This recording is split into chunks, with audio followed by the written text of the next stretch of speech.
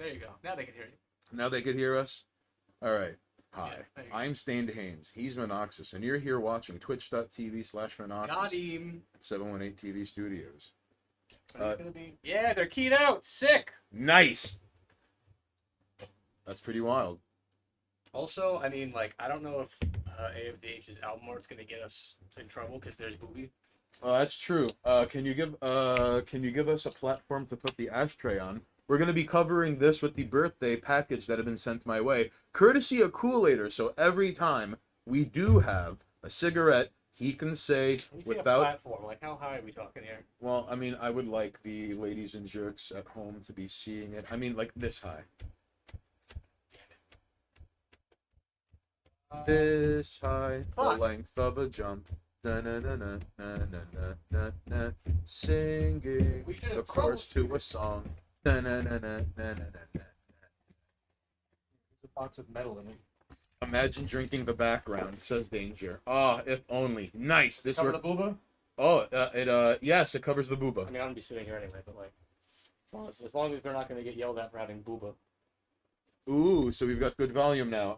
Do you have a light, Monoxus? I'm gonna go with no, but there's a whole thing of lighters and an ashtray. But I guess maybe the ashtray. We got the weed ciggy ashtray now. Oh, wait. Aha. Thanks, Okay. Kool-Aid. So, here we go. Okay. All right. Oh boy. Well, the background.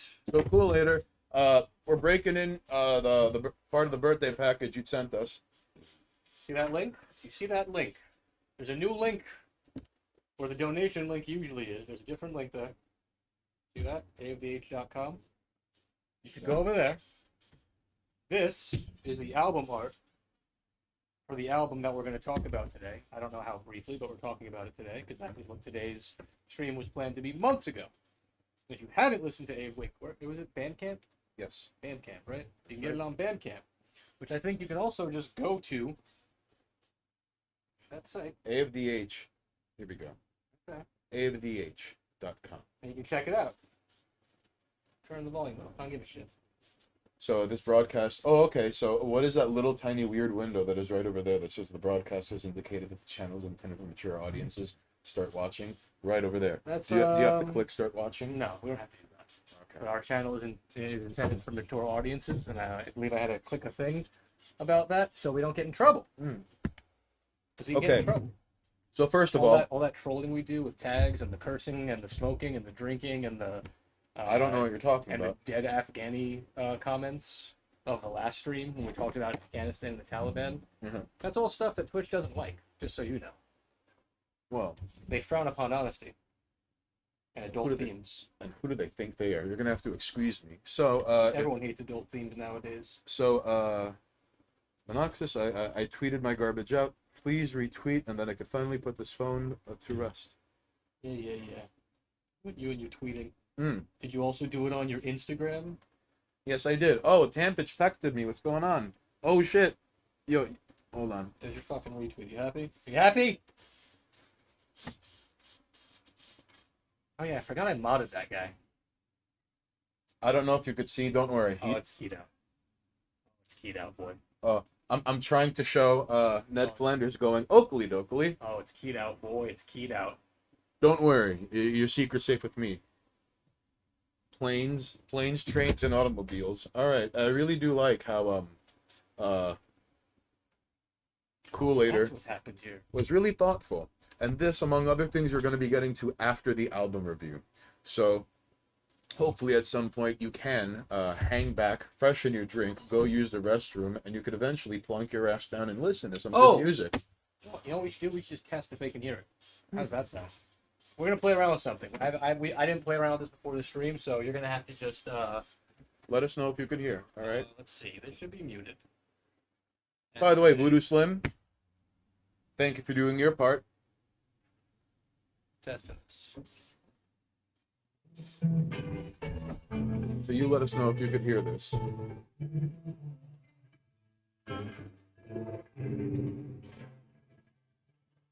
It's a little loud. I can lower it. I can lower it.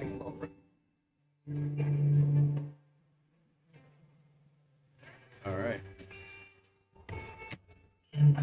Come on, A of the H. I'm trying to summon you. Yeah, the beard cuts out. That's what I figured. That's what I figured. Alright, we're not doing it then. Oh. It's gonna be all choppy.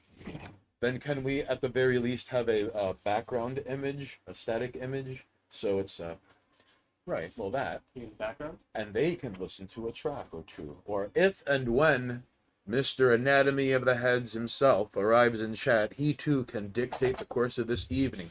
Now, as you know, at 8 o'clock... You know what we can do? We can do this too. And chat, this is gonna be like a...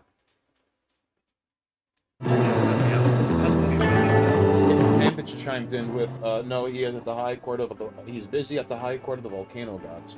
Alright, here's the thing. The album is now playing. We can't hear it. Okay. They can hear it. Oh, okay. We can't hear it. Alright, so, It's playing in the background.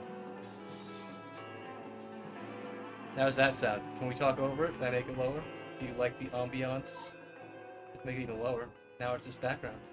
Oh, okay, you gotta put a little louder than that. No, what do you mean? Let's talk over this. Oh, okay, that's true. Okay, fine, you're not wrong. Oh, Also, danger, yes, that is what A of the H stands for. Anatomy of the Heads. Also, technically, like, by playing it, they're getting the freebie when, like, it should be bought. You're starting from the beginning? Yeah. Attaboy. Alright. And now it's very subtly in the back. So you heard it here first. We've heard it already, so we don't gotta fucking listen to it again. Right. And I I'm came gonna listen to it again, doesn't mean I have to. I came with notes, alright? Hang on. I know you came with notes. I don't come prepared. My notes are right over there. Yeah, along with the new shirt ideas. That's right, new shirt ideas. Coming in the distant future and not soon. Oh, the best shirt I did. I mean, I'm glad you liked the two I came up with. I those were just like, you know, I took a swing at it and they were both high five worthy, so I'll take it.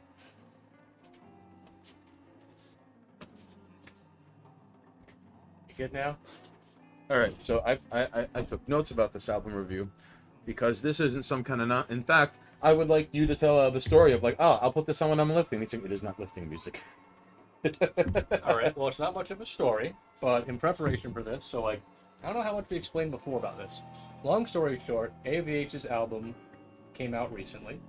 Right? Like a few days ago, was it? Or was it last week? The 22nd. 22nd. And today's what, 20th? Yeah. About a week ago. Almost last week. It should be playing. It says playing on my end. It's just low. I'll raise it. And if you think I'm fucking around, I came with notes, alright, buddy? Notes. Yeah, I'll put it up there. How's that sound? Notes. It's going to be playing quite a bit. The point is, so it came out on the 22nd, and we were in discussion with the gentleman.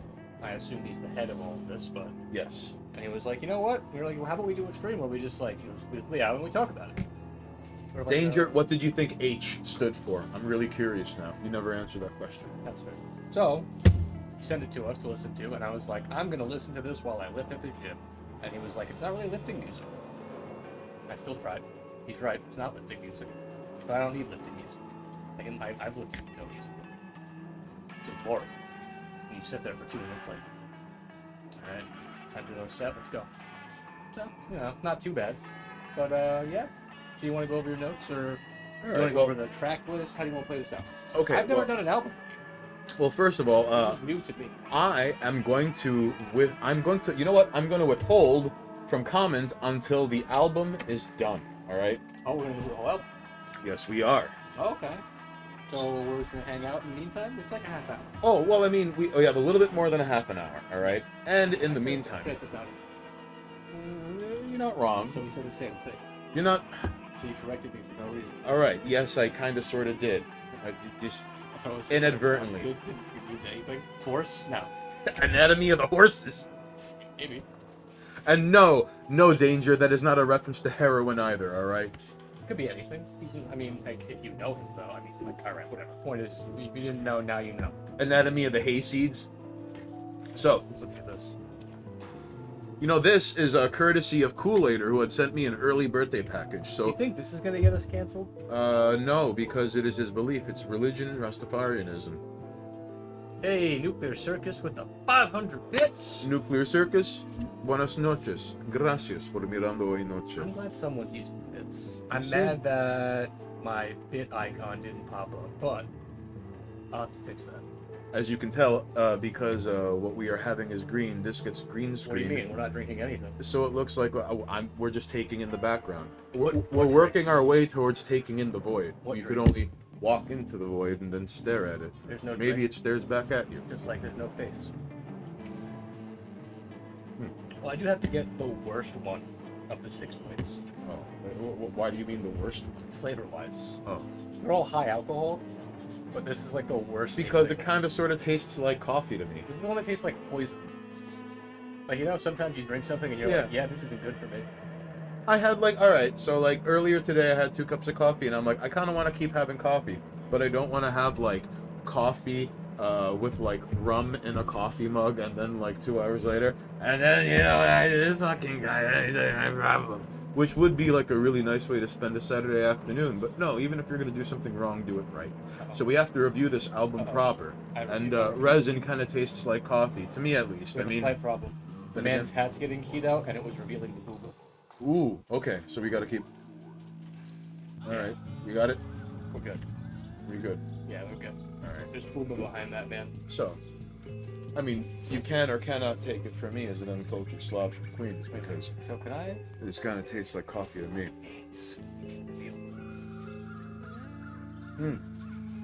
Oh shit, booba reveal. Hold on.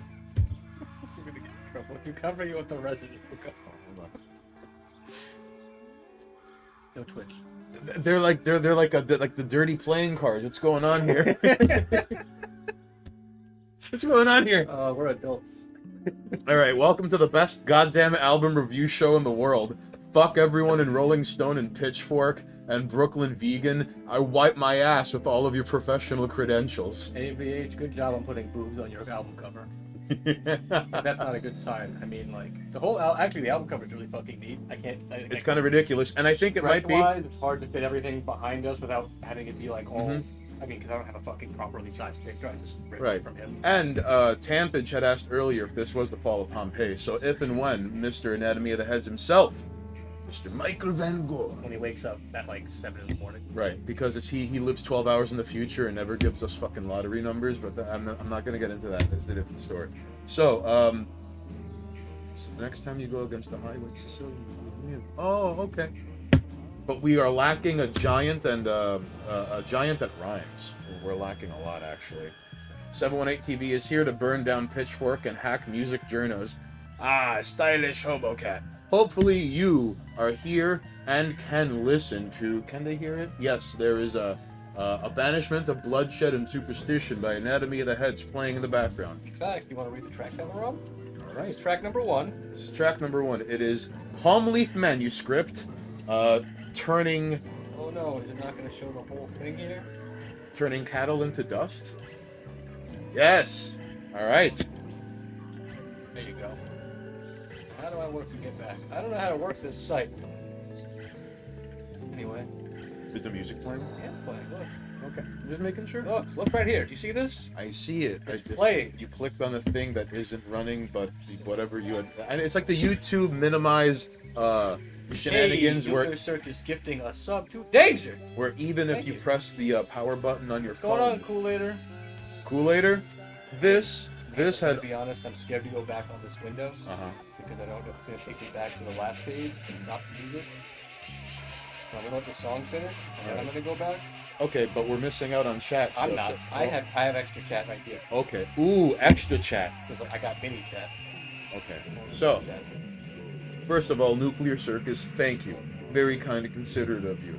Now, Danger. Nuclear Circus doesn't just pump out dope shit on Twitter. Nuclear Circus also dumps out money into chat. And listen, Danger. That means you now you got to double up on the professional posting that we come to you, asking in your way of coming to us to spend a Saturday evening, so you could be the best Danger that you could be, whether in Vancouver or not.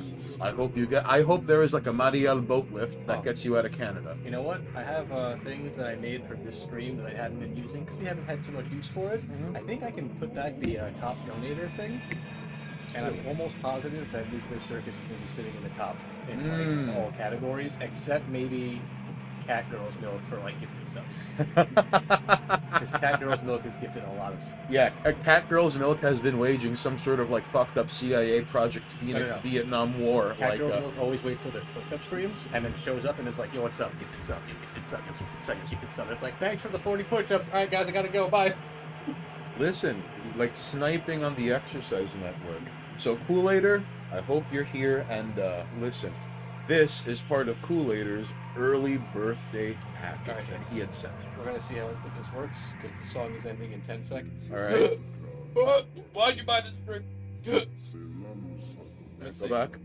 Go back. Wait, I want to wait till it's over. Now it's over. Oh, and it continues. All right, song number 2. Bang! So, now we are listening to track 2, Obsidian Spears. So, can you please put the volume just a little bit up? Just a little Why? bit. This is fine. Unless Love you back, homie. Unless somebody says turn it up, I'm not turning it up. Okay. You don't count, you can't hear it, they hear it. Okay, so if someone in chat says turn it up, we're turning it up, alright? Don't do it. Don't do it as a fucking, because I know what's gonna happen. This is fucking hydrate. Can you make a point thing where it says turn it up? This is hydrate all over again. Yeah, I could. And then it's gonna get abused, and we're gonna be drowned out by the music. Good. So, Jesus Christ. All right, you can see now. Fucking at least. All right, you're not a troll, so. Fucking. Basement, what's good, son? Thank you for pulling through at the hour All right, of need, it's up. like a thief in broad daylight. It's up, and now if you can't hear me talking, that's on. Crank that shit up, stylish hobocat. At basement and at stylish hobocat if you can't hear us. How about that? All right. No. We're gonna proceed. The album review as follows. All right. Okay, thank you. Great. I'm just gonna have a pile of cigarettes in front of me and probably smoke one. And then if and when the nukes go off from now until tomorrow, he's gonna have a head start bartering cigarettes for like bricks of gold. He said it. He said the thing. He said the thing. And that's what this is for. Okay, cool. Going to basement. Now he can hear us and the music. So cool. All right. So basement listeners, if you're just chiming in, we're listening currently to Anatomy of the Heads. Hold on, I got this. I know the name. You just said it. A Banishment of Bloodshed and Superstition. Yes. It came out on the 22nd. AV8 was a new cool powers. One could say a friend. Oh! And we got these sick AV8 shirts. We didn't even talk about this. Got a load of these fucking shirts, all right. They sent us these in the mail from Indonesia. Listen, and on top of this, like It smells like Indonesia. you can smell the day food on one side and the night food on the other. It's kind of how, like, when you order a shirt for 718 TV, you get to know what Stain Haynes' apartment smells like. See, and it's so fresh you could see the fold lines were ironed. I'm just gonna pretend that I can hear them talking. Maybe what I'm talking about. No. We're gonna continue through until the end of the song. I mean, you could say turn it down too. I guess that would. We're gonna let chat. We're gonna let chat decide. I'm not making the point thing because then it's different point more for like turn it up, turn it down. Oh, and then people. I can make it 1 point and just watch them all triple points. Yes. Not doing it, but yeah. So you can definitely work on that. You guys should blow smoke into them. That's not. I mean, like technically, if we're doing it when we're on stream, Right. there is a lot of smoking and drinking and like sweating. So like Right. they might show up with a bit of a stank to them. Yeah, with a little bit of patina. Hopefully we don't spill on your shirt, and if we do, it's extra flavor. And it's sloppiness. You can't. It's someone else's stain. It's my stain. They're your hands. Yeah. So anyway. So Stylish Hobocat goes, the Haynes' apartment, hunks of weed and turtles. Hey, do you even know what a turtle smells like? All right? I do. They smell terrible. Have you ever smelled like a turtle tank? It's disgusting. Oh, I have. I mean, they're adorable, but their tanks are gross. This is true, but it's oh. We definitely moved on to the next song. I haven't checked, but like, right? We're no song back here. I would really like for you to put a point for up and a point for down. I would like. I don't want to. Okay. I genuinely don't want When Mr.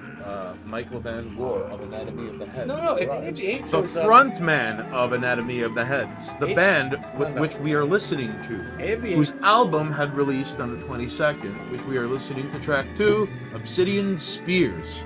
have Queen Sex Man wear one and sell it advertised with extra turbo? We could.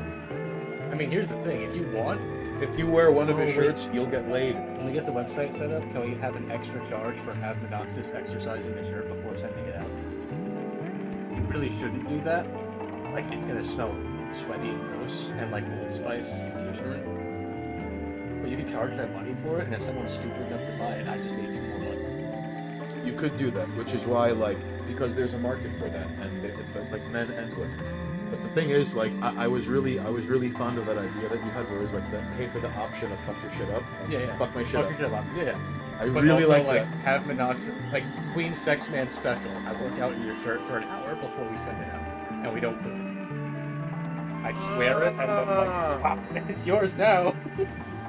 Listen, if it wasn't for OnlyFans shutting down sexual content, I would have been selling y'all pictures of my feet, butthole, and like the Got laid. DM. Look at this fucking guy. and my sex lines. Except like none of them would be mine. It would just be like I would find someone hotter than me and be like, can I get one picture of those things? Then I'm gonna sell them for more money. It's the one thing I regret not doing was scamming OnlyFans with other people's pictures. Cunning, might I say. Wait, Cunning. The brigand of the early 21st century, as you see it himself. Queen Sexman. part of me wants to argue about your honor, but remember you were literally Queen Sex Man. Yeah, goddamn right they bought it back. And hopefully, in a perfect world, we're gonna bring back all the goddamn hits all the goddamn time. In a perfect world.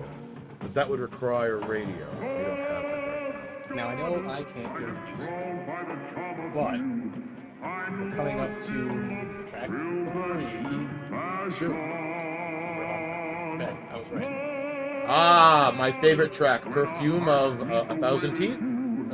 Ben, 100 Teeth, excuse me. this is Put the it up. track that we opened up with. Put it up. No, it's not going up. Alright. Unless someone else asks to put it up, it's not going. Do you see how loud it is? I can't. Okay, I see. Do you see how loud it is? Do you see how loud I am? I'm just going over.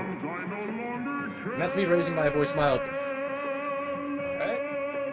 You also have, you don't even have AV. Don't do it. Don't listen to him.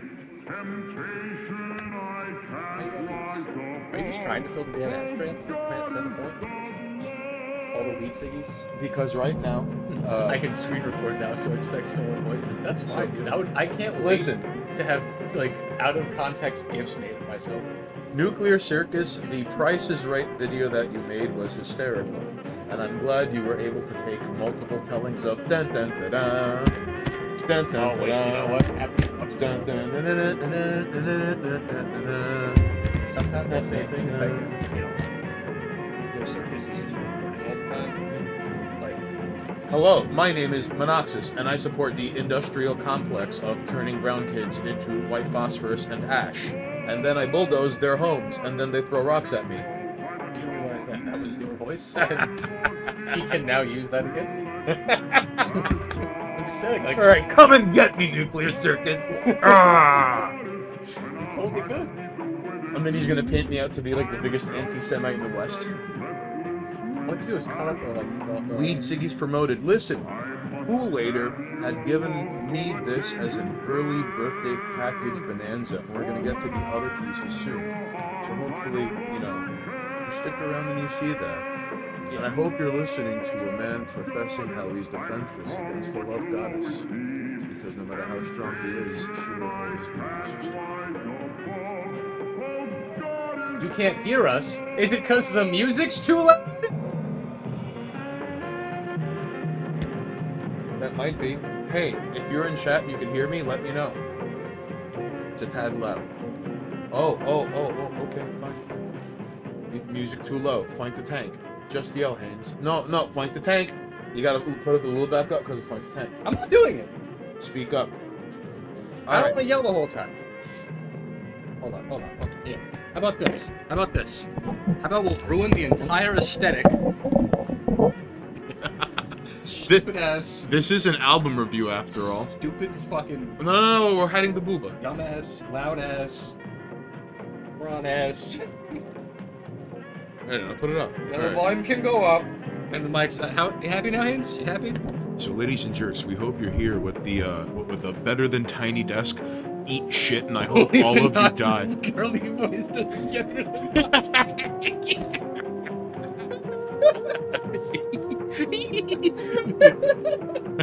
You normally yell. Oh wait, we gotta hide the booba. Yeah, I'm yelling now because I'm agitated. We set things up, we get everything in order, and then all of a sudden it's like, oh yeah, you know what? Turn the music louder. The mic's over there. All right. Speak up! So hopefully you, ladies and jerks at Music Listening Land, can torch the tiny disc at the fucking BBC studios. There are no more Peel sessions. Public radio. Hey, AVH, we're playing your music. Hope you don't sue us. Aha! So I'm very sorry that I had jumped the gun, AVH, but now that you're here, you are with the album review in process. And look at him, coming halfway through Act 2, in the middle of Track 3. And then he sues us for playing his music. That's fine. I'll have the wizard lawyers start a bake sale, and then... Now the fucking camera's gonna be all fucked up because the mic... It's focusing on the mic! Okay, but okay. And then here we are, going to be reenacting NPR in our listening party to Anatomy of the Heads. Hey, what song are we listening to? We are listening to A Perfume of 100 Teeth. No, we're not. Oh, that song had already passed. Oh, now we're on Palm Leaf Manuscript, Bat Pig Medicine. Ooh, it's pig. Does that mean it's haram medicine? I'm curious. Yeah. There you go. How about that? No, we're not. I mean, I would do a Kanye review. No, Frank, we are not reviewing Kanye or his whatever it is you want to call it, because I remember on Twitter they were like, it is a big mad, he did the thing or something. Now it's all out of flux and order. Now we gotta start yelling. Shut up. I'm trying to fix things. I'm trying to fix the problems you created. So here at twitch.tv/Monoxus, we are reviewing a Banishment of Bloodshed and Superstition by Anatomy of the Heads. We hope you enjoy the musical journey that not only we are taking you on, but listen, you think I was fucking around? I bought notes, alright? Do a review of Kanye as a person? I mean, I could settle up Kanye in a couple of words, I think. Haynes for NPR. Oh, in a perfect world. Just fucking run my mouth about nothing in particular every day and win a Peabody Award. So, are we... Alright, we're hiding the booba. That's right. Kool-Aider. AFDH is finally here. Kool-Aider has welcomed AFDH like a gladiator most celebrated. The man of the hour. The man... Hold on, wait. Can we do it? Can we do the quick Kanye as a person review? Yes. Okay, this is now, if you're tuning in here at twitch.tv/Monoxus, I'm Stained Haynes, he's Monoxus, and here's a quick review of Kanye West as a person. Yes. Okay, here we go. We do it in one word. Based. That's it. You heard it here first. That is Monoxus's review of Kanye West as a person. He's kind of based. I mean, like, he makes dope music. He's kind of crazy. But he's super open about being, like, fucked up. Like, he comes out and he's like, listen, man, I got problems. And then he displays those problems, and people are like, yo, you don't have to. And he's like, everyone's like, okay. So, by the way, AFDH, now that you are here, thank you for the shirts with which you have given us these fantastic shirts. And ladies and jerks. They smell of Indonesia. Yes, I can smell the difference between day food on one side and night food on the other. It's kind of interesting. You know what's funny? I remember when you bought your shirts to start printing stuff, I was like, these have like a weird, it was almost like vinegary smell, like some kind of cleaner to keep them like sterilized, I guess. I guess all shirts just have that in them. Or is it just me? Or I think it's because when the shirt is freshly made, it still retains some sort of, yes, the chemical process to make the shirt as is. Now, the review is going on, and we know that you're listening to this music, but I would like to point out that Mr. Oh shit! Even the card is kind of green screen. That's kind of awesome. I mean, like keyed out, right? A little bit. It's all right. Almost there. So, Mr. AFDH himself had written us a card with these shirts. So, I'm not going to spoil it. If the camera can pick it up. Just read it. Oh, let me see if the camera can pick it up. Hold on. Right. Why do you always have to fuck with the camera? He takes all this time to help us set up. And then he leaves. And then you just ruin everything that cameraman sets up. It's not going to work. Oh, okay. Your hand's not steady. So... Nuclear Circus minor celebrity status. You goddamn right.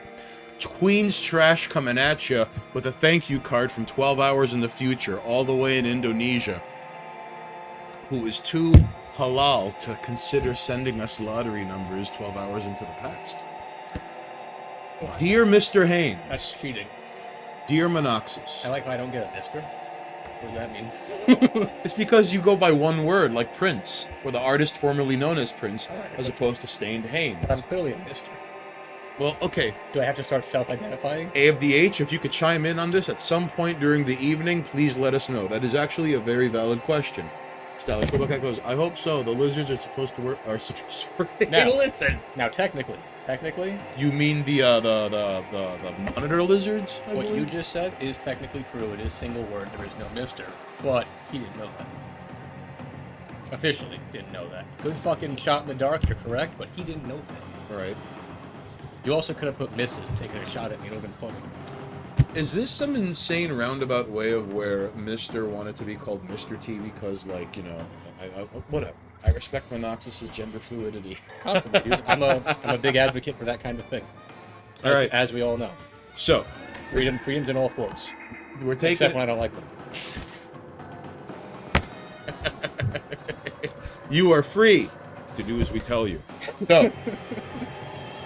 No nuclear circus, not that. Although it is kind of funny because, like, in the mid 2000s, there was this like Feminine meme. scene? There was this thing called like manly tears that like pretend misandry would quote, but in Norwegian, manly tears is like exactly what you just typed. Right? Is it? Yeah. In Scandinavian, like Swedish, Danish, Manly Norwegian, tears? Manly tears is. I'm just going through feminine scene. Oh, that is. I don't. No one said gender. We're gonna take it from the top, all right, ladies and jerks. What? Is that something you don't want to talk about? Where does it say? What track are we on? 4. Just make sure, please. Oh God, I've shifted too much. All right. We're on 4. All right, we've already talked about this. Hey, we're not done yet, all I right? know we're not done yet. You have to read the card. You just keep not reading the card and letting me talk. So, And of course I'm going to keep making dumb jokes and talking over because it's funny. well, listen. This album review isn't even started yet. Look, They have to listen to what we're talking about and what I took notes about that is independent of this fucking card that I still have to read. And you have the H, I hope you're still watching because we're taking it from the top.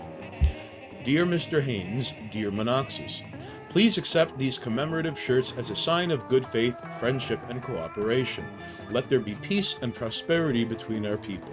May the volcano gods smile upon you. A of the H. What a class act. and we briefly discussed, I'm slightly jealous that, like, our god is stereotypically either this Old Testament white man, a giant ball of eyes, light, and wings, or like a black dude on a cross. And they have volcano gods, Well, which I imagine look like a Power Ranger villain. But that's just like because that's where my brain goes. right. Like a giant like volcano monster. You know what I mean? Like it's like craggy and made of snow and it's got lava seeping out of it. It's like god of the volcano. Like a challenge rating of like 26. Yeah, like an elemental. You know what I mean? Which is sick. So, A of the H chimes in with a coolator. That can happen. Roving gangs of priests make you do that. Leave. We're here. About to be on 5. Soon, we are going to be approaching track 5, the tail end. From third base to home base here at the Banishment of Bloodshed and Superstition by Anatomy of the Heads. We hope you've enjoyed joining us in this audio journey where we remind ourselves that, like, even though journalists are some of the worst anything in the history of ever, most music journalists have been worth less than things you've spat out Read the by title! accident. What are we listening to? We are now listening to Palm Leaf manuscript, Frightful Green Panic. Right. There. And now we don't have to do that anymore. All right. It might be a cult. So, ladies and jerks, if you are enjoying this musical ride, let us know if you want the volume up. We are still 10 minutes away, I suppose, About, yeah. from having to read notes and I will continue to tell you that I reminisce about a Earth that no longer exists. I will tell you stories of phone booths and arcade games and movie theaters. And eventually, I will start making dial-up noises as I have a seizure.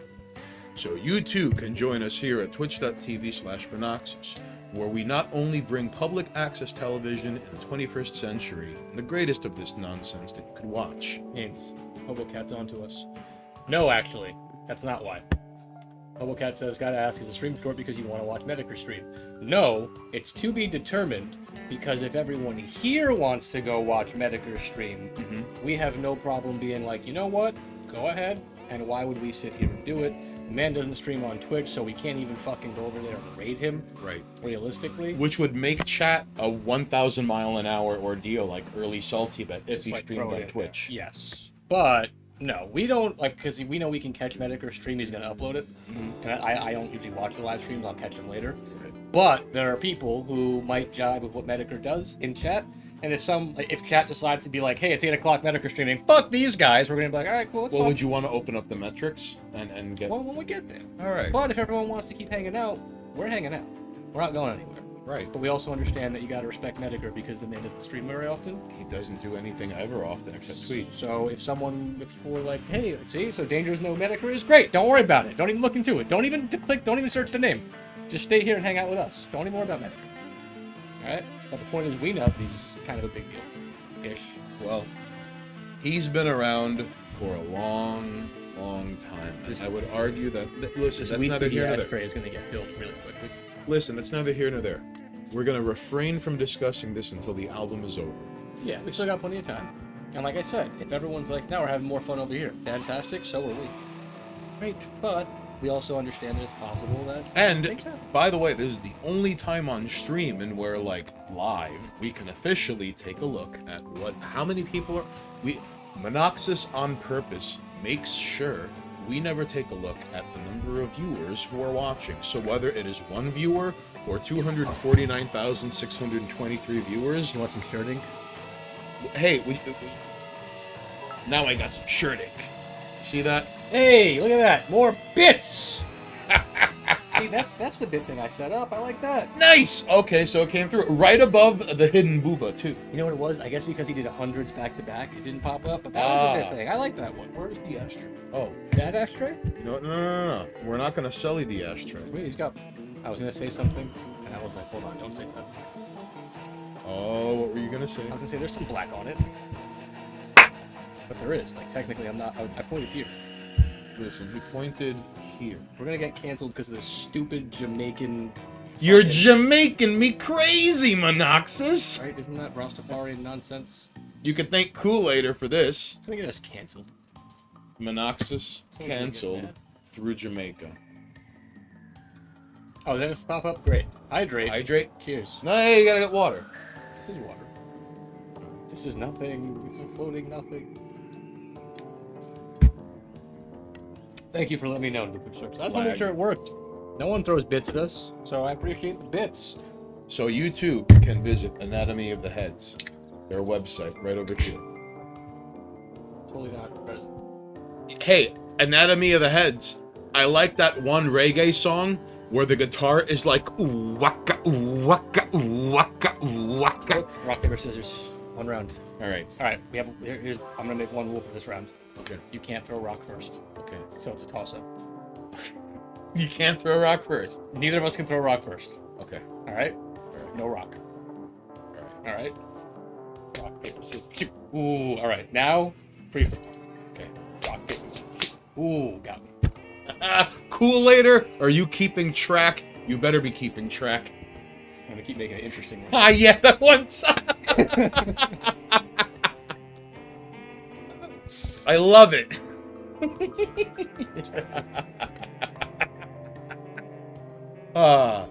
So if you're tuning in here at twitch.tv/Monoxus, we're listening to a Banishment of Bloodshed and Superstition. We're at the tail end, the very end, very last track of this audio journey that stretches just a little over half an hour. Monoxus was not ready for this traditional four-piece sounding attempt at a musical block crafting ordeal before the residents minorly sold out. Yeah. in your own words. Yeah. But we'll get to the review in due time. Oh no, I have to. You know what? Don't worry about it. There's a chat thing I have to fix. It's Mm. not using my my icons.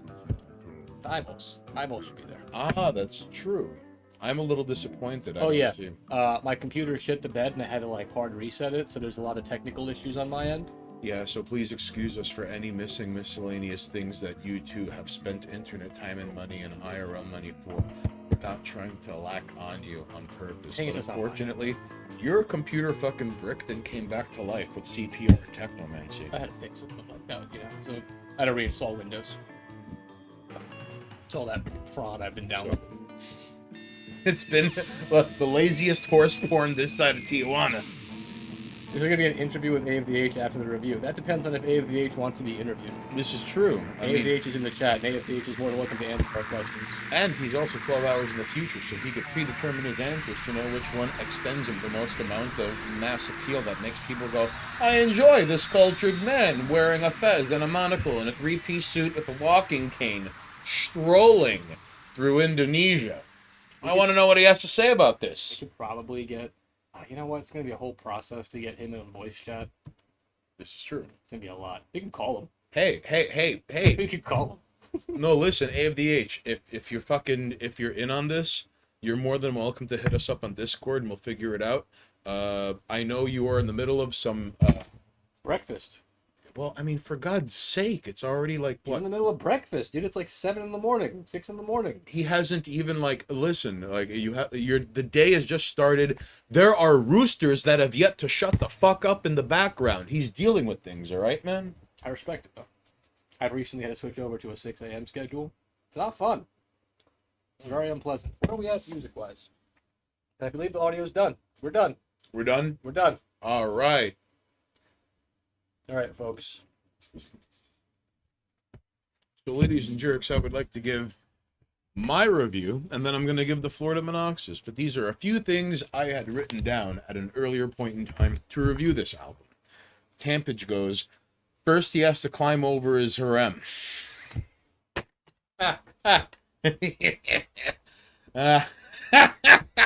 Yes. All right, fix this now. We're doing fucking nonsense with The Nigerian/Congolese wing of his harem alone protests.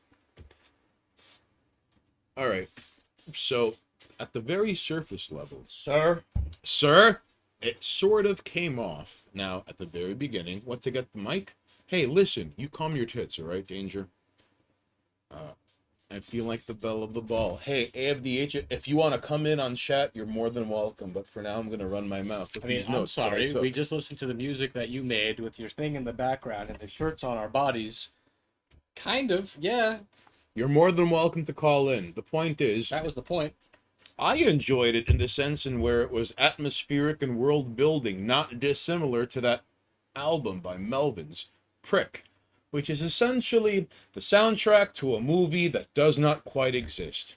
It was world building and atmospheric, but not through the deliberate attempt when someone labels their nonsense atmospheric, in where one can immediately put roadblocks ahead of themselves and then excuse themselves for having ambiguity or no real hard stances on things. It became atmospheric by virtue of what it is and was recorded as opposed to labeling itself beforehand. That's one thing I like. So, kind of like atmospheric black metal, that just means it's bullshit, alright? But then if there's black metal that gets described as atmospheric, that is a different story. Okay. That's the point I'm trying to make. So one thing, so for example, like in how it reminds me of Prick, so how at the end of track 1 slowly bled into track 2, and where the thing is meant to be listened to as a process from beginning until end. And A of the H, you had missed it earlier, but Monoxus had recalled, he was, I'm going to listen to this while lifting, and you said, no, this is not lifting music. And I did it anyway. Alright?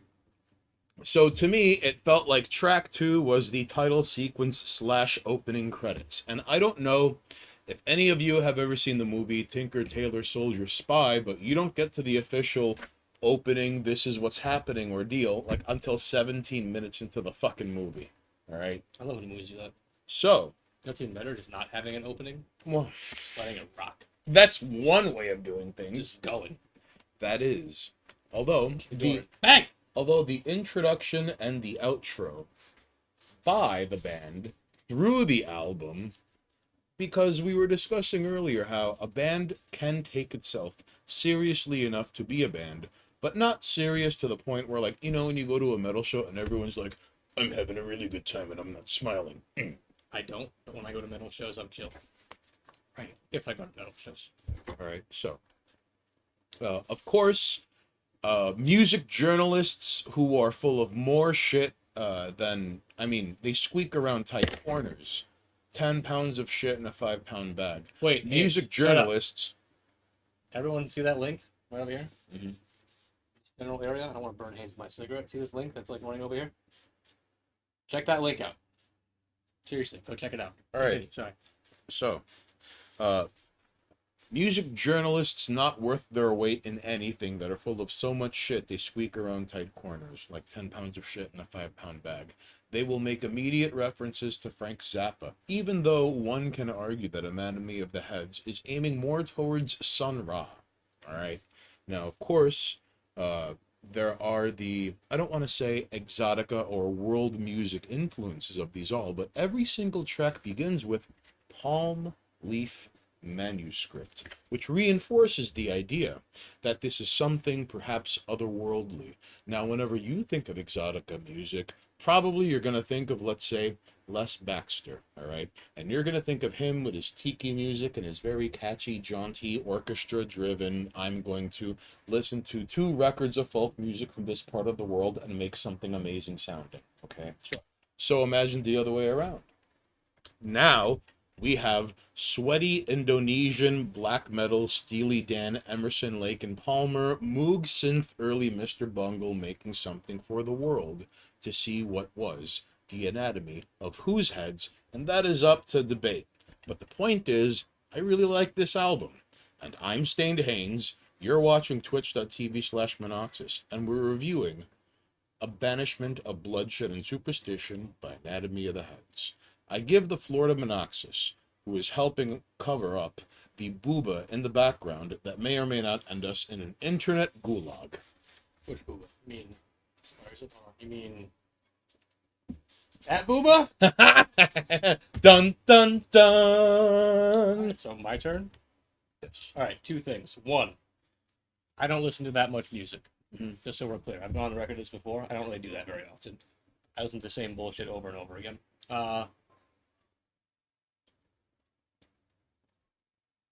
So my tastes aren't very refined. Fair? Right. 2, putting boobs on your album cover is a sick play, and that automatically gave it bonus points. Because you got balls just having some titties up on there. We also have to ask A of the H about the album cover and like what it's supposed to be, just so we can get his Right. actual... And Tampage had asked earlier if you had been using the Fall of Pompeii for the backdrop of the picture you had used. I listen to video game music almost, like, strictly. Almost. And, like, club garbage. Because it's got, like, a nice 4x4 and I can lift to it. Kool-Ader goes, That's- I'm Monoxis and I only listen to Avril Lavigne. And I got no problem with Avril Lavigne. She's a great musician. Because he wants to get some of that Canadian strange. And she cornered a market and people slipped on it, and then she disappeared with her money.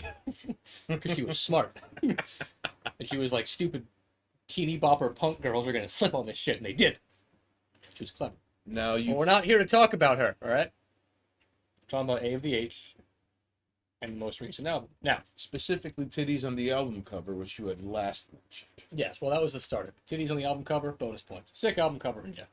Music-wise, about calling in, he said I can do it. All right, I mean, we can try and figure that out. It's probably not going to sound good because it's mic bullshit.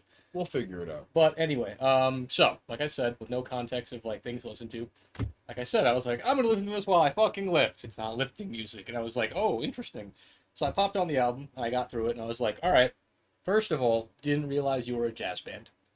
completely caught off guard. You corrected me. It's progressive rock, whatever. Well, I am only chiming in the instance that it is progressive rock in terms of what A of the H has given me whenever I place an Anatomy of the Heads flyer, and he did suggest a number of hashtags if and when I do shit post, and I post it up on Instagram. To me, it felt So, avant-garde, progressive rock, that's where it came from. but that's the words I've always considered the style as avant-garde. Mm-hmm. Because if that was released on the mainstream, it would not be titled anything. It would be alt rock. You know what I mean? They would just call it alternative rock. Yeah, okay. Because- I could see where he's coming from. Because mainstream media doesn't have good titles. It doesn't cover that shit very well. They just don't have good labels at all. Yeah, but the first thing that caught my attention, because as a Residents fan, anytime I hear atmospheric music, Mm-hmm. but the background instrumentals are actually still well placed. So, like, you guys know what you're doing with your instruments, but you're also meshing it with noise. I dig that shit. But again, a lot of Residents influence from my background. So it was up my alley. All I was like, right. I could just fucking like put this on. I love music that I can just let rock and be like, this is just gonna play on loop, and I'm not even gonna like focus on it. It's just good for like listening to. Well, again, and not to beat a dead horse, but it is atmospheric by virtue of what it is, as opposed to labeling itself atmospheric and then hoping it passes off on either resting on its laurels or having a predetermined bullshit to excuse away not having weight or merit. All right, I'm gonna beat that dead horse as every time it comes up. All right, but that's what it is. So, having the fact that the Residents concert got canceled on me, getting to listen to this was a moment of like, you know what? This is kind of exactly what I wanted to listen to and just jam out to for a little bit and relax. So I can't compare it to anything. I also don't like comparing albums and music in general. Right. It's more just like a would I or wouldn't I? And like, hell yeah. See, I'll listen to this shit again. I'm probably gonna listen to it again. All right. It's just gonna get thrown into the background and let it rock because it's jammies. I also like the subtle lines of dialogue thrown in there that aren't part of lyrics. It's just like, thank you for listening. I love that kind of shit in music in general. Slide it on in there.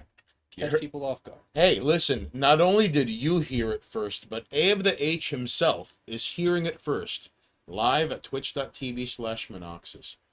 We hope you've enjoyed what we've been sharing with you up until this point. On top of this, we also appreciate you sticking around and listening to something that is usually not on everyone's radar. Now, what I would like to do... Also support local artists, even if they aren't physically local. Think locally, act globally. Support your local artist. All right? Yeah, fuck big media. I mean, and again, to be fair, I haven't heard anything like this coming out of mainstream music, nor do I think they would even push it. Right. Because it doesn't talk about ass, titties, They would not know how to market such. drugs, relationships, whether they be good or bad. Mm-hmm. It's actually just like artistically created music, and it's not cornering like a mental health issue, a physical issue, whether it be sex or drugs, and it's not like picking up degenerate behavior and putting it on a pedestal and being like, look at me being a degenerate who makes money, which is what the media plays up to. So I appreciate the fact that it's like, no, this is just like people making music and they're like, this is what we like to make and it sounds cool and we enjoy doing it. Listen, It's artistic. there are people who would pay good money for that kind of review, and it would never be organic. But it is for a Banishment of Bloodshed and Superstition. With that in mind, I have to give it a 1 out of 10. All right. Fuck you. Really, dude? I gotta keep the streak going. I loved it. It was amazing. I could use more of that in my life and not like bullshit, listen to the lyrics because they mean something kind of music. Mm-hmm. I mean, granted, like sometimes the lyrics are very meaningful in songs and the 2 out of 10 with rice. Thank you. Yeah, see, he gets it. He gets it. No, it was solid. I mean, You fucking animals. it was fantastic, and I'm more into artsy shit than I am actual like well-produced anything. Mm-hmm. Don't get me wrong, well-produced music goes a long way because it's got a hook and a beat, and you can just listen to it, and it's the same as every other fucking hook, beat, popular bullshit. This is true. But artistic music, where you actually listen to it and go, hey, whoever made this, granted, in this case, like, it's a one-to-one, like, hey, he's in chat right now, I can yell at him directly, but, like, it feels like you made something you actually enjoyed making. Hmm. And you get that from the music in general. It's just like this is an endeavor of love and enjoyment, and not just like, what's gonna make us money? And yet this man gave it a 1 out of 10. Yeah, but you know what that means, right? 1, because I love you. 1's good, right? Like that's the best number. Number 1. You're number 1. Right? And how this works? Watch this guy start referencing how this meant keep him on Earth and don't kill him in the gladiator arena, as opposed to, like, you know what I mean? Watch this jerk throw that out there 20 minutes from now. So I'm going to have to give the album a 10 out of 10. And not just because I'm a contrarian against Monox's shitposting in real time and having to keep this charade up through an album review on public access television. I would like to say that while it is not a prerequisite for things to have no We pure don't have or the equal... live edit, but if cameraman was to put something right about here, it would probably be like a 20 like he did last time, Mhm. directly going against my wishes. Like for the Grippo's potato chips. And we're only 2 people, so we can't properly evaluate, and I mean, like, Pitchfork wouldn't agree with us. Oh, well, they could go fuck themselves. Right. I mean, they could go lay down and die and pound sand and then, like, twitch angrily at what the world has become without them. By the All way, right? there's a link right here. You should go look at it. All right, so, in accordance to Monoxis being a pest and a menace in this instance, I'm going to have to give the album a 10 out of 10. Now, like I That's the said, worst score you could give. objectively, in your perspective, When through you which the way you look at the world, maybe. When you compete against somebody, right? Mhm. Are you competing for first place or 10th place? Competing is different from individual reviews. Right, but it's first or 10th place. You are putting a square peg in a circle hole. There are 10 places you can get. The first is the best. A of the H, can you please send backup? Help me here. First place is winning. 10 is last. 10 is so far behind that you are in last place. So, okay. A of the H, if there's anything you'd like to plug, how can people find your album? If you've bought the album, let us know and enjoy it to the best of your ability. Because if I remember correctly, I don't know if people who pre-ordered or bought the album, but they get the shirt. Can they And buy that shirts was- on the website? Let us know, A of the H. Can they buy shirts on the website? I think 'Cause these this might. is a really cool I fucking think shirt. these are limited runs, so like these are collector's items. Is this how Monoxis thinks percentages work? What do you mean? 1 is the best. 1 is first. Ay, Dios mío. Number 1. Number 1. We're number one. We're number 1. He's not wrong. What are you talking about? Where did you come? What background do you guys have? All right. Where being number 100 is the best. All right. A of the H, we would love to have you on the air. Number 1. Number 1. All right, listen, let's figure this out. Let's go on an intermission. From my perspective, you gave him a bad review. Then, like fucking Morton Downey Jr. or Richard Bay or Jerry Springer, let's have him on and like defend his block of music that he crafted that you're giving a 1 out of 10. I'm giving him the best possible score. He's number 1. In your Eurocentric view of the world, that is what you're doing. You don't compete for 10th place, Haynes. Damn, Hange, why you hate the album? Hey, fuck you, Flank. Why don't you like AVH's album, Haynes? What's wrong with you? You grimy bastards. All right. First of 10th. That's what I gave him. You gave him 10th of 10th. I. That was the scoring system. All right. This is what I like to do. A of the H, we'd love to have you on the air. Let's figure something out. Let's hit an intermission and listen, A of the H, get in touch with us either on Discord, Twitter DM. Let's figure something out. We'd like to discuss the album with you and ask you all the questions other assholes have not asked you about this album. Hold on, there you go. Banishment of Bloodshed and Superstition is streaming everywhere. If you want to support the Bandcamp, is the place. Merch is a great way to support too. Most shirts limited runs, and they print it on demand near you. Look at this fucking awesome shirt! This shit is cool as shit! See this shit? My shirt's cooler than Haynes's, but like, it's a whole different story. Look at this! This is dope! You heard it here first. Now, can we go on an intermission? And A of the H, goddammit, get in touch with us somehow. We'd love to have you on the Why air. do we gotta go on intermission, Haynes? Do you need a break from your mask? Well, I have to shave, and I do really need a break from her mass kind of disorder. Oh God. You don't? Right. Hold on, depends. There was a StarCraft 2 fan that gave 25 bitcoins to 58th place, and first place only gave 500. What? Wait, was this back in the day when Bitcoin wasn't worth anything? Is that a thing? That would be you manning Discord, right?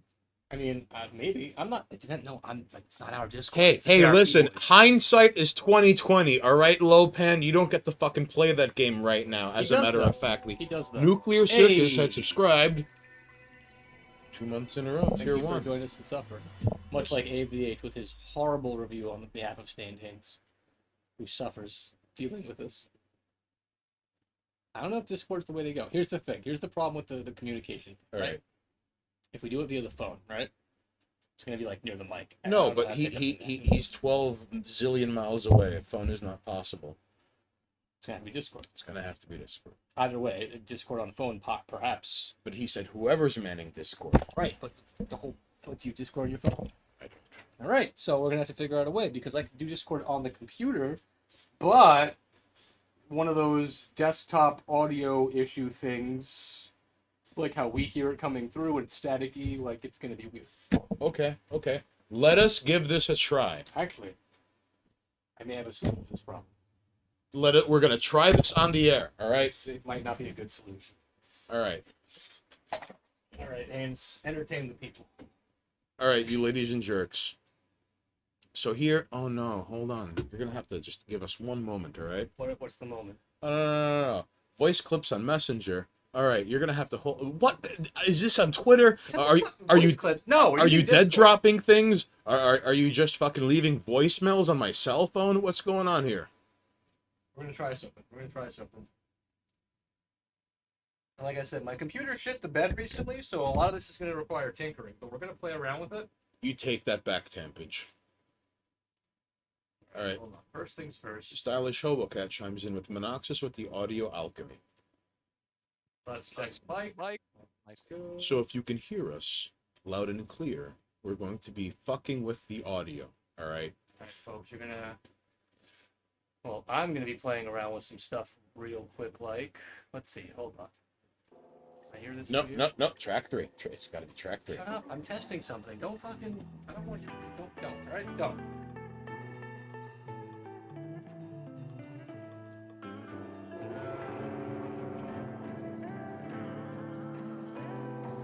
You let us know if you can hear this, ladies and Maybe. gents. That's not what we're testing. Then, I'm testing my own audio.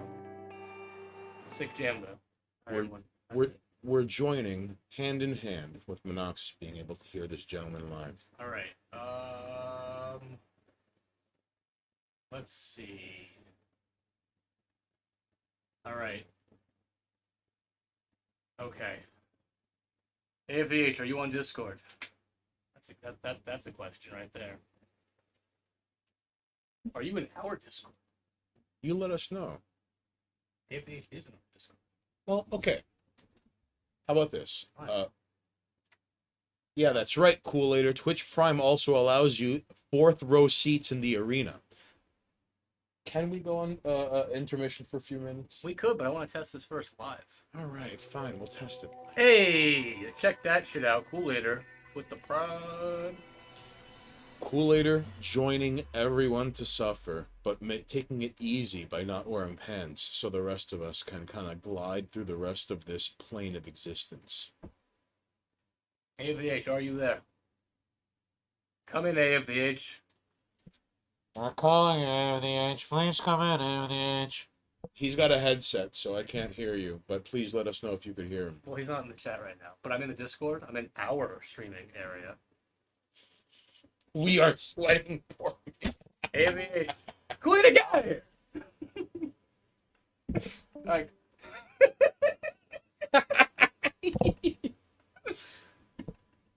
Alright, Kool-Aider, come back in. You can help me test this out. Why not? All right.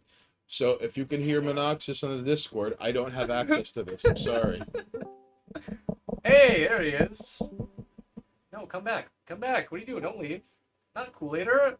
I wanted AFVH back. What are you doing? All AFVH right. was just here. All right, Kool-Aider, say something.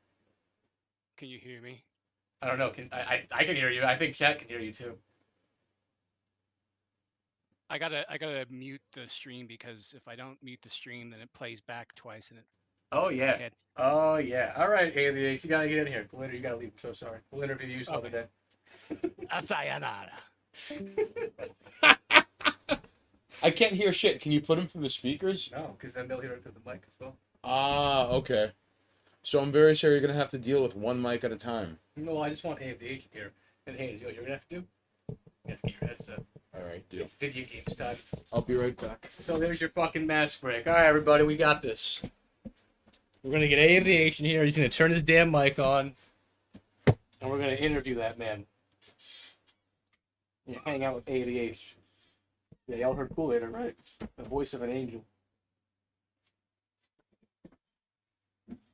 Okay. No, yeah, AVH. We can aim for 8. This works. We can do a Discord interview, and everyone can hear whatever dumbass questions we have, and Haynes can take his little break and not have to wear his stupid fucking mask.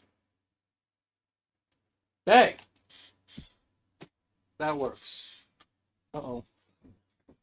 Let's not be in here. Alright, everyone, there you go.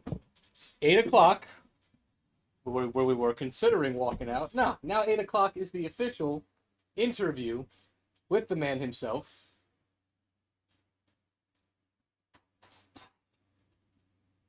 Can't believe my retard self managed to influence this stream. What do you mean? In what way? In the interview sense? That's a good fucking idea. Why wouldn't we do that? To be fair, we didn't plan a whole lot of this. We were just like, we're going to listen to some music, and we're going to talk about the album, which we kind of went in being like, we're going to enjoy this. Like, we know we're not going to have a bad time. Because Haynes and I aren't music snobs. We weren't going to be like, this is fucking terrible. And to be fair, I enjoyed it. I enjoyed it more than I went in thinking I was going to. Because I normally listen to garbage music anyway. And then I listened to that and was like, this is actually fucking chill. It's ambient, and there was work put into this that you don't see in a lot of music today. But I also listen to nonsense on the radio at work, and it's like just all fucking garbage. And live shows don't exist. The last live show I went to was there's a person in chat actually whose band played, and that was the last live show I was at. If they're still here, I don't know. But it was a pretty good show. So I had a good old time. No, you weren't. No, I wasn't. Unless you're secretly, like, living in New York, but no. I don't believe you. But it was nice to have you pop in. Just a band playing songs about big dicks? Nah. They play other kinds of music. It's not my personal favorite, but again, I don't listen to music like that. You put on the fucking Chrono Trigger soundtrack, and I'm good. I'm set. And I can listen to Daft Punk for the rest of my life because I'm a fanboy. Did Haynes leave his cigarettes? Yeah, he did. The fool. That's what he gets for buying resins. Hey, chap. How y'all doing? Everyone having a nice day?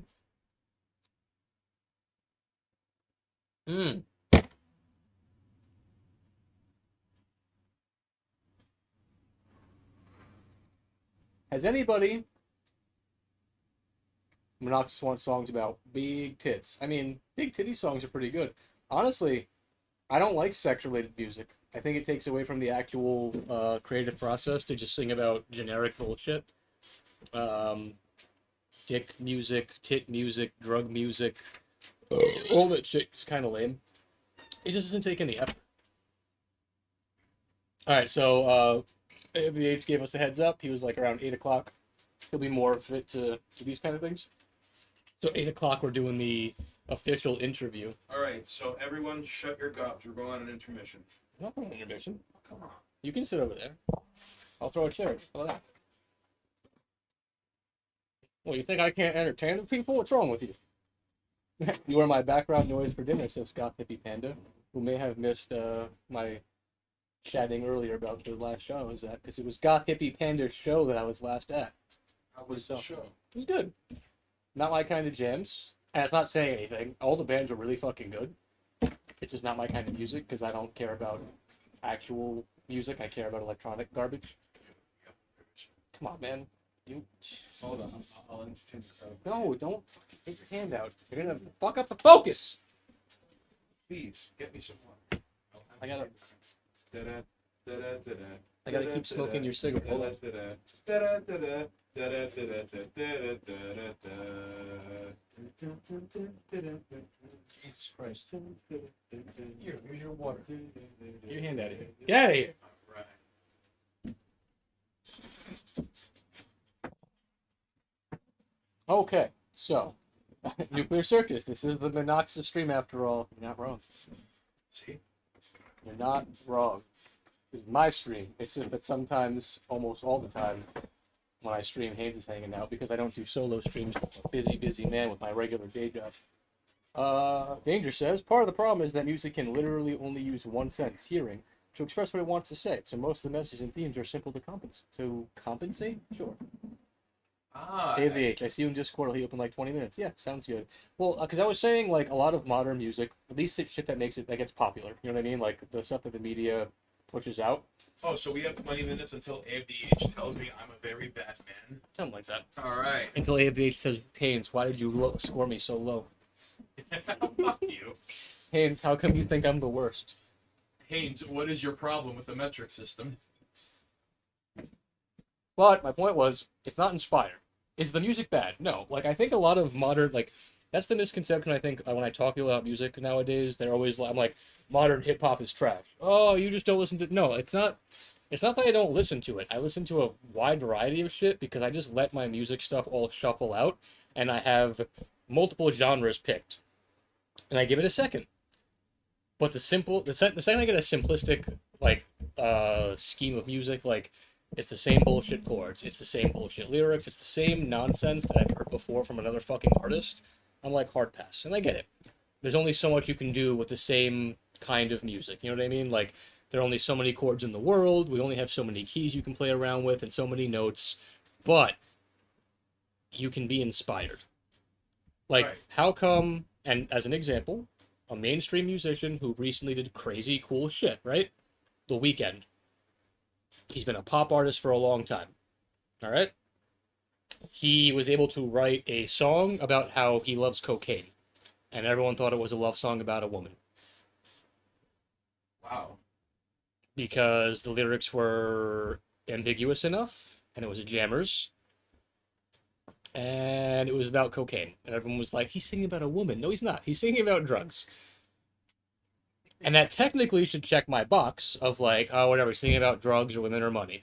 But it was enough where he made it ambiguous, where it's like, oh, dumbasses are like, it's about a woman. No, it's about his addiction. That's incredible. It's kind of cool. It's an interesting concept. His whole last album feels like it was meant to be an offshoot of the by the numbers approach, right? And it's great. Let's see. Daniel says most radio songs mention the same thing. Yeah. Nuclear Circus. You got the idea, Noxus. There are gems. The rest is imitation. Fair. Satoakek says the question is: has the music been produced or crafted? Mass media never has any soul. That's really the point of what I'm getting at.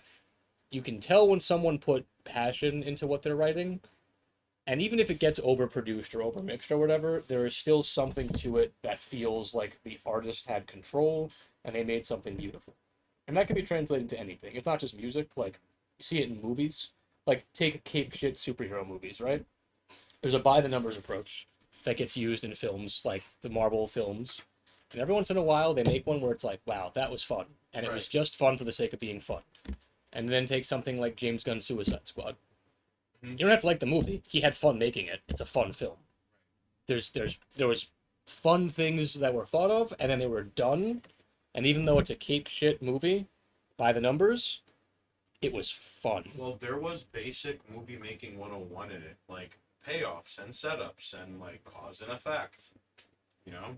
Oh yeah, that's like, well, the movie making 101 thing is like, that's a whole different argument, because technically you could be like music 101. Like, how do you make a song with a hook that's catchy and follows the like verse chorus close the song out, you know what I mean? Like, but All right. You know. it's just, and this is why I bring up hip hop all the time. And people are like, hip hop's not bad. And I'm like, except when an artist, and again, I'll use The Weeknd, spends much of their career doing the like, women, I'm a sensitive soul, song about drugs, sex. And then they go and make an album and they do all of that, but they subvert the idea, like the ideas, and make it more interesting. They just have more fun doing it. They tell a story. Yeah, this has been done for a long time. There are plenty of artists who write tons of songs that like have different concepts behind them, or it's like hidden in plain sight. But it's just a matter of like, you can write a song about doing drugs if your perspective is honest and open and true to you, and not just a song about like how drugs are great and you like doing drugs and you should do drugs and let's do drugs. Listen to fucking 90% of hip hop, and it's just pandering to people to try and play the like, do drugs, fuck bitches, make money. And then that person goes home to like their wife and their kids and is like, hey honey, how are you? Like, you know what I mean? How was your day at work? Yeah. Like, how many of these, like, my favorite is like female like hip hop artists right now who are selling this like open sexuality, empowered, strong woman thing, and their entire social media presence is handled by a team of people who are just posting shit, and then like they go home. You don't see them like out at clubs. You don't see them like with a new guy every week, even though they're promoting the whole like I fuck dudes and like I get around. But then like they have a boyfriend and they see that boyfriend and they're photoed with their boyfriend, but they're promoting this like, yo, fuck every guy you see, go to the club, get laid, and then it's like, she has a husband, she's manipulating you. Miles of dicks. Yeah. She's paying a mortgage. Yeah, like, suck all those dicks, be a slut, drink and get fucked up, don't remember the morning, I'm gonna go home to my husband and my child and pay my rent. You're being manipulated by a female musician who's lying to you. And making you more of a slut. And then Pose mad. yeah, pose exactly. mad, And pose then mad. dudes are like, I fuck mad bitches. I get high all the time. I drink like a monster. Meanwhile, I'm actually a vegan and I'm actually on a pretty good diet and exercise routine and in great shape, because if I was drinking all the time, I wouldn't look this good. And my manager makes sure I'm in bed by 8 o'clock and up by 6. And my wife comes over with my baby and I'm like, yo, what's up? I gotta go on stage and lie about my persona. I work out twice a day to stay this young. Yeah, like, it's... But no, like, do the fucking thing I sing about. Because they're fucking dumb, and people slip on that shit. Which we kind of talked about earlier off stream, like metal bands. At least they're like, fucking, I do this for Satan! And it's like, they don't. But, outside of that person, like fucking, remember the pictures of, like, what was his name? Hetfield from Metallica going grocery shopping in flip-flops? And it was like, this is what I mean. Like, they do it too. Well, because up until okay, like there comes a point where taking yourself too seriously is a problem. But like then there's the alright, like for example. Hold on, Frank Warren Jr. said, I've seen a video of Cardi sticking a bottle in her vagina, drink from it, and then give it back to the dude who drank from it. The difference is Cardi B was a stripper first. And she lucked into a music career. Like, Cardi B might be one of the few exceptions of like, nah, that bitch lived the life and then became a person who promoted the life. She nasty. I mean, yes, but she owns it, so I'll give her that. At least she owns it. Like, she nasty, but she nasty on purpose. It's not like when people lost their mind over Beyonce. Remember when it was that Queen Bey nonsense? And all of her songs were like, I don't need no man, I'm strong and independent, you should have married me, I can handle shit on my own. Meanwhile, it's like, yo, she got married, and that man handles like half of her accounts.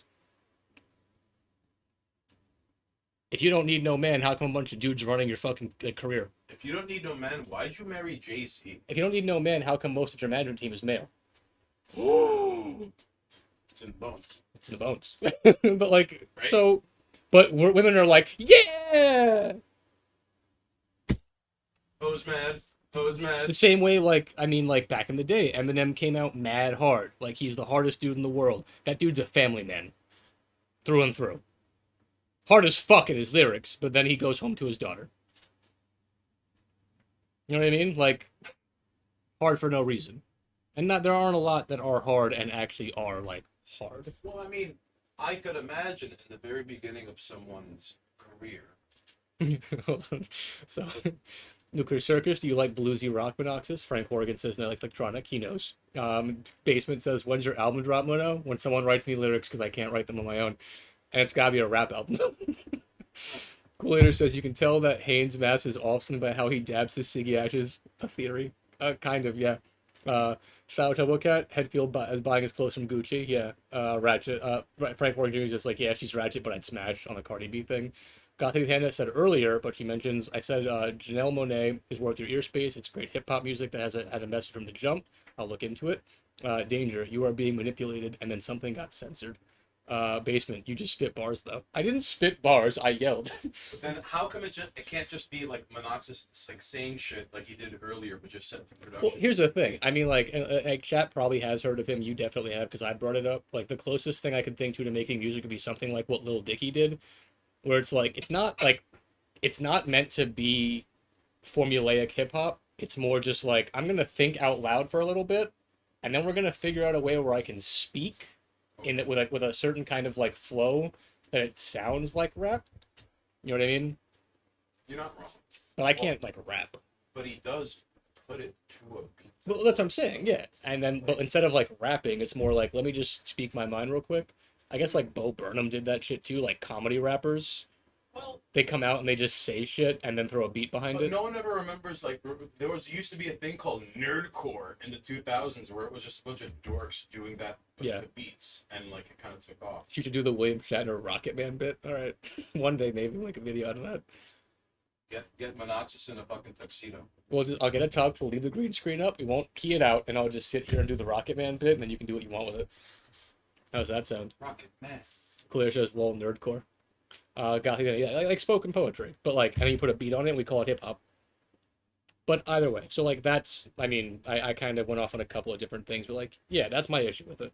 My main issue with modern popular music media in general is it's very manipulative, and people don't see through it, because in their head they pull and again, I'm gonna go towards the feminine side, because you can do like, it's either the Yas Queens or the dudes rock mentality, but like, you're being manipulated either way you look at it.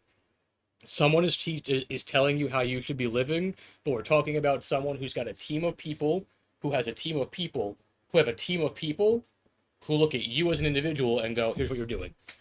And that one person comes out, and after a whole slew of people told you what to do, how to behave, how to look, how to dress, what to say, what to sing about, what your beats are, you come out and say it, and you are this creation of an industry who is manipulating people into sales so that their money gets protected.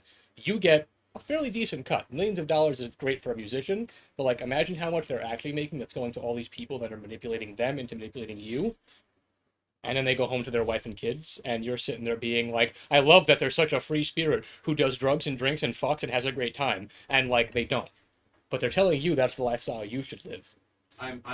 Cardi B in particular, I've always held a very, whatever the opposite of soft spot in my heart is, because one time I went on a date with a woman I matched with on Tinder, and everything was going just swimming. Speak up, Ains. All right, so ladies and jerks, one time I met a woman on Tinder, and everything was going swimmingly. For the first 19 and a half hours, it was wow. The cynicism that I'd like to believe I have earned over the accumulated years of my life on this plane of existence was well earned. And that was melted away for about 19 and a half hours. So we're having dinner, and she asks, what's your spirit animal? And I tell her I don't have one. Wolf. And she goes, pick one. And I go, the platypus. And she goes, well, my spirit animal is Cardi B. And I remember thinking that, you know, like... So you want to be a prostitute turned smut seller who has a successful music career? I was taken aback that a woman who worked at a lawyer at a firm with deadlines and a dress code would say something like, my spirit animal is Cardi B. And that has she was repeating something to her on social media. She I was manipulated. I expected better from a lawyer. Don't expect better from humanity, Haynes. There's a lesson learned there. All right. Well, Even though I've met people who I thought were phenomenal, and then they said one thing, and I was like, oh, never mind. You're just as bad as the rest of us. really? I mean, yes. Like, has that not happened to you? Ever. So, It happens. There are people, and in an instant, like, all redeeming qualities melt away because they said something, and you're like, oh, never mind. Right, like I'm no longer interested in this person. Yeah. And it's not like, I mean, I don't hold grudges in that situation. It's just like we all have things. There are lines that can be Oh, crossed. hey! One time I was on a date, and there's this beautiful Polish woman, and I had a pin of a Native American on my jacket at the time, and she was like, "Oh, you believe in the Native American mythology?" And I'm like, "Yeah, but you know there are Native Americans out there." And she was like, "No, there aren't." And I remember some like corner of my mind was like, "I'm done. Like I don't have to take anything. This person can say anything, and it's just like." All right, I'm gonna read some of chat because we're behind a little bit. After the nerdcore comment, 10K point goal, Mono does Rocket Man Shatner style. I'll do it without 10K. We'll just make a video of it. Y'all can do what you want. Gotham Buchanan says, well, yeah, people think white people made rock, but it was a black woman, Sister Rosetta Tharpe. Elvis stole her act because people wanted black music, but not black people forming it. I mean, that makes sense. The same way like soul music and jazz in general and the blues were adapted. And now we have two sections where it's like rock and country, and then there's like hip hop and R&B and blues. Yeah. So like the race determined what direction it went in. Kool-Aider says MCP pants is as far as I get into rap. Later on, Basement says I Want Candy is a classic, and it is. Hobocat says any serious artist invest in their own record label. Yeah, I mean nowadays, of course. Danger says that suggests Cardi B is not human, whatever you want to say. Nuclear Circus says we're all monsters. And Frank Morgan Jr. asked, did you smash the woman that had the thoughty spirit animal? Or did you walk out? Good man. You should walk out on that. But Tampage, I walked out. And let it be known, I know, I hope I'm not blowing his cover, but Frank Corrigan Jr. is that rapscallion known as Tampage. Well, last stream he was here and we fucking modded him, so they should know. But those who were not there. Well, now you know. Danger says heavy metal comes from Britain. Did you know? From King Crimson, technically. I mean, here's the thing, though. From Black Sabbath, technically. Music evolves in general. So, I mean, like, I understand the argument of like the core of rock is blues, right? Yes. Technically, black communities did blues, right? So the themes were taken from black communities, right? Except does the blues sound like rock? No, it doesn't. So you can make the argument that like they stole it. No, they adapted it. The same way that nowadays, whenever people make adaptations, Take that up with Monoxide. the same way when people make adaptations now, they adapt it and they're like, all of these characters were light skinned, but we're gonna make them brown people now for inclusivity. So it's reversed now. Back then, white people stole from colored people, and now white characters have to be black for inclusivity. And that's why we have to Full circle. genocide all the gingers in fucking fiction and turn them into people. No, we just have to breed until we're all monotone. We have to breed until there's no race left, Haynes, and then no one can fight over it anymore. I'm tired of hearing about it. I'm sick of it. Why are you bringing forth that South Park episode where Just the future? the gray people? Yeah, well, why we could have just bunch of gray people? I'm just saying, like, I get it. Like, there is arguments to be made, but like things evolve over time and get adapted. It's like we can talk about Cowboy Bebop real quick. Oh, that shit show. Everyone's butthurt, and I don't know. I like. Here's the thing: you can't be butthurt until it comes out. But like, I'm betting a couple of things are gonna happen. All right. They're gonna blame it on white nationalists. Oh, no. White incel, a Russian bot, Nazi domestic terrorist trolls for review bombing. Why it has 93% critic score and 14% fan score? Is that why? No, what I was gonna say is, so like, in context of them like changing things, right? Like, okay, elephant in the room on Cowboy Bebop. There are 3 characters. You got set photos, and that's what everyone's mad about, right? Statistically speaking. You got John Cho as Spike. Looks good, in my opinion. Looks good. Spike's got to be thin, ripped, and funny. All right, cool. He's thin, he's ripped. John Cho's a funny guy, right? Then you got Jet. Big, surly, technically was a white dude. Voice act by a black man. New actor, big, surly, but he's black. All right. And played by a black man. Now played by a black man instead of voiced by a black man. Okay, cool. You know what? If he nails the fucking like, the behaviors of Jet, like, yo, we're in danger. Fuck you, and hangs up the phone. Like, More power to. I'll take it. Nail it. The biggest problem is Faye. But how? Okay. How? Faye was hot. End of argument. This actress is not bad looking. She's not hot. I hope that actress watches Monoxus call her not hot. She's good looking. And I hope she, like, angrily, like, flicks her bean No, under a fucking shower head thinking of this masked queen sex man. She already responded to, like, sentiments of people being like, I'm not the fucking... whatever. The point is, like, Faye is a sex icon. Realistically, she is. Super skinny waist, big titties, and she even uses her attractiveness to flaunt herself and manipulate people. The person they chose to play her is not hot. She's good looking, but she's not hot. She's not that girl. What's her name? What's her name? I don't know. Like the character? Yes. Faye. No, the Actress? I don't fucking know. I didn't care to look into it because, like, I saw her response and was like, "Oh, you're you're a bitch too." He don't even know your name, and you're gonna be like, No, because her response to, like, criticism was to be snarky, instead of being like, "Sorry, fan base. I do wish that I was like the person you wanted." I'm going to do progressive things now, But- and one up my male like- counterparts. Like the proper response would be like, "I apologize that I'm not what you were expecting, but watch this show and let me know if I nail the character. Hmm. And if I don't nail the character, criticize me. But no, you're a bunch of and I'm not hot enough for you, and my waist isn't thin enough." And it's like, it's not, you're not. Like, basically confirming everything everyone's mad about. Why you mad? So I don't want to know. I mean, he's asking on my behalf. Why you mad? Why are you upset? I mean, everyone's upset for a reason, and here's why. She got pulled over by the internet police, and he was like, "Excuse me, ma'am. Do you have any idea how mad you were driving?" Yes, everyone's upset for valid reasons. No, all right. Sir, What? sir. Okay, cool. Have you heard of 21st Century Schizoid Man? I'm pretty sure it came before Black Sabbath, and I'm somewhat sure that it's heavy metal. I have not. I need to look into Hold on. this now. I'm gonna end the music came from place discussion right now, chat. Music came from people in caves banging on floor. Rhythmically. Rock make noise. Stick also make noise. Music exists. All right. They music, also figured out the clap. music came from people banging shit together, and you can decide which race they were at that time. But like, I'm tired of hearing it. Can we all, at the very least, agree that everyone figured out, like, song, music, dance in their own sort of way? How come all aspects of humanity discovered music, and we still have to figure out like who made it? There's just different genres of it. It's all music, and some people do it better. Right. Arguably, in my opinion, classical, like that era, is still the greatest era of music. Well, it's kind of wild. It's just it was massive for the time. Arguably, Music is a social construct. Like, he's Fuck not you. wrong. He's not, All right. because it is. We socially we constructed music. Everything's a social construct if you like dissect it down to its like base form. That doesn't. No, Everything is made by people, right? it doesn't work that way. Social constructs.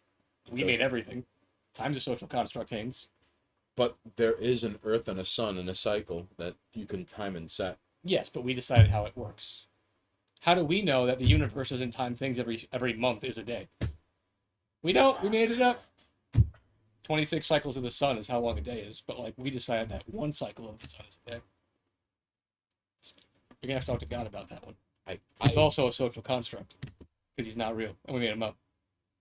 I'd have to take a number and wait in line, and I'd be like number 1,964,000,000,000. Here's the thing, Haynes, I'm on your side. I think the greatest way to 334,742,963 Haynes, I'm on your side. people. I think the best way to measure Behind things that guy with my complaint. is objective, scientific, repeatable truths. Mhm. Things that you can test, manipulate, and go, listen, we have a decent idea of how this works. But on a technicality, everything is a social construct because we made everything up. So, I agree with you, but devil's advocate, you're But also wrong There's because always a but. you're wrong because everything's made up. More butts than all of fucking Rio de Janeiro. Let me see what fucking I get. It's just not fair to take away from these people who don't believe in facts. Look, Seymour butts. I've had it up We to have- here we with have your to let- butts We have and to your let asses we have to let and your issues people, of gigantic asses everywhere. We have to let people who don't Cool believe later in the goes, truth. The only social construct I abide by is Tampage telling me where to get the freshest cannoli, and then me going there. All right, Yes, Danger. it's about time. Everything is a social construct that we've experienced and created because technically, if we stop existing, it never actually happened. Hey, listen. We made it. Some of the best cannoli, Laguli's. That's a great place to start campage. All right. The best cannoli. Now you got honestly, you want the best cannoli in New York in general? You gotta wait until there's the San Gennaro Fair. You have to. Because there's a cannoli spot over there. They have the cannolis year round, He's not wrong. but they bring their A game during the San Gennaro Fair. So you can go to that same spot and get a good cannoli, but if you wait until the fair's there, you can get a great cannoli. they make them better because they are pushing themselves out there. But that little Italy area, best cannolis in the city. Now, part 2 of this early birthday package that Kool-Ader had sent in, the first being this gentleman over here. He had sent me a flag of Puerto Rico. Because Haynes is Puerto Rican. And I'm also Puerto Rican, based on people looking at me. According, yeah, I can't tell you how many times people have looked at Monoxus and called him that Spanish guy. Not just you. It's happened, like, I have multiple different people in my life where when they mention me, they're like, oh yeah, Spanish kid, and they're like, he's not Spanish. This fucking People guy. at work think I'm Spanish too. Really? Like, most of our maintenance staff is Hispanic, So they go like Buenos Tardes? and like they try, and I'm like, I don't speak Spanish. Like, oh okay. I'm like, I mean, I know them. Like, I've You should at the very least just be like Buenos Tardes No, back. no, Don't be a dick. No, because here's Look the at thing. him being Puerto Rican to the staff. Because I want them. I want to be able to communicate with my coworkers. Uh-huh. So I'm like, I'm not like I don't speak Spanish. And then hi, like I whatever, like hello, and then let's not because like we have to work with each other. I don't want to miscommunicate because they're like yelling at me in Spanish and like I pretend that I spoke Spanish and I'm like and then they leave and I'm like I don't know what the fuck they just said. Like I'm not doing that. All right, I could get behind that. So I'm like I don't. I know a couple of words here and there. I have very little, but like, and I like some. And I'm like I'm not. That's the Italian, I think. Solamente yo quiero saber dónde está la estación de tren porque necesito regresar a la casa. Usted sabe que dónde Album está- rejected is showing. What? No, there's a flag in the way now. Maybe it was showing a second ago. Uh-oh, let us know. Hang on. Because the booba. Oh, okay. Oh, wait, hold on. Then we have to move the... No, they're fine. Look, it's good. I think that's what danger meant. All right. And the flag of Puerto Rico courtesy of Kool-Ader. And then we're going to get the stuffed peppers. Stuffed peppers. Yes, stuffed peppers with provolone and prosciutto that are sitting in a jar in the refrigerator. Who the fuck makes stuffed peppers, prosciutto, and provolone? You're going to have to ask Kool-Ader. Stuffed peppers are made with ground beef and rice. I mean, well, not the pickled kind. Oh, is that what that jar was? Mhm. Oh, I was confused by that. I was like, what is this jar just sitting in my fridge? Oh, no, it was just dinosaur embryo. Don't worry about that. It looked gross. Yeah, dinosaur embryo. It didn't It's look good. Hot cherry peppers. Mm-mm. Stuffed peppers with rice are good. Danger, you're not wrong. They're amazing. And Kool-Ader, really good looks for the birthday. Listen, I would like to know what the backstory is of the flag of Puerto Rico, because even that has been a bit of a dinger for me. It's because he's a racist. All right, you heard it here first from Monoxus, not from mine. But I'm curious why Florida Man, the reigning 2013 to 2016 Florida Man champion, sent me a Puerto Rico flag. You just said it twice. He's from Florida. He's racist. He's not. I'm letting him have a hold court. I mean, you heard him. You can counter argue me, but you're from Florida and you sent an Ecuadorian person Puerto Rico flag. So Half Ecuadorian, I'll have you know. either you're a racist or you're hilarious, It's funny because it's true. and I'm willing to accept both. Your choice. And watch him come clutch with these fucking peppers. Now, So you hang can on. apply neutral colors during the gun battles. Racist. What did I say? Called it. You're all right, Kool-Ader. When is A of the H calling in? At 8? 8 said 8 o'clock. All right, A of the H at 8 o'clock. We're gonna be all. So you chime on in, all right? That's on him though. Until then, we have to just hang out with chat and drink disgusting beer. So, Kool-Ader, I would like to say that it was a very, very delightful accumulation of packages, just like you had said, through Amazon, because he was like, it's coming in 2 packages. And it came in like, like Metal Gear Solid on NES, all right? And then it was 3 packages. And then came actually, 3 packages. That's fair. And No. No. No. no. Why is he saying no to everything? Chat, you have to help me out. No. What's Monoxus saying no to? Two Is he, things. is he saying no to all these bitches? Yes.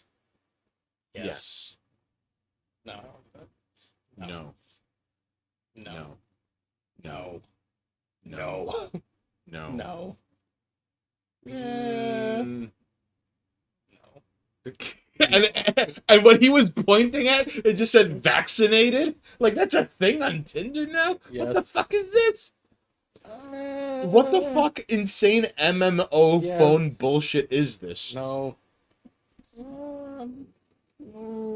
5 miles, too much. No. No. This guy is maybe for you. Sure. She was just a washboard abs, but like she was like a plank, and she probably had like either no ass or pancake ass. Look at this guy, Preston. No. Absolutely not. What the fuck? This is the worst MMO of all time. The fuck is that?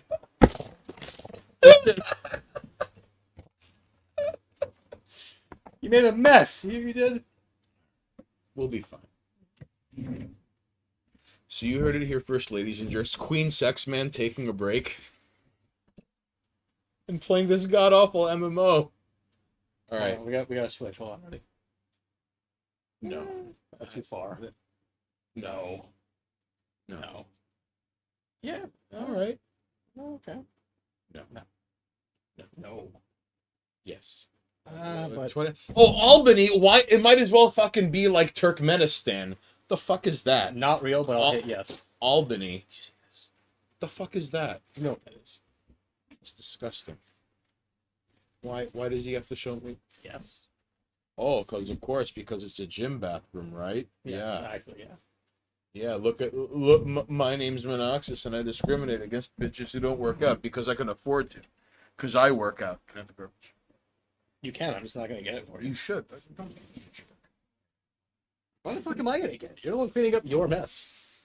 Well, he's the one who's deciding to discriminate against fatties, which you should.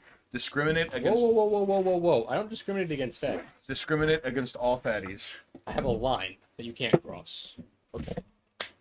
Chubby is fine. Obesity, Well, still. Listen, clinical obesity, as much as I hate to say it, fat shaming works. That's It why does. they don't want you to say it. clinical obesity is my line. And you can't be fat and ugly. Touche. I'm like, when incels you can't get laid, it's because you're gross and out of shape and have no money and you're an incel. Like, you have to have a redeeming quality, friend. How about first of all, you start by lifting weights. Have a redeeming quality. Any. Any. Step one. Be human. One quality that someone can go, I see the light in this person. Like, I'm a short guy.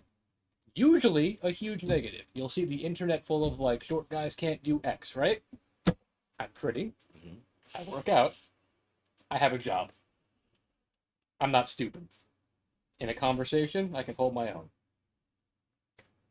He's probably my favorite +1 in the universe. If I had to go to like the Metropolitan Museum or like see Testament, I'd want to bring him along. So, like, big negative for being short. And then it's like, now look at the list of things that are actually positive about me, and it works. So, when all these things are against me, fix them. Try harder. You can. So I love when it's just like dumpy, like on dating apps, and it's like, I'm a plus-sized woman, and if that's a problem, swipe. You're got it. No, I have a belly. No. you have a choice, is what you have. And women sometimes listen. What really grinds my gears is Like occasionally. I said, chubby. Like Hey, I have a little pouch because I drink and I eat too much, right? No, but this guy's Queen Sex Man. Look at him being so hard on himself from after eating after just having the delightful AVH is ready to test the mic in Discord. Let's hot fucking buffet do this. of the women of Queens that are offering themselves up to Queen Sex Man when he walks down the street. Do you have any idea how many times like dudes like threaten him when their wives or girlfriends are like, "Oye, ¿por qué no está hablando conmigo, Queen Sex Man?" Whenever he's like near the 7 train. Can you give me my headset? All right, hold on. I'm dealing with the fact that Kool-Aid is hanging out. All right, yo, what's up, Kool-Ader? Okay, No, test, test. we were testing mics. Oh, there you Make go. sure, Well, I mean, I'm assuming chat hears all of this as well. So it's fine, chat. Well, I'll go ahead and then hop off then. how's the echo? Oh wait, hold on. You don't need Echo. all of this. You just need to hear this man is saying. All right, Mhm. we can hear you. We can hear you. Are you there? All right, all right. Can you hear me? Oh, absolutely. Buenas noches y gracias por llamando nosotros aquí on twitch.tv/Monoxus. So we're going to be rounding out the evening's album review of Anatomy of the Heads, A Banishment of Bloodshed and Superstition. Here we have Mr. Michael Van Gore, Mr. A of the H himself, Mr. I conquered Malaysia and gave it back because they asked polite me. All right? We have him here live in the studio. So thanks for chiming on in. How are you, man? I'm fine, I'm fine. Can you hear me? Oh, yeah. still? We can hear you. Yeah, Okay. we could hear you. Right. We Yes, could I'm hear you. fine. We could Thank hear you you from the for top of the- the. We could hear you from the top of the volcano. Don't worry, you're good. Very nice, very nice. All right. See, there was no plan to do an interview here, so now I'm at a loss for words, Hans. He sounds like a German god. Kool-Aider, you all right? Listen, Kool-Aider is asking the tough questions as Interpol should, and of course, we're not going to be asking you the top 10 glossy rock and roll press questions that Rolling Stone, under usual circumstances, would give to the band that they don't quite understand, who is doing the work for the ungrateful, usually for shareholders. All right. And yes, Frank Horgan Jr. That is a voice changer. No, it's not. Yes, it is. That is. Don't Yeah. lie to him. Don't lie. But That's a voice changer. that's just a volcano voice.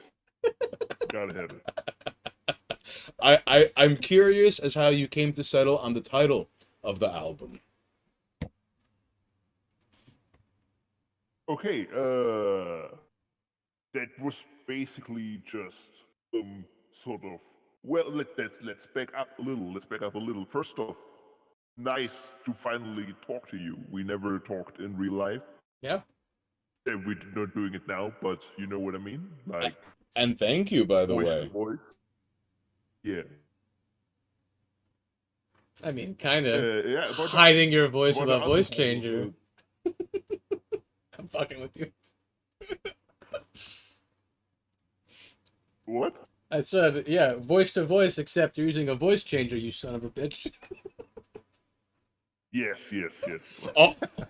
All people in the Indonesian countryside sound like that, so you're just being a fucked up bigot. So as you were saying, Mr. Van Gore, excuse me, as you were saying, Yes, all the people in the countryside look like that, sound like that, because we smoke early and often.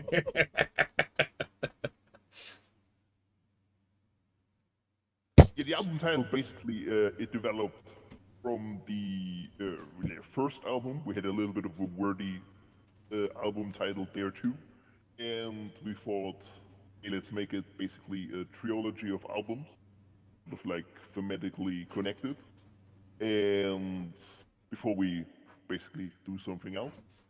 And so this is the second part of it. And the first one was basically starts with an A. This one is with adoration. This one's B, banishment. And yeah, next one's gonna be a C. not dissimilar to Morbid Angel, if I'm not mistaken. They did Exactly. something. That's where the idea came from. We stole that from Morbid Angel. Hey, if you're gonna And, steal from the best, all right? Covenant is disgusting and Exactly, amazing. All right, so And also, we want children around the world to learn the ABCs with Anatomy of the Head. you want the kids in the fat camp to learn their ABCs while exercising to what's good for them. It's gonna be Exactly. Anatomy of the Heads who will bring an end to the reign of an army of fat kids. And finally, that chapter in our history can conclude. Stylish Hobocat chimes in with, ask A of the H if he's played live. Yes, we did, but it's less touring, but rather like one-off art festivals and stuff like that, where it's less of a tour, but rather like this one-off events, because we have basically pretty bad passports, and touring is sort of a nightmare, especially international touring, because you need a visa to get into every country. So Right. that really sucks, and we have basically we did sort of like mini tour over multiple months, where it's like one country per month, and a few of them we could get into very easily. Okay. So, We released some live albums 2 years ago. so But stylish it's rather Hobocat, just stylish Hobocat, you have your answer, and a follow-up question. Now, chat, listen, do not grab your ankles. It's not SummerSlam. We're gonna get to your inquiries in just a moment. But Mr. Van Gore, have you ever had a moment when either preparing to play live, playing live, or afterwards that it had resembled Spinal Tap? yes, of course. First off, with setting up equipment, basically everything that can go wrong will go wrong at some point. There's all the equipment failures, and this was Korea. There was basically one of the staples of exotica music is basically imitating bird calls. And we were basically playing this little art venue, city festival kind of thing. And basically there were a lot of drunk Koreans, and we started to imitating bird calls while playing sort of like dungeon synth music, and people didn't know what to do with it and got pretty angry at us. Basically, they started imitating bird calls back at us, and it turned into a whole antagonize the audience kind of thing. Victory, that's what that turned into. Hands. Oh, Otherwise, of course, most of the Spinal Tap moments were also pretentious interviews, especially this was It's before out of Anatomy control. of the Heads, where we basically the band basically met in university, and we went to Germany, for example, and we played during we played basically like a city event, the art gallery, but not under the Anatomy of the Head's name. Basically, we had to do all this sort of pretentious art talk Right. in an art gallery with city officials, and that was something straight out of Spinal Tap.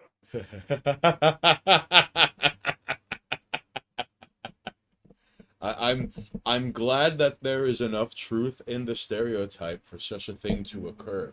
what's going on, Stink Gash? Stinkash, buenas noches. We're here live with A of the H, otherwise Oh known yeah, as. I think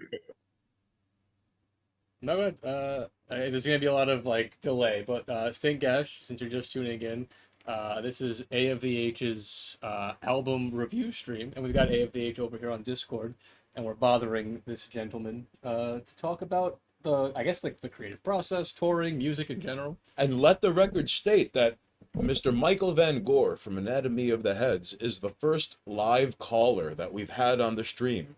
So, Mr. Because Michael we can Van trust Gore. him not to say the N word. Yes, even the volcano gods know better than to fucking say the N word on Discord. Because Stupa was supposed to join us, and I was like, nope, not No. happening. But And- can I say this would be our final solution? Kool-Aid asked for it. Yes, you go for it. Say it. But say it with Okay, like okay, some this stuff. fucking some gusto.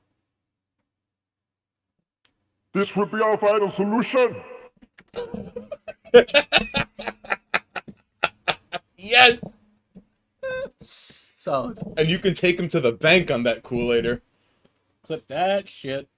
So, Mr. Michael Van Gore, I imagine that it is So- difficult in being a musician, living amongst these mumbo jumbo times, and having. Hold on. I want Sour Turbo Cat's question answered. Oh right shit! now. Ask about the midnight lizards and how do you attract them? Alright, AVH. Okay. I wanted to throw in one more anecdote about pretentious art talk. Oh, God, yeah. And the two questions. Yes, please. First of the midnight lizards. They are basically everywhere in Indonesia. Every household has them.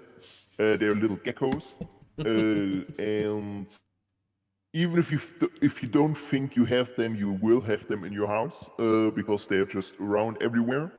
And at night, basically, they hang out in every place that has that's illuminated by some sort of warm light, and that's why I take the photos of them.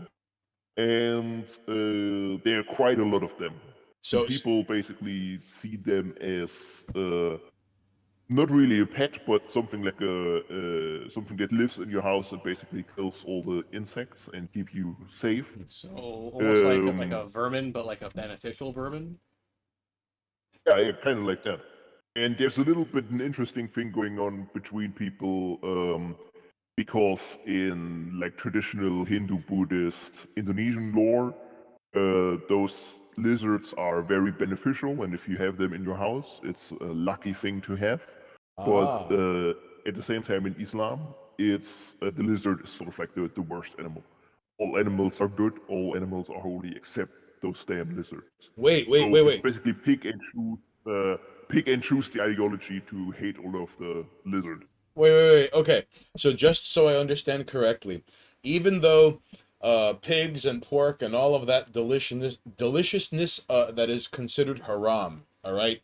There is that, and then there are lizards, which deserve even more ire than the swine. Is that what I'm picking up, what you're putting down?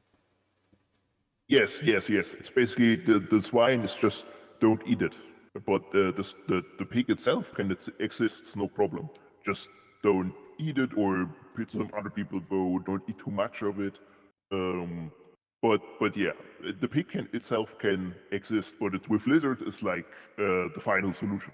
Wait, Throw them into the fire. You must crush them everywhere that you find them Hold and on. beat their heads in with rocks and just stomp and dance on their graves and spit on them to prove a point. Is it and all- take Instagram stories to commemorate the event because it's a community building effort. Right. That's what you have to do to lizards. Is it all reptiles though? Like just all of them? It's interpreted differently. It's but usually around here it's basically means all lizard. Jeez. All right. No one takes it that far. No one Wait, takes okay, it that far. okay. So what about no, but what about like chameleons? Well, that's what I'm What saying. about It's like fucking reptiles. geckos? What about Gex? Is Gex haram? Probably. He's a fucking gecko, dude. It's food, yes. It's food in terms of haram, because that's always relates to food. Yes, it is, because you shouldn't eat. It's not human food. I mean, Touche. like I see the parallel though, because like reptiles and like the snake, you know what I mean? Right. Just fucking like they're evil. Like don't trust them. Even though people eating This snake has and nothing to do reptile. with the album. people- We're just talking about like cultural traditions. This is why people in the bayou and in Florida who eat snake and reptile end up becoming some ridiculous, overpowered combatant that may live or Do you see die by what- the do you sword see of the what shit? South. Do you see what we're dealing Alright. with? So, Stylish Hobocat No, goes, how about the fucking garbage that Stink Ash started? I want Monoxus to impregnate me in my anus, according to Stinkash. Stylish Hobocat goes, Monoxus is about to get that stink bussy. Stinkash goes, he loves a stinky gash. Kool-Aider goes, is turning yourself into a pickle considered haram? You know what? Fuck it. All right, that's on you, AMDH, because like I'm not chiming in on pickle turning. I don't know what the Muslim perspective of this inquiry I'm is. almost 100% positive there is no context for this, and therefore it is a moot point. Oh, I think you easily write No, off. they're actually. Jesus fucking Christ! All right, Let's go. do this. Go. But all right. Rick and Morty are definitely haram and deserve to be jihaded against. No. Basically, there is something like that because in Islam, the human form is basically the highest thing Oh, yeah. that was created, and anything you do to change that is basically a sin. Yep. Why No. also, for Aha. example, burning the human Aha. body upon death is ram. Oh, They're gonna do it. And cremation. Okay, all right, yeah, but that's haram. So pickle monoxis would be Very haram. jihad. I stand Oh, corrected. you have to declare jihad on this motherfucker because he went pickle monoxis. No, I stand corrected. You know what? Because I'm an uncultured swine. Good to know, though. Thank you. Welcome to the Punderdome. Honestly, thank you, Kool-Aider, for such an interesting question that got a fucking solid. Like, you know, I learned something today. Today The we human form is like based. learned Do not adjust the human form because the human form is pure. it's in your bones. Wait a minute. Is that why the whole like trans thing is such an issue? It's in your bones. Same for the shirt. It's in your bones. But like that would make sense, right? Because like, don't adjust the human form. You're manipulating it. There will be jihad. That is the master plan. Stink Ash, listen, I understand that you're promoting a campaign of like bussy, but you're gonna have to like hold your Fatwa horses. against Queen Sex Right. Man. God damn it. Fatwa against Queen Sex Men incoming. Everyone, listen. You're gonna have to take shelter. Whoa! Hold on. Fuck Just, you guys. just for 2 First days. of all, while this No, guy no, no, no, no, braves no, no, no, the no. slings and arrows of Fatwa. No. Let's be completely Alright. honest here. Queen Sex Man has a couple ideologies, and if I'm not mistaken, and A of the H can now chime in and back me up. First of all, I ain't into that gay shit. Second of all, multiple fucking partners, wives, all that kind of shit, something that I'm down with. Also pretty okay. But now we are discussing a haram. But you're not in making the haram work with it. It doesn't. I'm no. just saying the Queen Sex Man ideology is all about hitting the ladies and having the multiple Harem, partners. excuse me. But all this right? guy is suddenly talking like more. Jesus Christ! Look at what you've started him Ain't on. nothing that I'm doing that's against fucking All right. Muslim practice. All right, listen. Okay, I have multiple wives, and I ain't touching dudes. Mr. Van Gore, I have a question. All right, what is the Muslim perspective of Queen Sex Man minding his own business, walking down the street, and a guy is walking down the street with his girlfriend or his spouse or a wife, Well, I don't and do then that. she I don't looks do at that. I don't do him, that. and then this I guy, don't do that. he has to fucking like engage in some fucked up, petty Joe Pesci, I have a chip on my shoulder, and he tries to enact violence, and then Queen Sex Man His has monogamous to do. Hobbit size IRL. Queen Sex No. Man has to do the equivalent of what you see in Driver, so he can continue walking from the train station to work. Who is at fault here through the lens of Islamic perspective and jurisprudence is what I'd like to know. That doesn't happen, but go ahead, man. This guy is lying through his fucking teeth. Don't listen to him. I'd like to know. This is important. Clearly, the woman is at fault. Ha Enticing Noxus's passion. ha! Ah, Mr. Michael Van Gore with the Bukowski defense. I've All right. done nothing wrong. So you see, even in these mumbo jumbo I told times, you. we can I refer told to you. the days of yore. I'm not fucking wrong. All right. What I'm doing is completely legitimate. I am simply trying to confirm or deny from where this person broadcasts and exists from and to. Well, I just don't think I was right, and I knew I was right, and I'm glad I got confirmation from halfway across the world. All right, Okay, judging Now, me. Mr. Michael Van Gore, I have a question. So, Nothing to do with the fucking even album. though Wait, one quick addendum to that. Don't do it, man. Monoxus doesn't marry his girls, so it's still evil. So he has to marry them. Oh, I got to and it's marry alright. them. That's right. okay. Oh, okay. Oh, but I don't believe in marriage, so I guess that's a problem too. Uh-oh. But now, okay, so Hold clearly, on. I don't- clearly Monoxus wait. doesn't give a shit about Hold the on. fine print. Let me put an asterisk on that. I don't believe in the American Christian marriage tradition. Okay. So, because I'm polyamorous and I believe in multiple partners, having a single marriage partner, I don't believe in that. Okay. But if I could just marry all these bitches, like, what's up? You mean like a harem? That's my wife, and that's my wife, and that's my wife, and that's my wife, and that's our wife. You know what I'm saying? All right. Yeah. I only have enough time and attention for just one Peggy Bundy. I couldn't imagine all the time and attention I'd need for 7 Peggy Bundys. And is all these are I'm my saying. wives. You know what I'm saying? Yeah, all right. All right, so All right, fair enough. I've done nothing wrong.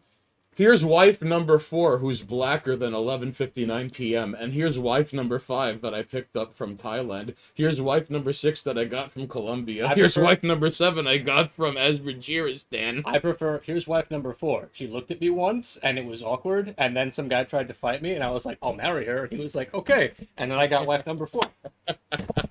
And that ended up being like the most stable one of them all. Like the one where like he never had to freak out, stress, like zzz, zzz, and then he looks at the phone and he doesn't go, "Oh shit." It's the one that doesn't set it off. I don't like having conflict, so I said I'll marry her. He said yes. She said yes. Wife number 4. What's going on? If only life were so easy. It's over here. It's hard. Over there, it might sound. I think I gotta get the fuck out of America, dude. This is all sounding a lot more like consistent. We're gonna need a Mariel boat lift from America to somewhere else. There are rules. Over here, it just feels like it's the Wild West. Well, for better and for worst, we live in the Great Satan. All right, that's pretty much it. You're not wrong. It is for better and for worse. So we talk about the album a little bit. All right, so question. Actually, I have a question. All right. You asked a couple of them. This guy. I do. I have a question. Because I have not had as much communication with Mr. A of the H. You guys are more close on Twitter. I would like, and I hope chat would also like to know, what are your biggest inspirations from a musical perspective? Aha! Like, which bands really pushed you, and not just you as a whole, the band in general. Like, what are the bands and the musical inspirations that really drove your entire band in general? Not just this album, but everything. Like, what really pushed you guys to make music? Okay, that's a good question. I'm just 1/3 of the band, so I can primarily speak with myself. But the other two side I know is first off, it's very diverse. We all have different backgrounds, basically, with some overlap. I know that the bass player is basically very much into stoner rock, and the other guitar player is basically into also stoner rock, but more of the, let's say, hippie variety. Okay. And Like psychedelic. or like a garage rock, that sort of thing. And for me, it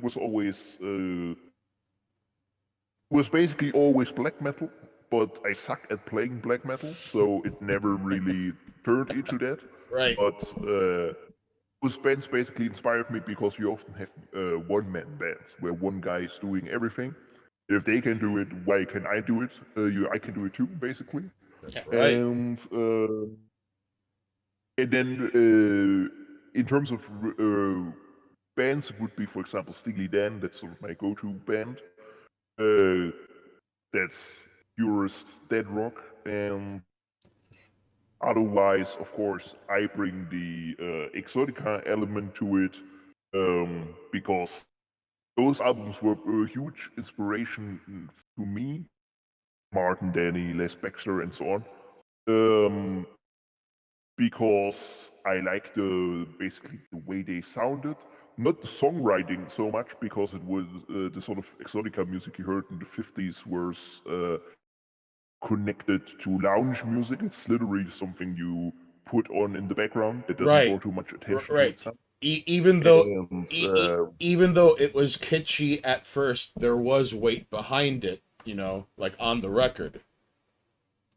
Yeah. The music's actually very interesting. So it's usually dismissed as elevator music or just tourist music because it's not authentic world music. It's more like fake world music. But that's sort of like the negative interpretation of it. But the positive interpretation would be, it's fantasy music. Some composer thinks about a different world and tries to make the sound of this world.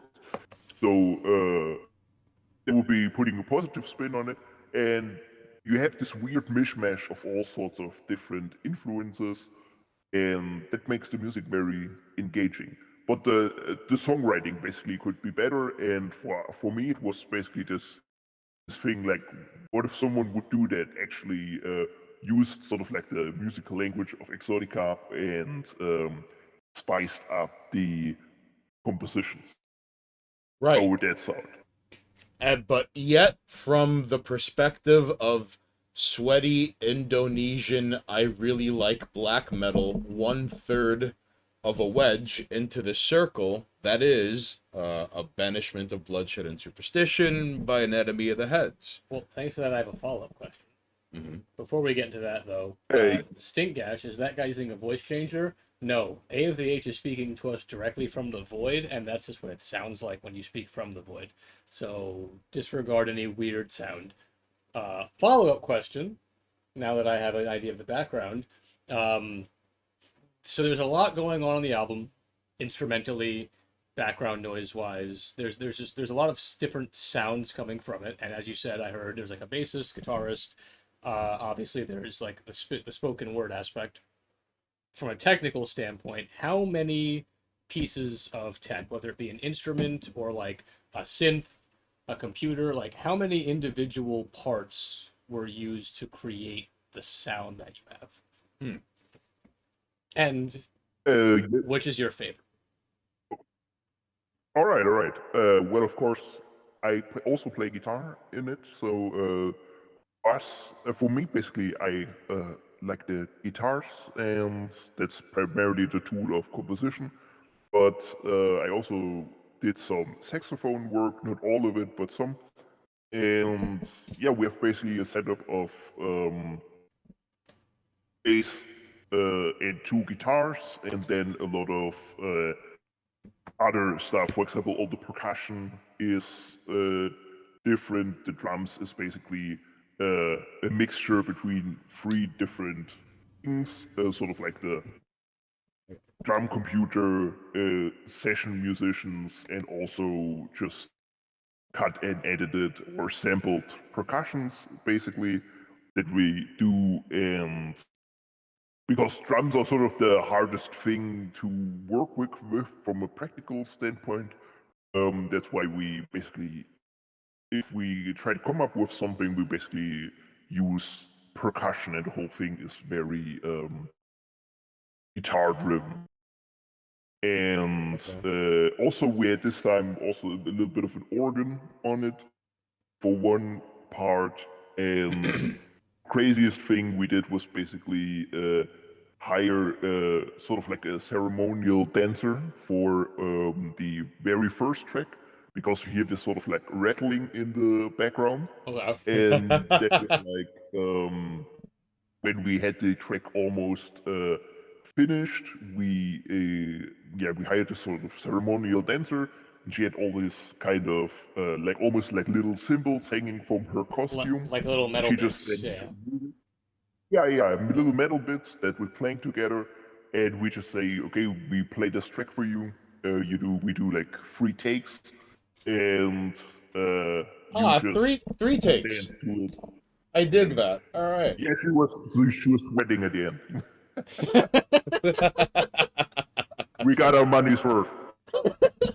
Attaboy, that's right. That's what I mean. Like, granted, I don't have a fucking ear for music, so I'm not going to act like, oh yeah, I heard the organ. But like, there's clearly a lot going on in general in the album, which is why I'm always interested, like, how much went into producing this, because there's so much that, like, we had someone come in and dance with basically I forgot what they're called, but like the body dancing like outfits where it's like the little cymbal clamps and like metal sheet and like that's what you hear on this one. Like that's what I mean. Like there's so much happening in the background. Real quickly, Mr. Michael Van Gore, I don't know if you were here when I was running my mouth. Real quickly. Yes. One thing. Then of course you hear also a lot of bird calls and stuff like that. That's a mixture between first of imitating bird calls, so it's basically us doing bird voices, but also like field recordings of birds and other jungle wildlife, because actual bird it's calls all around you, so why not use it? That's awesome. So only the most trained and professional ear can distinguish between manipulated bird calls and actual bird calls. That's dastardly. The ambient noise is ambient noise. Is that what you're saying? I can neither confirm nor deny these allegations, Monoxus. Wow, holy shit, that's wild. All right. Mr. Michael Van Gore. So, when I was earlier running my mouth about notes that I had taken about this album, I had felt that any disgusting, good-for-nothing, jerk-off music journalist would immediately try to compare you to Frank Zappa, even though if they had to interview you and not get what the fuck you're about, eventually you're gonna have to throw a name at them so they could fucking be satiated, and that name would probably be Sun Ra. How correct am I in this? I would go with both Sun Ra and Frank Zappa. Ah. Both work for me. Although I'm much more a Sun Ra fan than Frank Zappa because his stuff is basically too diverse. I think if you like one thing, you hate the other one. I hate another album. Right. All right. You're not wrong. Stuff that I also don't like, but Sun Ra also stayed basically in the free jazz pocket, kind of, and yeah, we basically modeled the sort of what goes into an album after sort of what he did, because he did all these little different sessions where the band sounded completely different. And if you take a Sun Ra album, you usually get the results of like 3 or 4 different sessions. And so it's not just one style all throughout. It's it's always this type of mishmash of different approaches Right. to his music, or different facets or aspects. Or right. That. Yeah. Or the kind of form he was aiming for that album, you know, like that block of sound he was hoping to put out there. Like among these, like, you know, sessions of like everyone playing, and then like, for example, like in my opinion, the best Sun Ra album is Space is the Place, and it's also the best party album. If you have people over and people are clinking wine glasses and eating cheese and appetizers off things and they're milling around everywhere, put on either Space is the Place or Space is the Place by Sun Ra. All right, that's all I'm saying. So no options. Just Space is the place. Space is the Place. All right, fair enough. Do you have another question? Because I have another question. Go for it. All right, Dave of the H. Which of the songs off of this album is the one you're most proud of, and why? I would go with Rightful Green Panic, because it's basically something that we had lying around forever and never could get a real touch on it, on how to finish it, and basically during the recording of this album it clicked, and suddenly we knew how to progress the song, finish the song, and it also changed the whole character of it. So what we had lying around was basically the skeletons of the way the track actually turned out. Right. And that was basically something that irked me the whole time, because I thought, man, it would be a cool album track if we could finish it, but we never could do it. But this time it really worked out. So. Oh, that's great. You know, because one of the worst things is when you could throw something against the wall and it sticks. And no matter how, like, but to fit it somewhere like an ill-begotten Tetris shape that is flying from above. I have to pee, so you're gonna hang out here for a second. Like an ill-begotten Tetris shape flying from above, you don't know where to fit it. So I'm really glad you were able to have it find a home amongst. And ladies and jerks, if you are watching at twitch.tv/Monoxus, we're rounding out the album review of Anatomy of the Heads, a Banishment of Bloodshed and Superstition with Mr. Michael Van Gore. Of the band itself, here live at 718 TV Studios. I'm wearing 2 headsets because Monoxus has to use the little men's room, all right? And trust me, it is kind of a little room because my neck is all jammed up against the fucking ceiling and it's not good. Anyways, in spite of this, Mr. Michael Van Gore is really nice enough to field questions, and one question I would like to ask, unrelated to everything itself, okay? Now, what are things, if and when you can tour, that you're looking forward to? What are you not looking forward to? What I'm not looking forward to would be basically, and this is no insult, it would be the USA, because from what I it can be Yes, quite a we're lot number of one. We're number one. yeah. It's a little bit from what I hear from other musicians traveling there, like with equipment and stuff like that. It's always a little bit of a gamble to do it.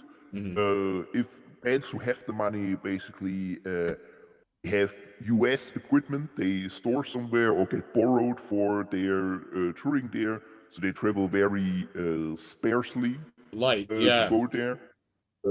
Because otherwise, the I think it's called the I heard we're number TSA one, what or happened? whoever does the luggage. They have a tendency to break stuff in their search for Now, hang on. a bomb. Are they picking on you just because you're brown and you probably got them slanty eyes, so you're immediately foreign to United States Customs, and they're immediately like, "Where are you from? You here on business or on pleasure?" And immediately, like, it unfolds this gross fucking dialogue option. Do you know of any artists or bands that have toured the U.S. that have been hassled by law enforcement or customs, border, highway patrol, local cops? I'm curious. I'm just very curious here. I think with it's more customs and immigration is pretty rough. I think even the Beatles had problems because I think one of them had like a drug charge in the UK and they put him on some kind of list. And and that seems to be kind of the hardest part. Once you're in, you're in. It's then it's basically smooth going. And then once you're in, it's like it's a fucking 24/7 PvP server, pretty much. Like welcome welcome to Merca. All right. So, and he's exiting again so he could hopefully bringing the well, hang on, the peppers and the Kool-Aider and the birthday package. Yes, okay, yes. Okay, so ladies and jerks, I'm gonna have to continue wearing two headsets as Monoxus ventures out into the world map. And he's gonna be picking up a number of things. Possibly animals to give up to some deity of his choice, and ideally he picks some intermediary between God and man. But that's just me. But here we have on the line at twitch.tv/Monoxus the guitarist, vocalist, and occasional percussionist, saxophonist, and is a excuse me, Mr. Michael Van Gore, is frontman an appropriate term? In a way. I'm the dictator of the band. You mean the King Edward the King Edward the Eighth of the band? All right.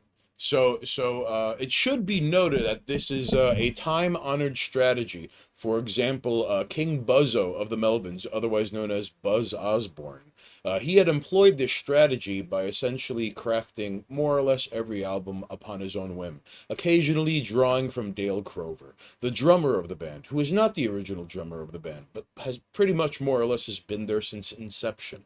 So here we have Mr. Michael Van Gore employing the Joseph Stalin American hero approach to crafting sounds and blocks of music that he wishes you can enjoy as much as we did listening here earlier today. I would like to point out that Joseph Stalin is an American hero because he sent more communists and Nazis to their grave than anyone else personally, and that is more American than baseball, apple pie, the status quo, high-speed car chases, and celebrity gossip. Really, I mean, who am I to complain? So here we have line, Mr. Michael Van Gore from Anatomy of the Heads. Among the things that you are and not, like, all right, so you don't want to tour America. I get it. And, like, America's kind of listen, of all the sinking ships in the world, like, I kind of like this one the most, so don't hold it against me. Are there any corners of the earth you would like to play live? And I mean, even if it's something silly, like the Easter Islands, I'm curious if there are any specific locations on the world map you would like to play live. Not visit, not tour, but like, well, okay, of course, perhaps tour, but I don't mean tour as in tourism. Where would you like to play live with your band? I'd like to know that. Well, First of all, we really would like to go to the USA. It's just hard to get there. But otherwise, playing there would be awesome. I would like to see Texas and stuff like that. Or like even Middle America would be up for it. And because basically it's, or for me at least, it's a little bit of uncharted territory, never been. Right. And otherwise, something scenic. Easter Island would be perfect place for us, I guess. And I would be up for that in a heartbeat. And yeah, but I think we'll never be like a touring band because it's I don't know, if we play, we want to do something very elaborate. That's sort of, or at least that's the aspiration. Okay. We would bring. So We go full elephant. We bring. so something like Anatomy of the Heads presents live at the Easter Islands is not within the realm of impossibility. Like that could be a thing. I'm just curious. Yeah. If there's enough demand for it, we could we make it happen basically. We get all decked out, and yeah, because I think I wrote you that in Twitter. I was always I'm a little bit of a grump at live shows because it's it's rare to see a band who does something different live. Put Right. on either like a show you see in, for example, pop music a lot, um, and or basically play their songs different. I think Mars Volta do that sort of thing in the jam format. Sometimes also, yeah, the Melvins and stuff like that. All They have right. different All live right. So versions of their so songs and so stuff. so in defense of what Mr. Michael Van Gore is saying, it is very easy to be a grump at live shows by his words and language, not mine. However, perhaps it's because the ease of access and the immediacy of, for example, I've been very fortunate to see a number of bands live on a whim that ended up being something I could not get putting on headphones like when I got the record or the album back home. For example, I saw a band called Monotonics at the Siren Music Festival over in Coney Island, and at some point the drummer broke up his drum kit and gave people sticks and let them play along to the guitarist who was like playing, and he was like crowd surfing, but his feet were up and they were crossed, so he was like kind of relaxed, and the singer was like taking people's drinks and like splashing it on himself and smacking things out of people's hands, and it was kind of wild. So I'm not quite sure how you could replicate that on an actual album, but to see it live, that was insane, and that wasn't even the band I wanted to see live, which turns out to be a reoccurring theme in seeing live shows. Like, I'll give you an example, all right? So, the Melvins ended up having Big Business, thank you, being the bass player and second drummer of their ensemble for a while. So Big Business was on tour as a solo band while the Melvins were doing things with Big Business. And a band called Tweakbird opened up for them, and Tweakbird was just ridiculous on every sense of the word, and even had like a 20-minute thing at the end where they just jammed, but it was a guy on a guitar and a guy on drums, and the improvised vocals and screaming and headbanging, and a mosh pit broke out of nowhere, all right? And then Big Business played, and it was like kind of disappointing. Anyways, the point is, maybe I've been biased because, I mean, perhaps in your neck of the woods over in Indonesia, I'm not quite sure if you could see something like Balkan Beatbox, or you could see something like Exodus, or perhaps Cannibal Corpse. Like, how often do, let's say, mainstream metal bands, how often do they tour Indonesia? Yeah, first of all, you described is pretty cool. Maybe it's the kind of form of live gig I've been to. Is I've usually been to the most live gigs was basically when we were in Germany. So maybe I was very grumpy there. So I guess it was probably also my fault for it, but also maybe the quality of the gigs. I don't know. But in Indonesia, it's more like it. No one comes here from the mainstream metal bands until they get old. Example, Guns N' Roses played here like 2 years ago. It's a big rock band, of course, but yeah, they never came here until they were older, and now they can fill stadiums here. And yeah, another Beatles story, or more like legend, is they would only play here if they would get gifted an island, a private island. Each band member gets one, and people here really hated that. Everyone tells me the story, but I looked it up and couldn't find any reference. I have no idea if that's true, but that's sort of like a common folk legend. Yeah, according to legend, the Beatles were grimy and each asked for an island. That wouldn't Exactly, surprise me exactly. at all. Like that would totally check out with like the Beatles in their prime. That wouldn't surprise me at all. Like until they went through their fucking like Bigger than Jesus, downfall scandal, Yoko Ono bullshit death like spiral. the hippie phase. Yeah, like once they were like, and now we kind of suck, even though we always kind of sucked. Like, yeah, I could totally see them being like, we're the hottest things in anything ever. It's like, you're alright. But we could be like an island. And they're like, okay, 1, 4! You tell him, Indonesia. 4 islands! So, all right. So, all right. A question, because we're gonna be beating these dead horses until the sun comes up, even though the sun already is up in Indonesia. So, question.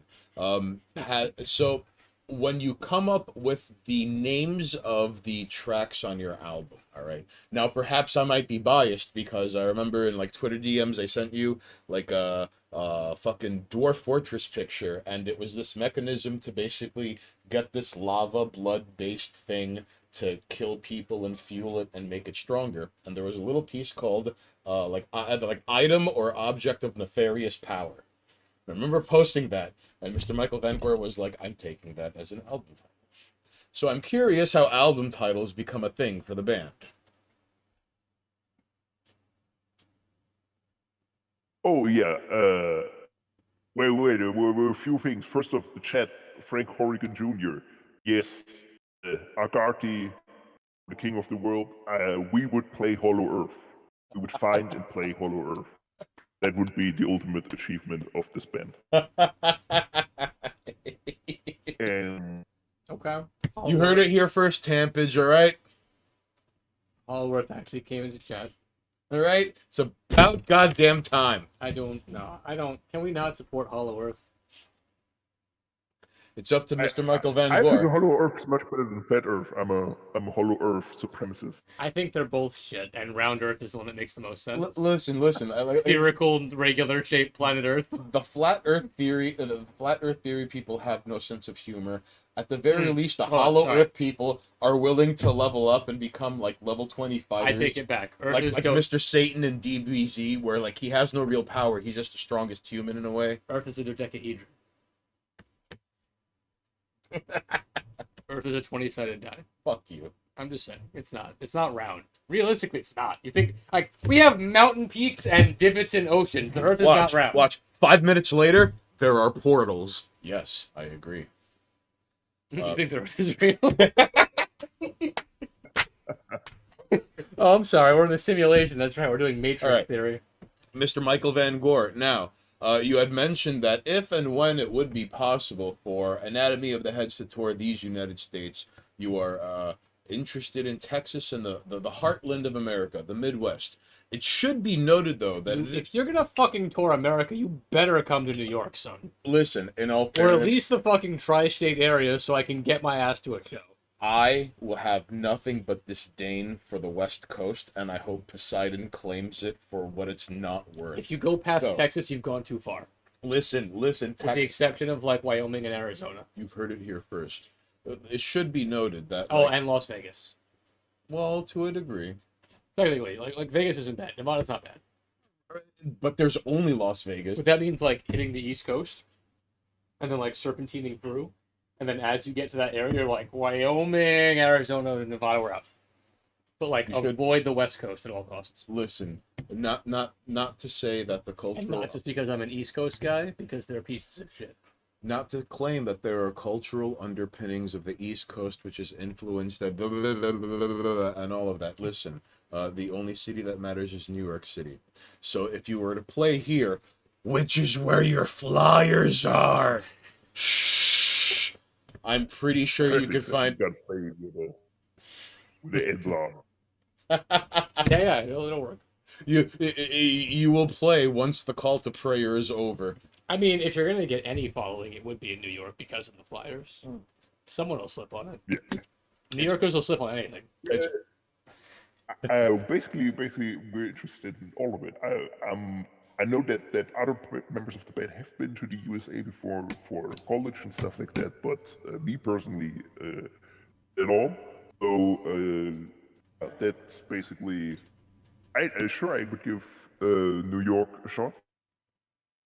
The only thing I know about New York is basically all the landmarks, a little bit of Queens deep lore from Haynes, and high taxes. You know how you have Crazy people. you know how you have lizards as vermin? We have rats, roaches, and pigeons. Yep. Oh boy. And on top of that, all right. And on top of that, like let's say you have to get back. Some of the best diverse food in the world. Listen. Let's be honest. I believe it. New York has some of the best food in the fucking world. But oh this yeah, is- and I like and raccoons. But this is a underpinning about Queens, which makes it work that people don't often want to talk about. Here's why. All right. So Queens is the most ethnically diverse county It was. in these. Then what is the most ethnic? I think it's changed since gentrification kicked in. Really. Yes, I'm not making that up. I'm looking into this because it was for a long time, Okay. and thanks Then I to stand gentrification, corrected. it has shifted. I believe it's still in New York, but it has shifted because a lot of Queens is now Middle Eastern. This is true. So what once was ethnically diverse, there is a large Middle Eastern presence, and thanks to the way that they actually numerically value those people, and I say those people not in an offensive way, this is how they numerically value people. As per the United States Census, It's not Bureau. differentiated Okay. as diverse groups. It is considered Middle Eastern, So even though you could be like Iraq, Iran, Afghanistan, and they're like, Middle Eastern. the formerly most diverse county in the United States. The only reason, okay, which is a great point, and thank you for the correction. Now, It could have been corrected over the quarantine though, because I checked that pre-quarantine. Okay. Perhaps. All right. Now, despite this almost kind of sort of not quite being up in the air, Mr. Michael Van Gore, here's the deal. In Queens, the only reason diversity ever worked is because it was diversity as a lived experience as opposed to diversity as a policy. Even though, And segregated. yes, because they all kept to themselves. However, they self-segregated, and you can't blame people for taking autonomy and wanting to be around their own kin. And then you have layers of like, an Ecuadorian would rather have a Colombian move in next door than a Chinese person, as opposed to a Chinese person who would rather have like a Korean person move in than like a Guatemalan or like an Uzbekistani. Anyways, one thing, all right, and this is the last browbeating, and listen, I don't understand why Kool-Aider wanted me to have neutral flags in the shootouts here in New York City, but he hooked me up, all right, and the stuffed peppers as well.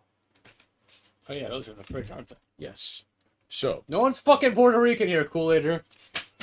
you see, even though people say like that Spanish guy and they point to Monoxus, all right, Where's this? So- hold on. Put your arm up real quick. Put your arm up. Put your arm up. Oh, never mind. We're pretty close. all right. Never mind. Never mind. You're pretty. You know what? I was gonna be like, we look nothing. It's like we kind of. All right. And you technically have the. I mean, we're gonna go with half, even though that's not how genetics works. Deal. We're gonna go with half. But Deal. like, we both look pretty white, and you got me licked on being not white. I'm kind of swarthy because I'm half Malacca, half Spic. No, but like, I'm very sorry. You could not tell the difference. But you, like, genetically speaking, you have me licked on, like, not white. Yes. All of my backgrounds are white. Because, like, he's a honky cracker mutt. That's Italian, why. Greek, Ukrainian are the major three. It's funny because it's true. And then I have 1% like Congo. Yeah, oh, like everyone else does, quote unquote. Mr. Michael Van Gore, this is the last question that I have for this Cyclops answer. Twitch.tv. Hey, listen, you shut your goddamn mouth, Come on, alright? Put your hand up. Put one hand up, dude. Come on, we got put it on that side. Alright, hold on. You doing right? You doing left, right? What are you doing? Right, left, right, left? Putting up Let's do right hand. We're both right-handed, right? They're not Cyclops Here we hands. Those are totally normal hands. Cyclops hands for you. Totally normal hands. Here we go. He's just a big man. You can chalk it up to whatever you'd like, Mr. Michael Van Gore. He's just big. Like it's like I mean like head size wise. All right, hold on. Try and like aim it like with your head, right? Alright. See, normal. It's not Okay. oversized. He's See? not like he doesn't have massive hands. Here we go. All right, you have your mid fingers are slightly larger than they should be, Okay. statistically speaking. But you have normal sized hands. Listen, I need 3 of me to successfully defeat Andre the Giant in battle. No, you just have too much hair. And I have to fucking shave. Are you kidding me? Alright, Mr. Michael Van Gore. I'm sitting here bullshitting and I'm like, I hate BH is on the fucking line.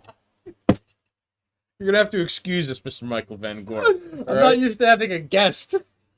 Listen, he was nice enough to call. You take that back, alright? No, I have nothing. Honestly, this is opening new windows for us. I'm not gonna say doors because doors require us like making money. But like, sorry, I didn't. mean it. No apologies needed. No. You got the whole radio thing Honestly, completely like- figured out. AFVH, you've basically just established the fact that we can actually have a guest in live. Yes. As long as you don't say the N word. Please. Please don't. As per the Wait volcano for it. gods. Or the F Wait word. for it, it's gonna be. You can't say the F word either. No N words, no F words, and technically no R words. Technically. All right. Technically. Do they? Okay, but what if he says it in Indonesian? I don't know. Can Twitch like Yeah, monitor there- that? See, now you're There making really me. is. Now you're making me think that like Wait. You tell me, Mr. Van Gore. Is there Indonesian for the hard R, the hard N, and the hard F? No, we should. This is not a conversation we should be having. Give me You know what? No, I need an answer now though. I need to know this. Yeah, come on. What? There's no. I guess the literal translation it would be basically the English words. We're talking Just about like that, literature but- here, so technically don't feel like you're being put into saying something racist. We're talking about vernacular and lexicons. Hey, this stream is English, and we have a caller from 12 hours in the future from Indonesia. No, the right? stream actually says that we're talking about Indonesian stuff, so like it's fine. We put that in the text. All right, so Mr. Michael Van Gore. No, go this ahead. is Now I'm on you. just- As a derelict of dialect from Indonesian countrysides itself, We you cut tell me. off to be snarky. Go. For example, here a lot of people use for the N word basically a Chinese phrase for it, which basically means something like black devil, and that's basically in the it would have the same connotation. Wait, like yellow devil? What kind of devil are we talking? Can you type the word in chat?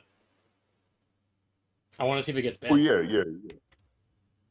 I want to see if it gets banned. Also, You're gonna make him trigger fucking prism. What are Tyler you doing? Kobo Cat says, "What the fuck? When do I become a man by perspective?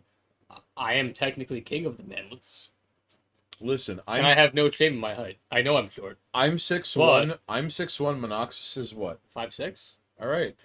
I'm not tall. I have never been like I'm tall. No, I'm like 5'6". I'm not tall. Monoxis has never had to talk about his height whenever he had to fuck someone else's wife. All No, right. not at all. Stylish Hobo Cat. Hey Gui, is that it, Mr. Michael Van Gore? Hey Gui. Ex Is that it? Machina, I'm calling upon you. Confirm that is a racist word. Because Ex Machina is from China. Come on, let's go.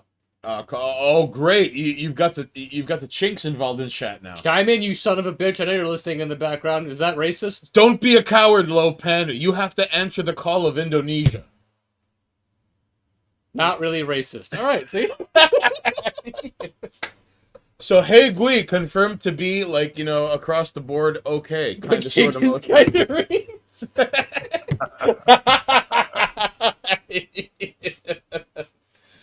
I can't abide by these things. All right, you're not wrong. Yeah, we do level the seats well. And to be fair, considering 5'6", 6'1", right? Yep.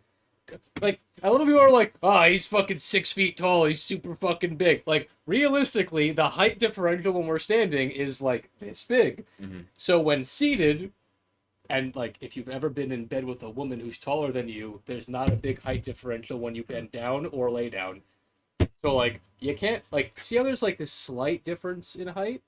It also has to do with posture. Like, okay. Do you have any idea how many fucking like 6'2" like Dutch bitches who fucking ride their bike everywhere and play volleyball seek him out to fucking behind their back Check and this shit out. their favorite No, position no. behind their boyfriend's back is that exactly Hey, something hold they're on. gonna be buried in a Y-shaped coffin. I'm gonna hit And that then with the there are these like Valkyrie Scandinavian bitches who are over 6 feet tall, and they lust after this like queen's trash who's like, hello, I'm swole, I'm walking to the train station, I finished work, I'm a personal trainer, I work in a gym, I'm Stop, to look extra at. swole today. Check And they're this like, ah. Haynes, check this out. And these things happen. You think I'm fucking kidding? Personal trainer power hour. Do you know why I can keep my height up with Haynes? Haynes has upper cross syndrome. His shoulders roll forward and his neck is slightly jutted out, which means that he loses a couple of inches of height by leaning forward, and it's not even him leaning. His body naturally curves forward. The same way his lower back curves in when he sits. When I sit, my entire spine is in full parallel. But if I have we were a to stand upright up- stance. But when we stand up, he is taller. When he sits, he curves his spine at the base and at the top because he has poor posture. Well, right, because like nobody can bat 1,000, Except people who are personal trainers and actively correct their posture and train for it. and he tries. I do This regularly, fucking which guy. is why if you were to look at us from a side angle, I have like perfect alignment in my posture, and he has a curve here and a curve here. Now, if I were to do what he's doing, I would do, hold on, this. Right. And look, we're the same height. Yet we're not the same height, but he's trying to make it seem like we're the Because same I'm height. curving. But because Okay, I fine. sit I'll up straight, have my British schoolboy posture from this point because on. I sit up Jared. straight all the time, I But it- look taller than I am. But I'm actually short. Because you see, you too can be fooled by the optical illusion. Also, of- fuck you! What do you bench, you piece of shit? You don't! What's your deadlift? What's your squat? Fight me! Who do you think you are? So, Call me short. listen. Oh, Mr. Michael Van Gore, can we have on the record what is your height? Because you have to deal with this bullshit too. What is your height? Small. No, I'm not small. I'm like 6'6". You see? This man puts I'm you to really- shame, dude. For Indonesia, that's freakishly tall. This man's a fucking Chad. So in Indonesia, he could hit his elbow at the ceiling if he tries hard enough. This man bumps into people my height and is like, oh, sorry, I didn't see you.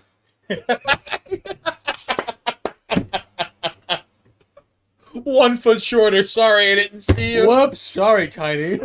Mr. Van Gore, is life like when you're playing GoldenEye in multiplayer and someone picks Oddjob and they crouch and you can't see them because they're like down there and you're like, excuse me, I'm trying to walk to the market. What is blocking my path?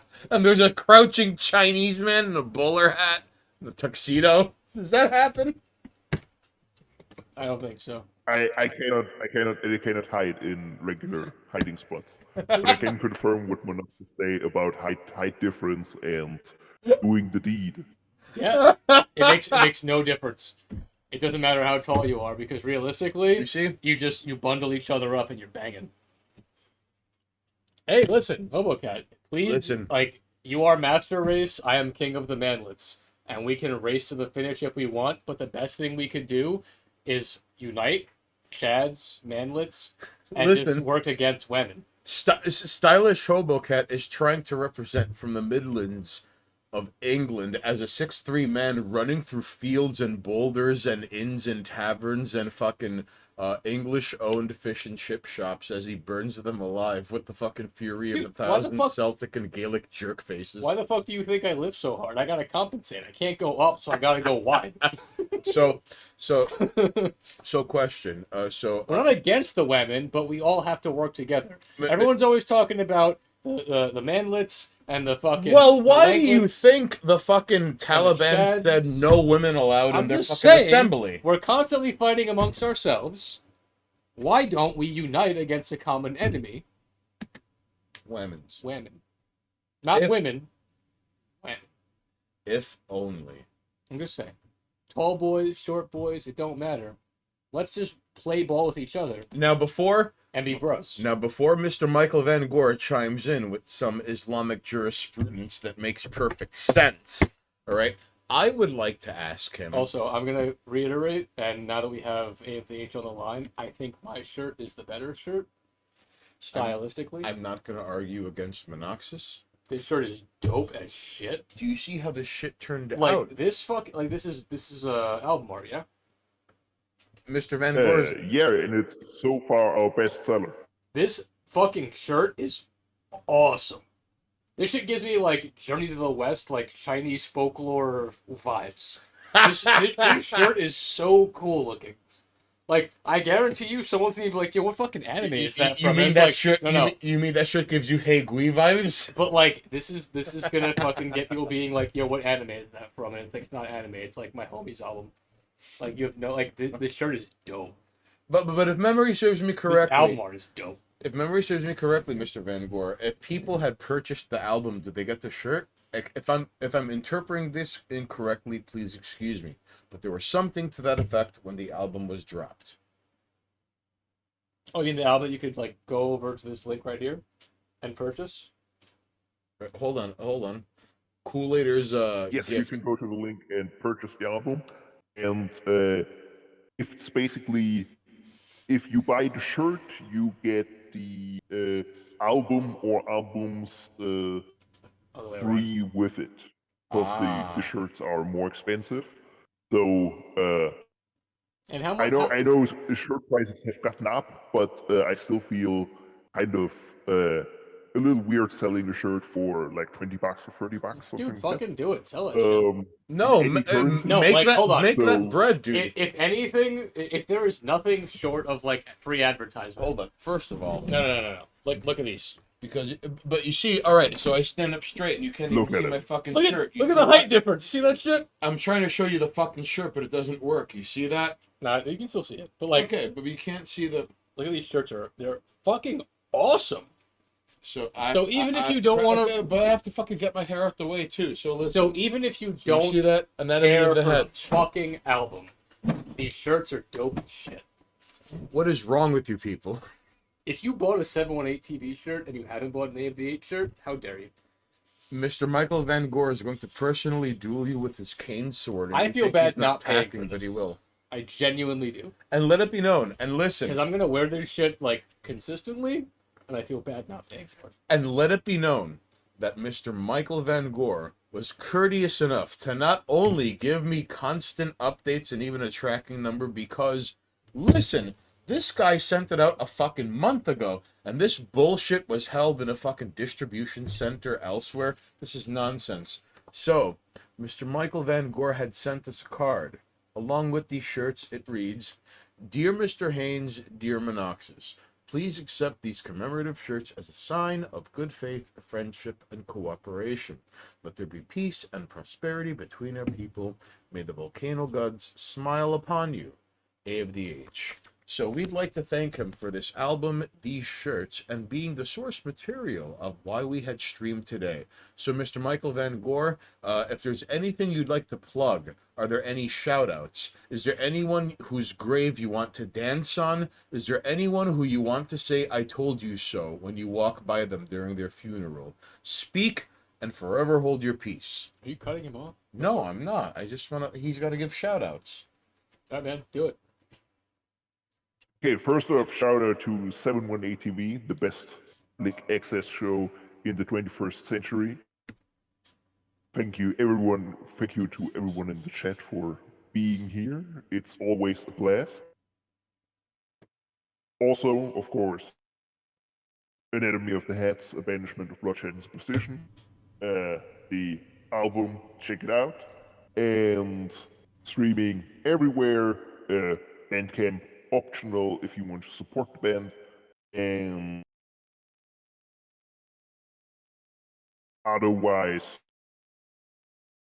I'm not prepared to do shoutouts. Yo, shout out the Mine's going band. blank. Shout out fucking like your moms. Like Yo, shout outs. Okay. Shout out. Yeah, Come on. of course. Shout out to my lovely wife who always supports me. there you go. Mrs. Van Gore, you married a champion. Exactly. And let me really quickly do the story about the titties because Monoxus asked about it. Yes! Yes! because that's a strange thing. You cannot upload directly. Yes! What have you done, Mr. Van Gore? Story to the titties! You fucking unfolded the timeline in a direction it shouldn't have gotten. Because putting titties on your album cover is a hero move.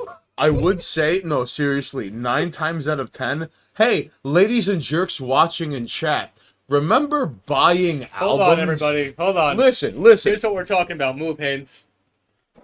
Let's talk about the titties on the album cover. Let's talk about these titties. Technically, there's some vagine down there, too. And All right, right over everybody. here, All right, there you go, AVH. Tell me about the naked lady. we want to know. Yeah, actually, the blue naked lady was no problem at all. As you may or may not know, you cannot upload Spotify music to Spotify directly like you would in YouTube. Yeah. You have to go through a middleman. No, okay. And We're these just middlemen- we're just gonna let it. All right, cool. We're gonna get some. And these middlemen, I'll they clean check that up. basically, they let the music run through an algorithm who spots samples and stuff like that, copyright infringements. They also check the artwork, and we were also a little bit shaky, like because then they write you emails with our algorithm has detected this, and this. Give us proof that you did it, and also maybe your artwork, something is wrong with it, it's pornographic or whatever. And last time when we released the free live albums, which is where Monoxus's church comes from, they complained about everything, even though the algorithm detected also stuff that whenever my voice came on, it flagged it as a like illegal audio sample and stuff like that. So we had to write a lot of letters where we highlight like from 2 minutes to 2 minutes and 1 second, the sound of X is actually me doing Y. And At it two, kept us really busy with it. at 2 minutes and 1 And, second, yes, it was Mr. Van Gore impersonating a bird call. Before, at 2 minutes and 6 seconds, an actual bird call is what he was mimicking plays in the album. That's what he had to deal with. It's literally how these types of letters sound and how they are. And but this time we uploaded the Blue Lady and nothing was completely fine. No comments, no fights. It was just yup. Let's have some titties. What the fucking odds? Let it be known that even in this approaching postmodern day and Actually, age, I have a question. ass and titties will always get you views and clicks. All right, so like I have the full album art off on another monitor, so like obviously the chat can't see the full work, but like clearly a lot went into this, and I mean like how much of this is just photoshopped, like how much of it is Oh, like- and that's right. And Tampage had asked, like, very early in the stream, is this the fall of Pompeii? yeah. So like okay, so we'll go with like is this the fall from paper? Like how did this album art even get made? Like was there? I imagine there was some photo shoots, and then that got compiled into some kind of editing process. Yes. But like, there's like again, the chat can't see the full image. I had to condense it just so it fit in, and like I purposely wanted the titties to be in center frame. I did that intentionally, but like they're like that isn't like that. The base of the image has so much going on. So what was the process to just make this image? Like it's got to be like photo shoots and like video editing. What was that like? Okay, yeah, the artwork is also something that I do, but not exclusively. Sometimes I hire people to finish it, basically. But communicating with people who do it is basically really hard, so it has to be like 60-70% done. So the person who is supposed to work on it understands this. the tone you're going for, and basically have sort of a regular guy for it. And Hey, yeah, I use hold on. This is very biased. Is this regular guy? Is he Indonesian as well? I'm curious. Like I yes. Ah, okay. So because of the necessity to communicate, ideally, if you have to communicate with him in Indonesian or English through the lens of a man who speaks Indonesian by default, that would be easier, as opposed to some random jerk off you meet on Fiverr or elsewhere, somewhere on the interbots, right? Like because he's Indonesian and you're Indonesian, communication is easier. Is that a safe thing to say? No, but Indonesians are usually cheaper. Talking in words about kind of like artwork or music or anything like creative like that is hard every time like because you have to I took us off of the describe. screen, but like this is like this full album art is I'm just sorry to interrupt, Mr. Van Gore, but Monox is showing the album art for Banishment of Bloodshed and Superstition. yeah. So like I completely cut off chat and us. Like there's so much happening in the album art here. Like from top to bottom. Detail oriented. Like you have in the bottom left, like you obviously have the like the anatomy of the heads Right. like logo, but like there's so much detail to this. But what makes it right? But what makes it so From rich? top to bottom. What makes it so rich and delightful is that the anatomy of the head's stamp is on the lower left corner, almost as an afterthought. Like there's this entire canvas going on, and by the way, like hold on, over here, down there, is that little shield, and the pineapple tree, and the rapier. That's a class act. Yeah. So I guess like ultimately it's like what how did this image get made is what I'm like all the steps. Yeah, 'Cause it basically. so much clearly went into this.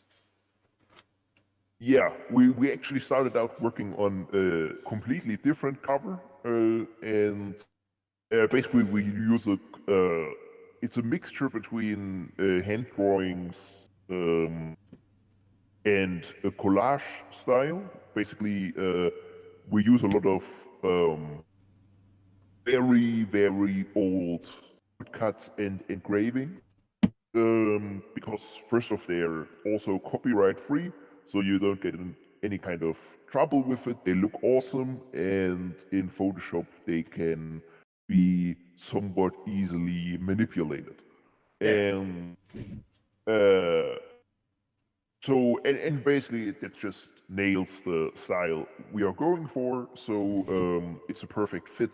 But we started out with a completely different set of artwork, and then as sort of like the album came together, the artwork evolved with it, and we realized the first set was really completely beyond the point, and I started this image as sort of like a throwaway graphic, but then it was like, okay, it sort of it looks like a Banishment of Bloodshed and Superstition, so let's work on that. And then you can see, okay, like you show right now, there are 5 central figures, and there are 5 tracks on the album.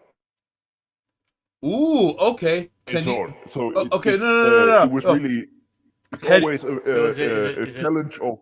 So here. Am I getting that right? I don't see you doing the fingering. But, Okay, yeah. I think I get the idea though. yeah, The five I fingers. guess, yeah. Because they're very Yeah. prominent. You have this background Yeah, spiky head mage. Obviously naked lady. Yes. Mr. Michael Van Gore, can you walk us through the 5 figures which represent? I mean, I'm not trying to put words in your mouth, and I'm not saying they represent the 5 tracks. Motherfucker kneeling above A of the H, bitch in the background with her hands spread out, naked lady, spiky head shaman in the back, and that motherfucker with the axe in the bottom right. Okay. Mr. Michael Van Gore, you retort. Or Skull in the Sky, which, like, my favorite character. Ooh, Monoxus nails the character analysis. Because, yeah, the 2 figures in the back, the one with the sword on the right, and to the left, the one with the arms above. Yeah. That's basically representing the Bloodshed and the Superstition. And in front, you have sort of like left the contemplating figure on the pedestal, and right, some sort of butcher who does some butchering of human beings. Fair. So, and naked boob lady is and skullface are basically the central figure because they're one and the same. So, Oh, yeah. it's the kind of let's say this benevolent love goddess, as the music reveals, is actually just an ode to death. It leads to the same results. I mean, Even honestly, if you try to get rid of just bloodshed and superstition, with whatever you replace it with, it will turn out to be just the same because death rules over all. even just the top half of your album, which is the craziest shit. Like, you could draw a line from where the jungle in the background on the left side, where, like, I'm pretty sure there's a person burning in the background, and that might be like a subtle thing, but like someone's on fire over there in the back. Like, Haynes, you see that? Mr. Van Gore, can you chime in on this person in the background? Is that left center? No, like left side, someone's on fire. So like tree line, and you can draw a straight line across naked lady. No. Okay, but here's the problem Mr. Van Gore deals with. He can't see you point out the John It doesn't Madden matter. The point figure. is the tree line at the Listen, midpoint. Mr. Van Gore, I'm trying to get where Monoxus is pointing to your vision. Okay. Monoxus, let's rewind. Mr. Van Gore, answer Monoxus's question about the man on fire in the background I know, to the best of his ability. My question is about the man on fire, because that might not be a man on fire, that could be shading. My point was, if you draw a line on this album cover at the midpoint, and the midpoint being where the tree line on the left is, below the, I would assume, pseudo moon and the palm trees, and there's a cliffside and there's a tree line, yeah?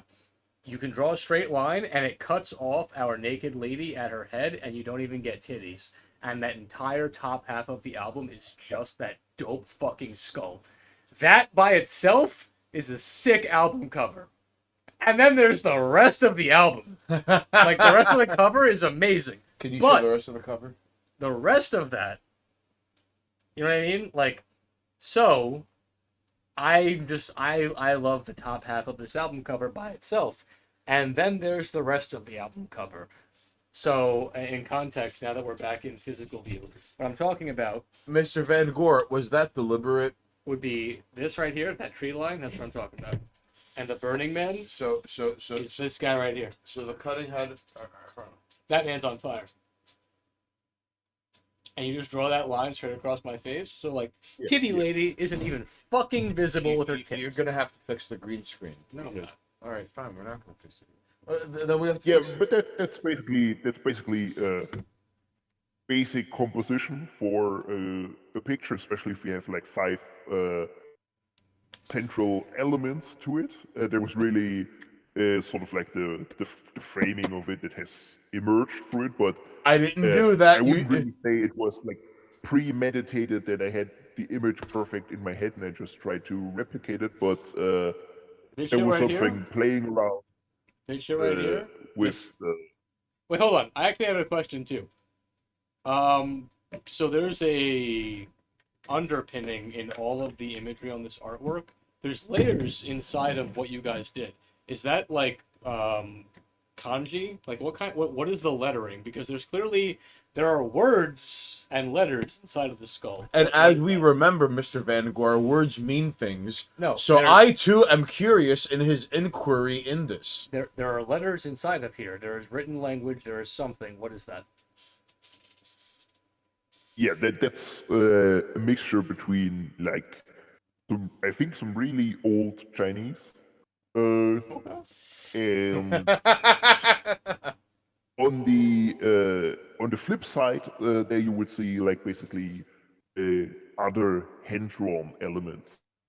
Because if you download the album on Bandcamp, you get a snazzy booklet with much more artwork. Oh, not just the only piece of artwork we did for the Yeah, that's true. album, and there's also some hand-drawn stuff.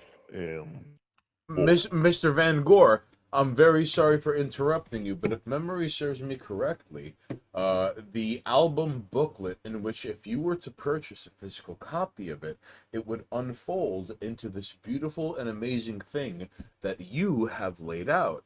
And if memory serves me correctly, you're like, what does this look like? And I'm like, that has to be corrected. But the point is, album art in albums is an often overlooked element and dimension, even in this approaching post-digital day and age.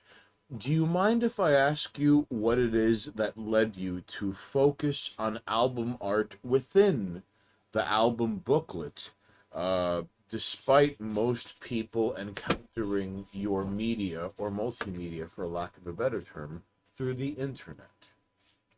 Oh, that's a good question. Because I basically grew up with not in like where I grew up. There wasn't really a music scene or anything like that. So live shows are really not the thing that's happening. I discovered music really just through albums, and that's why the whole album art thing is so important to me, basically, because.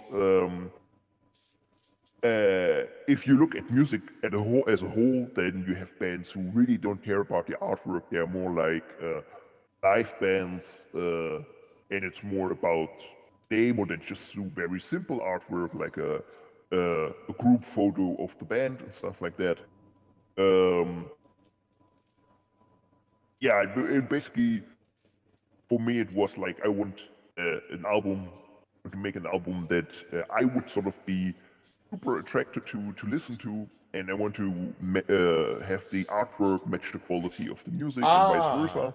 Okay. Because, of course, artwork is often a little bit dismissed in music because it can be deceiving. You can have a very nice artwork, but the music is complete John shit. Woo in the house. Sorry.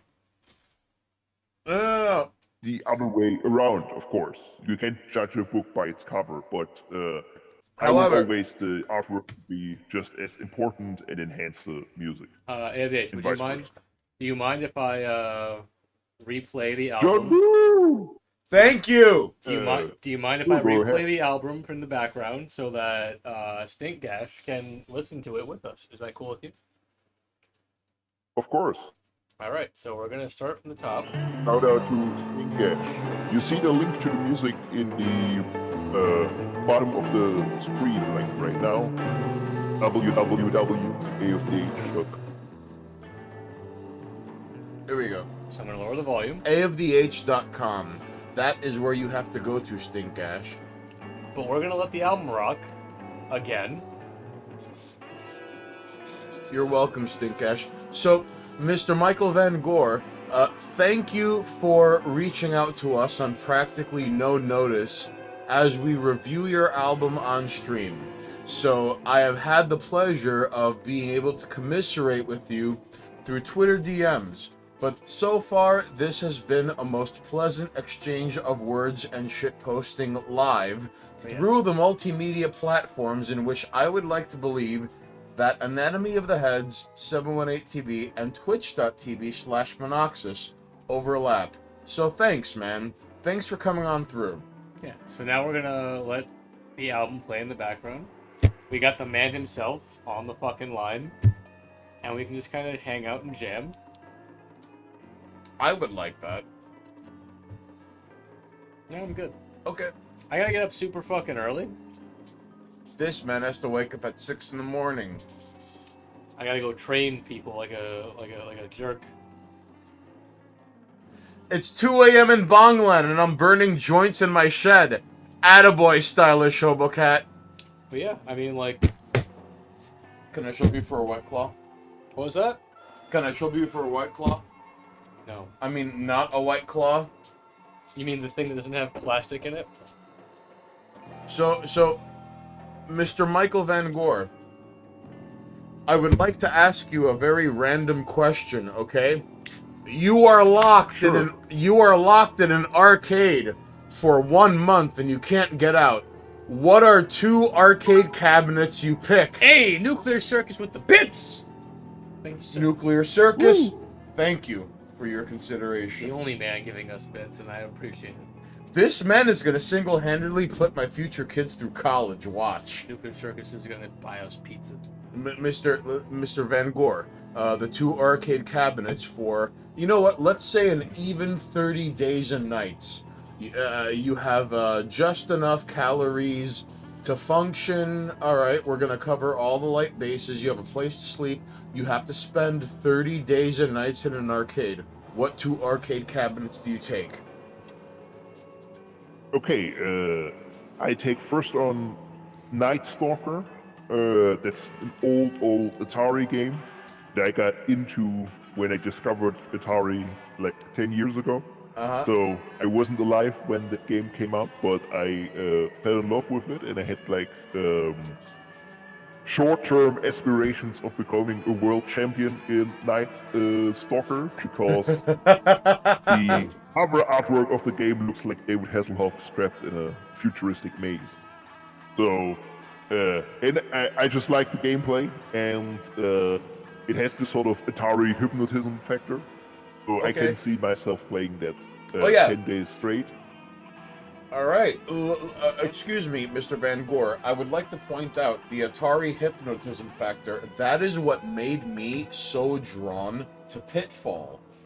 And a game on Atari that, like, listen, the only way I've ever beaten the game is going left instead of right and beating the game in reverse because the Atari hypnotism taught me, like, get over the hardest shit first and then, like, everything else is easy to you. And that's the only way. All right, okay. So that's 1. All right, Mr. Van Gore, what is your second cabinet option? And I know I'm cutting you off. All right. That's fine, yeah. Yeah, the second cabin would be elevator action for the Game Boy, which seems like a really shitty choice. But I played that game so much to see what happens if I max out the score. What will happen? Does it roll over? Do I get a bonus level or whatever? And in that game, it's really interesting because you get power-ups depending on the point numbers you have. If it's an even number or an odd number, you get different power-ups. So if you max it out, it's stuck at 9,999. So you always will get health, but you always have the shittiest weapon, and the game is super hard. So it actually involuntarily turns into sort of like a Game Plus mode, where you have this crazy elevator action going on, with everyone shooting at you. You have health power-ups every 2 steps, and you have the shittiest weapon you can defend yourself with. So it's just turns into a high adrenaline type of game, which changes the whole dynamic of the otherwise very slow game. So it turns into a different game, is what I'm saying. And if you max out the score, that was surprised me at that game. No, because when you end up min-maxing something at the end of the game, you can play it differently. One of my favorite examples is Marvel Superheroes on PlayStation 2. If you max out your characters to the extent of what they could do, so for example, you have like Nick Fury. Wow. And he could shoot an SMG, and he could sort of turn the game into Contra. But he could move up and down and left and right, but only shoot in one direction. Deadpool, on the other hand, had 2 handguns, and he stayed put, but he could shoot anywhere on the map. So Nick Fury and Deadpool turned the game into Contra. Then, if you wanted to make the game Style of Turbo Cat, you don't have to tell him. He's reading chat. Alright? Now hang on, we're gonna get to your business, Stylish Robocat. Also, Stinkash, you're a mess, but go ahead, have that wank. Stinkash, Do your thank thing. you. And listen, shout outs to Mr. Michael Van Gore from Anatomy of the Heads. He's bringing this together, alright, Stinkash, so you get it correct. So, you can get Doctor Strange maxed out, so every single non-boss enemy he encounters gets turned into a crate, and you can either break those crates for power-ups, or you can stand on top of those crates and just swing on people from up top and be grimy. Alright? Okay.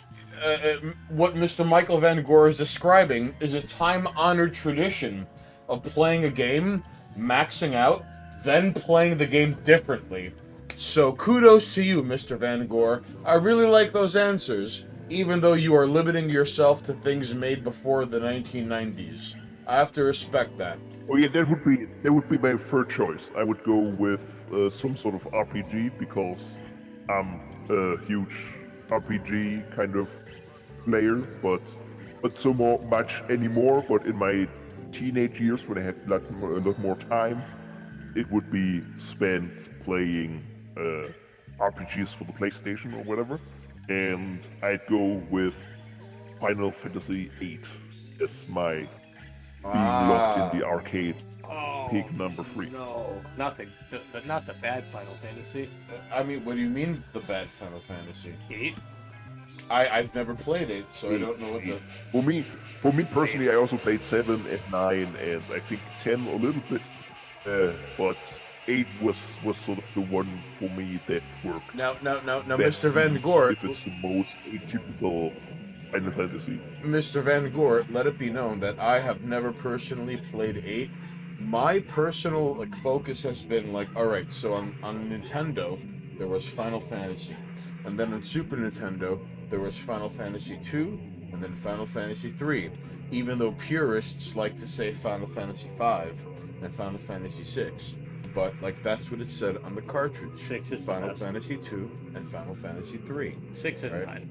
So then from there, I had played the Final Fantasy VII on PlayStation 1, and that had Cloud, and Red 13, and The Thing, It's okay. and then the Ruby Weapon, and then after that, beyond Final Fantasy Tactics, I had never played another Final Fantasy game beyond that. So I don't know the lore, backstory, shit-talking, obscene context yeah, of it's Final Fantasy VIII. So you evidently have sunk hours of involvement into it, and Monoxus has his face where he looks like he just tasted a fart. Here's what why the fuck eight's is bad. going on here? Here's why it's bad, right? So imagine you wanted to cast fire, right? Uh-huh. Before you can cast fire, you have to fight an enemy with fire, and you have to steal fire from them. And every time you steal fire from them once, you can cast fire. Alright. So steal fire 99. Kind of like Gao from Final Fantasy III Yeah, when you're in the belt. Except it's not your skill, so steal fire 99 times No. to cast fire. No. Now every spell. Mr. Van Gore, what's the deal here? I'd like to know. It's not your spell. Take it from them. And then you can cast it. And then when you cast it, you lose it and you have to re-steal it. Every use of the spell has to be taken. Is he talking shit? Let me know. No. It's all true what he says. But I don't know if it would make the same impact if I play it now. I think it will. I would find that annoying. But basically, in my teenage years, I didn't mind. I had the time to as much magic as my heart desired. Also, basically, with that mechanic, the game incentivizes you to not use magic. Yeah, Much. that game So, can be beaten with zero magic. You can just brute force your way through it Yeah. and You not could. use spells. All right. So just very quickly for Twitch. Or, remember how 7 had like almost a perfect system? almost, but almost only counting horses. So remember how 7 had an Sir, almost perfect system? Sir. Remember how 7 had an almost perfect system? 9 is 7 but perfect. I would almost. I've never played 9. I would Sorry. recommend playing I'm 9. an uncultured 9 slob. is the best Final Fantasy game, and anyone who says otherwise has a weird attachment to 7.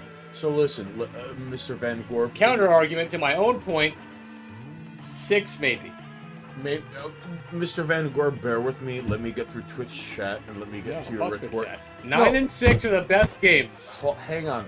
7 people are fucking weird and awkward John and Woo, have mental health issues. John Woo chimes in with 8 players 58. are lying to themselves. If you have 1v1, the Kool-Aider in the Hell in the Cell match, Stella Schrobeck goes at AFDH. If you had one suggestion for 718 TV's programming, what would it be? Hold that question. I got a hot minute. All right, so hopefully, presumably, Stella Schrobeck has returned. So Nuclear Circus goes tactics on the Game Boy Gold. Yo, tactics on anything? Final You know what's better than Fantasy tactics? All the Fire Emblem games. Fight me in the comments when this gets uploaded. Fire Emblem beats tactics every way, in every way, shape, and form. So, all right. So listen, John Woo is proving the point that Mr. Michael Van Gore sounds foreign and exotic from his fucking You know what's funny? volcano, like Before John broadcasting Woo said spot. that he sounded Austrian, Mhm. people were like, he sounds German. Well, that's well, Mr. Van Gore may or may not be chiming in on how or why he knows why I think it's the voice. Freakazoid in German I works think it's so the well. voice changer. Well, perhaps it's because he's speaking English It's the voice through the changer. ESL lens Yeah. of internet. It like, if we heard his proper accent, Mhm. it would not be German Austrian, Right. but because of the voice changer, there's this like subtle, possible. People who call it Final Fantasy V break their spaghetti in half before they boil it. You goddamn right, Kool-Aider. So, Mr. Van Gore, I know we've been keeping Here, you on hold on. hold for the past 17 hours, I'm dying on. 43 minutes and I'm 19 I'm seconds. putting it on the record. I'm dying on the Final Fantasy hill. 6 is the best game across the board. Yes, Final Fantasy 3. 6. It's what it says on the cartridge. It 6. says 3 on the In cartridge. America, it's 6. Setzer, Mag, and Umaru, and Gogo are all because No. of 3 on the cartridge. Not 3 on the cartridge. We're talking about Kefka. Yep. And Cyan, and Sabin, Ninja. and Edgar, and Locke, 6. and Terra, and Celis, 6 and is 3. the actual best. It says 3 on the fucking cartridge. 6 is the best Final Fantasy game. This is not up for debate. Why are you not letting Mr. Van Gore discuss Final Fantasy VIII? Like All he I'm saying should? is 6 is the best Final Fantasy game. Yes. Second place is 9. Okay. I've never played 9. I'm You very should play sorry. 9. I'm an uncultured slob. should play I'm very 9. sorry. 9 is second place. Okay. 7 gets third. Okay. And everything after that, actually, I'll even argue, and like 7 fans back the fuck up, 10 is better than 7. Ooh. All right. Sorry. It's 6, 9, 10. Best game. 6, 9, 10. Mr. Van Gore, what is it about 8 you liked so much No, back in the day? 8's an awesome game, but the mechanics ruin it. You're not Mr. Van Gore. I'm just saying, 8's awesome story-wise. Can But, the real Mr. Van Gore chime in, please? but he already confirmed that like that stealing mechanic ruins the game. Mechanically, it is faulty. Story-wise, holy shit, 8 is a beautiful game. What? Sir, Go ahead. please. This fucking guy. Sorry. Okay, Mr. let me chime in real quickly. First off, yes, Kool-Aider, I will face him in a one-on-one Hell in the Cell match at this year's SummerSlam in the Cedar Rapids Grand Coca-Cola Bank Stadium. And we'll suplex the shit Yes. out of him. Fair, If I had yeah. one suggestion for the 718 TV programming, it would basically be I guess, yeah. Yes, I think that's what we're establishing here to spice it up, and maybe as the technical aspects allow it, maybe more. It's okay. You can say Monoxus takes his shirt Say off. it, say it. You can say Monoxus takes his shirt No, off. no, no. Mr. Van Gore, Okay, yeah. be blunt and more, honest. You could go ahead and be naked like, Monoxus, you or could in go every ahead. case. You could go ahead and be like, Mr. Haynes is an uncultured slob who don't know shit about shit, and he should fix his shit about X, Y, and Z. Go for it. Go nuts. I do agree with him though. Like I more. want a professional opinion, and Stylish Hobo Cat asked a great question. All right. I agree with the engagement though. Like more of this, more conversations. No. The other thing would be basically, I would like to see you in Oh, you see nothing, do this Nuclear type of Circus. stream in sort of like a semi-public place. But I know it's technically very hard to do. Sort of like a little bit like this sort of change my mind Crowder type of thing you see on YouTube. Right. I think that would be awesome.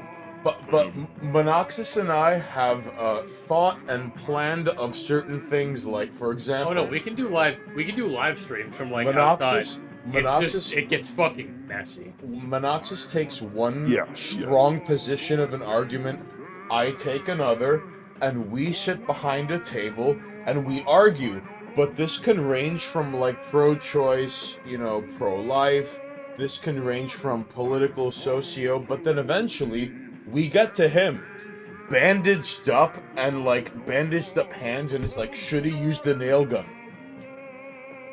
And we want people to be like, no, don't use the nail gun. But like deep down inside, him and I want to see the people who are like, yeah, use the nail gun. That's something we've wanted to do live for the longest. Yeah.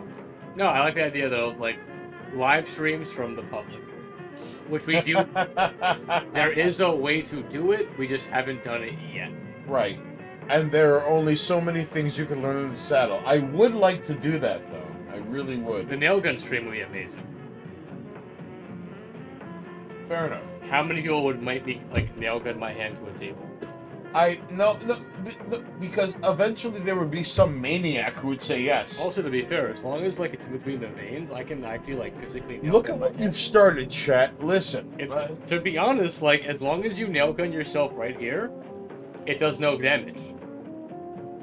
Why are you making him play Oregon Trail Doctor Surgical Mode? I can nail myself to a table and do no long-term damage, but it has to be right here. So John Woo chimes in with, dude calls in from Twitter, LMAO, no, he uses a scattergun. Kool-Ader goes, Monoxus Stigmata stream. Now, listen, Mr. Van Gore, Final Fantasy VIII, I have yet to hear you argument for it. Please, I would like to know. There is no argument for it. It's just fan favorite. Oh, you shut your goddamn mouth. The Listen, game sucks, but people love it. Mr. Van Gore, can you please proceed with the Final Fantasy VIII? Yes, Final Fantasy VIII is great because of the story, I guess, and I like the story, and Yeah, it's great. with the whole magic thing, there's also basically boost your stats with the magic you collect, Yeah. and basically that gives you sort of like a hyper autistic version of character creation. Any character basically can do anything you want them to do, and you can go wild with the mechanics. Create any kind of party you have on your mind at any point in time. Can you build them towards their nonsense you're geared towards, here's such as combat? R2, Yeah, R2, you can R2, basically break the R2, game very R2. quickly. There is no. Say that again. Oh yeah, and as John Woo points out, the card game was fun. I like the card game a lot. In 8, there are no characters. There's no characters. Every character has a baseline 0 stat, and based on how much you've stolen an ability from other enemies, they get a stat bonus. Oh. So in between story sequences, you pull all of those things you stole from one character and put it on another character. Because the characters don't have items or gear, they have how many spells have you stolen in combat. Ah, is this true, Mr. Van Gore? And you put it on another character. Okay. So you, Yes, you can use that feature. It's sort of like you can do it by hand, which is the way sort of Yeah. like I used to play it. But there's a quick way. Basically, it's sort of the you want to break the game easily. That's when you make one really strong system and then just basically quick palette swap the character. And then like power game through the fucking game. no, right? John Woo, you don't just steal carbuncle, you have to literally steal fire 99 times so you can get Fyra 99 times so you can steal Fyraga 99 times. And then don't cast the spell, because when you have 99 Fyraga, you have plus attack based on how many Fyraga stacks you have. And every time you cast Fyraga, your attack stat goes down! Look, jerks. I've never played it, and I'm very sorry. It's fucking stupid! Mr. Van Gore, would you like to chime in? Although, the game is easy as shit. Like, you can brain dead your way through 8. You don't have to try. You can accidentally beat bosses in 8. Really? Because the mechanics are so complicated, the game is not designed around, like, hard play. Mr. Van Gore, can you defend Oh the yeah, eight? there's also the game is just as hard as you want it to be, because all the enemies, including the bosses, They scale with level you. up with. Yeah, they scale with you, except for the sort of secret super boss. And I guess. So, if you don't level up, they don't level up. And the game never fucking gets hard. That's some bullshit. All right. Because they had to, because that mechanic was dumb. Imagine if someone was like, hey, the entire mechanic is based on you actively, like, stealing to get, like levels. But you never learned that that was the mechanic of the game. Right. You just die. And then it just happens. You just die. Because you never learn that you have to, like, steal from your enemies to get stronger. Where in most RPGs, you have to kill them to get stronger. Right. But the game is like, don't kill them, just take from them and then run. Well, because Like, hit the steal button 99 times, and then run, if you really like and you're playing, OP. if you like playing Locke in Final Fantasy III, you'll love this bullshit. Yeah. All right. I still think the best Final Fantasy game is 6 and 9. I mean 3. 6. It's 6. Canonically. Okay. Question. Canonically, it's 6. Mr. Michael Van Gore, apart from the depths and pits of role-playing games, are there any games that you are fond of outside of that Ooh. genre? What is your favorite game? Number 1, best game ever made. All right, you gotta answer him first. What's the greatest game of all time? Ooh, that's a hard one, but I got first, I got my answer, games, so let's go. What What's up? You want my answer what I first? used to like. I would go with. I know Monoxus will get sort of spasm when I say it. I double down on Final Fantasy VIII. To me, it's the best thing.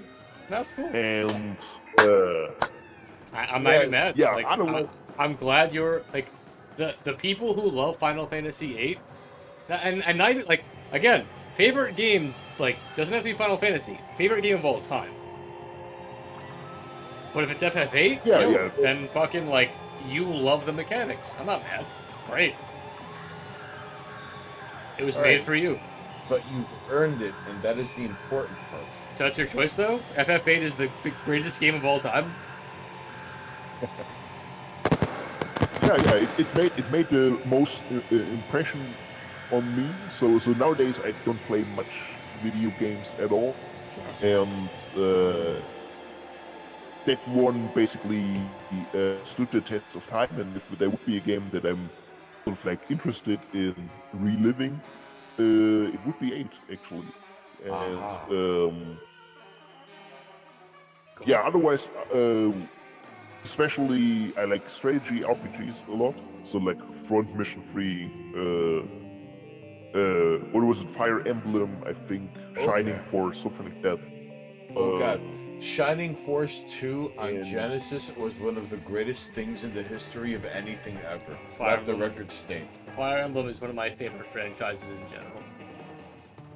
Across the board. Like, Alright. Fire Emblem, except, You win this round, Mr. Van Gore. except the most recent game. Like, the most recent Fire Emblem sucked. The Three Houses was terrible. What's your favorite game? Alright. One game, favorite. Let's go. Forever? One game forever. Forever and ever. I know mine. Fallout 2. Alright, Fallout 2. It's gonna have to be Fallout 2, ladies and jerks. I'm sorry. It's an okay game. It's okay. I think mine's better. Really? Yeah, then both FF8 and Fallout 2, yeah, my game's better. Because a part of me wants to pick Terraria, but I know I could probably get long-term joy out of Fallout 2 more. No, my favorite game is Super Metroid, and you're all wrong. So, Mr. Van Gore, favorite game of all time? Oh Okay, boy. in chat, there's two things I like to address. Yeah, go. First off, John Woo points out I sound like Arnold Schwarzenegger. For a reason, I'm sort of like helping. And Okay, you're coming in like there are fireworks behind you. Are you okay, Mr. Van Gore? I don't know where fireworks come from. They're There's some static. Islamic Jihad is at the Oh, door. There's a lot of popping going on. What's the story, son? yes. So let us know, please. Yes, Islamic Jihad is at the door. Oh, there's some static. That's a lot of static. Oh, okay. So, question. All right. Nah, AFH is answering questions already. All right. So, evidently, Mr. Stylish Hobocat, all the way from the bits, wants to know, at A of the H, if you could nuke one country, what would it be? Nuking the whole country. It's there's also some conflicting views. Maybe I give you a Say top it. 3 depending on my mood. I would either bomb North Korea, China, or let's say France. Just because they're French. No one ever says friends. Ever. Why not? All right. Oh, Frank Horrigan Jr. also drops in Israel. Yeah, the whole Middle East thing is basically super fucked up, and sort of like a zero-state solution through nuclear war is definitely Okay. an option for the rest of the world. You win this round, Tampage. All right. France and China are solid choices. I All mean, right. China's my pick. He's not wrong, ladies and jerks. China's my pick. So, Wipe them out. They're So- dangerous. So, all right, question. So, Mr. Van Gore, if there was a Freakazoid episode you would introduce someone to, if you had to deal with a human being who had never heard of Freakazoid before, what episode would you go, this is what this show is about? Does he have that much knowledge of Freakazoid? Him and I very much love Freakazoid. All right, cool. To a point, it's obscene. Sure. Although his lore is, he seemed like fucking Mr. Michael Van Gore is waltzing through the living room behind my eyes like a jerk. So I'd like to know what Freakazoid episode you have in mind, sir. I do know the Freakazoid deep lore would basically choose one of the later episodes where you actually have a coherent story for 20 minutes, because in the early episodes there was more like a mishmash of different short, with not much narrative Kano Jack is the throughout. only right answer. They're basically self-contained short stories. Yeah. For example, Ex Machina, Candlejack. That's definitely, that would be perfect. One of those short stories that would work. But also the origin story episode of Freakazoid, or where he fights Ricardo Montalban. I don't know whoever. Oh, that's right. I don't know what the name of the character was anymore. The guy who played Khan But he from was Star voiced Trek by 2. Khan from Star Trek. Yes. Yes. Yes. All right. You win this round, and Twitch chat would like to chime in with, first of all, low pan, all the way from Candlejack is the only right answer, because you see, because we can and we will, collectively. Primo chimes in with, at not cool later. Well, I'm a Southern born, I don't know too much, but what I do know is that this album is very nice. You've heard it here first, ladies and jerks. Alright? So I had read my notes earlier today, but we would like to give thanks not only to Mr. Michael Van Gore, on behalf of Anatomy of the Heads, a Banishment, a Bloodshed, and Superstition. And these titties right here. Right here. And you can see his... Completely algorithm approved titties. So you can see a link to his website, a link to them titties. Ladies and jerks, can you see this? Please let us know. Alright. See? Come on. Them titties. Look at that side. There you go. No titties. So shout outs to Mrs. Van Gore for keeping Mr. Van Gore energized and able to call to assholes and queens in masks who are like, hey, why don't you get on the fucking Discord? So thank you for setting precedent and calling in live, alright? And you too can break the membrane between online and off. Alright? Mr. Michael Van Gore, we appreciate you calling in live. It's an honor to be the first guest on your show. Like Yeah. I say, best public access show of the 21st century. He is the Thank first you. guest, yeah, It's that's about fair. goddamn time. We haven't had the opportunity to have an actual guest. This Edwards. Wait, you've got to plug back in. We've lost contact. No, we haven't. We're fine. He's fine. We're good. You heard nonsense noises. It's his album talking through him. Be careful, ladies and jerks. And we can actually hear the album this time, so we worked it out. So here you have, at the tail end, a banishment of bloodshed and superstition, courtesy of Anatomy of the Heads. They're broadcasting 12 hours into the future. Don't ask them for lottery numbers.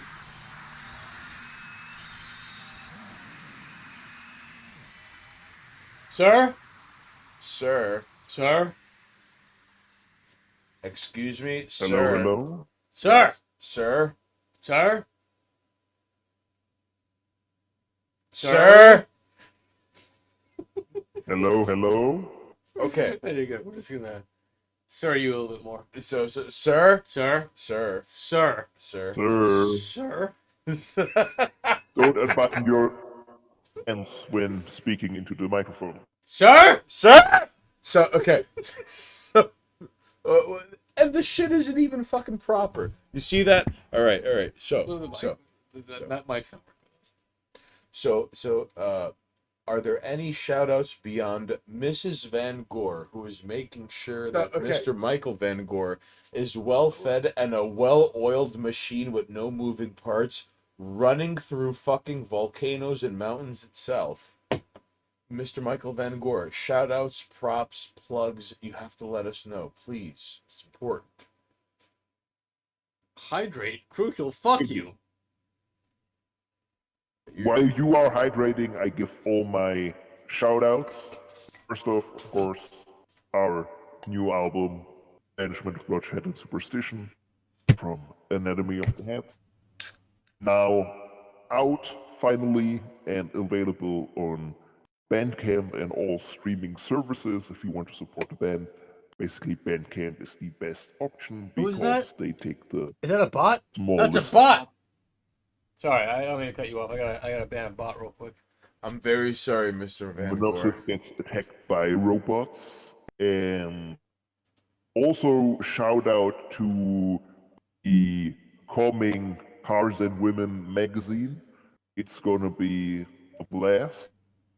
Keep looking forward to it. It's gonna be better month. than most thing people pay money for monthly subscriptions to, and just you watch your goddamn mouth. Just watch, all right? Exactly. I can agree on that. Also, shout out to a lot of long-term supporters of us, Engram Records. You can find them also on Bandcamp and Twitter and all the social media. Mr. Van Gore, sites. Mr. Van Gore, can you type in their Twitter into chat because you're a mod, so you could do such a thing? How do they find Engram Records? Yes.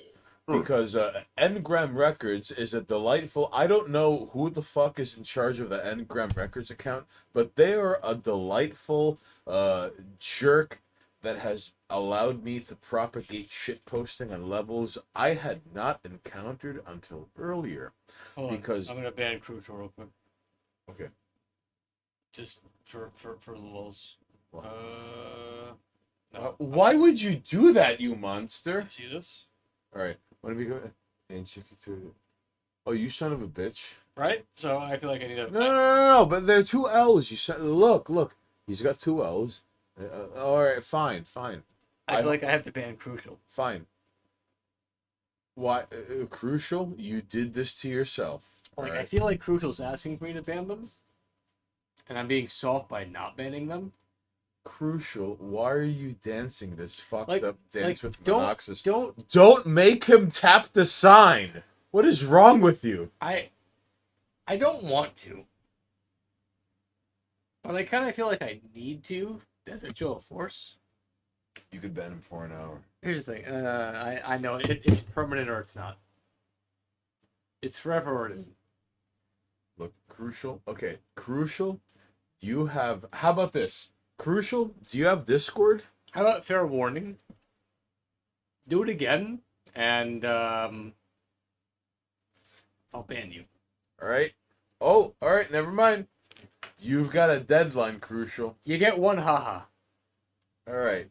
You do it again, and as much as I love you hanging around, I'll You take your Ace of Base not Kool-Aider nonsense Kool-Aider, I'll and you fucking- stick it where the sun don't shine. I'll Because nuke- I know that you saw the sign I'll and opened nuke up your the eyes. You saw shit the out of sign. you. All right, you know what? Like, so you're being cheeky, so I'll let you get away with that. But next time I ban you. Mr. Michael Van Gore, For thank fun. you for joining us in this hostage scenario on Twitch chat that is coming on the coat. Because, like, here's the thing. I can't come across as weak. Right. But this is an Anatomy of the Head's album review. Squeeze me, ladies. Don't call. and gents. I already made it very clear. If he does it again, he's getting nuked. And goodbye, Crucial. See the little winky face nonsense? Like, all right, you're being cute. I go that side. Okay. Now, But if I ever find myself watching you play the fucking like bot game, yeah, you're dead. In fact, if you do something I don't like, you're dead. Crucial. Don't make him tap the sign again. Epic Alright. standoff in the chat. Yeah. Like it's a Mexican standoff that got resolved suddenly. If you make me mildly upset, you're dead. All right. You're on the shit list now.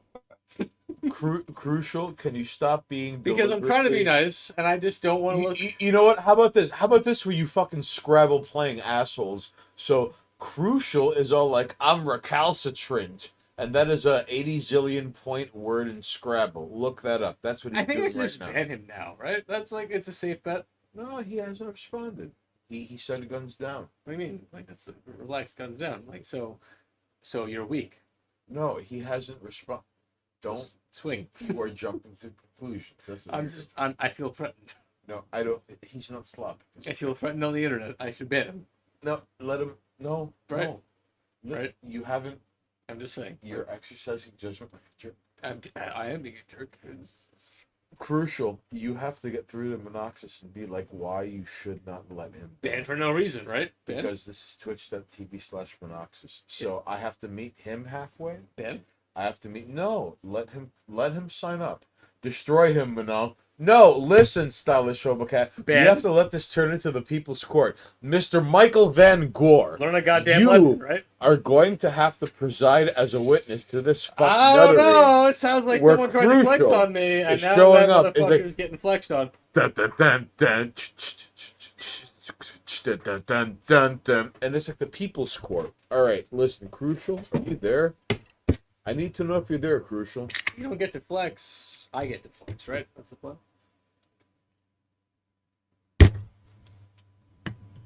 Mr. Van Gore, I'm sorry we're peeling you from a fucking. Never mind. That's too casual. You can't be that. You can't be that casual. All right, Mr. Van Gore, I'm sorry we're peeling you from a fucking Sunday afternoon at the Van Gore compound and where you're broadcasting from the Indonesian countryside.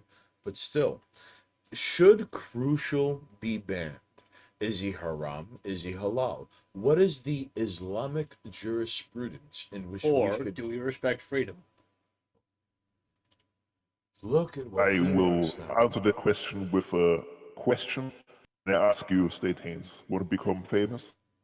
No, Doing what you're doing. I don't. No, want to no. be famous. But RPG is a nice little addition. So I would go with the not nuke option because no damage was that. So if I am to understand this correctly, Mr. Michael Van Gore, this is an instance of no blood, no foul. Can you say that again? A little bit closer to No any blood, microphone. no blood, no foul. So like, if no one was hurt, if no one's supply lines was fucked with, if no one's operation was tinkered with, no blood, no foul. Essentially meaning business as usual. This was overseen foresight, I suppose. Does that count? Oh yeah, basically.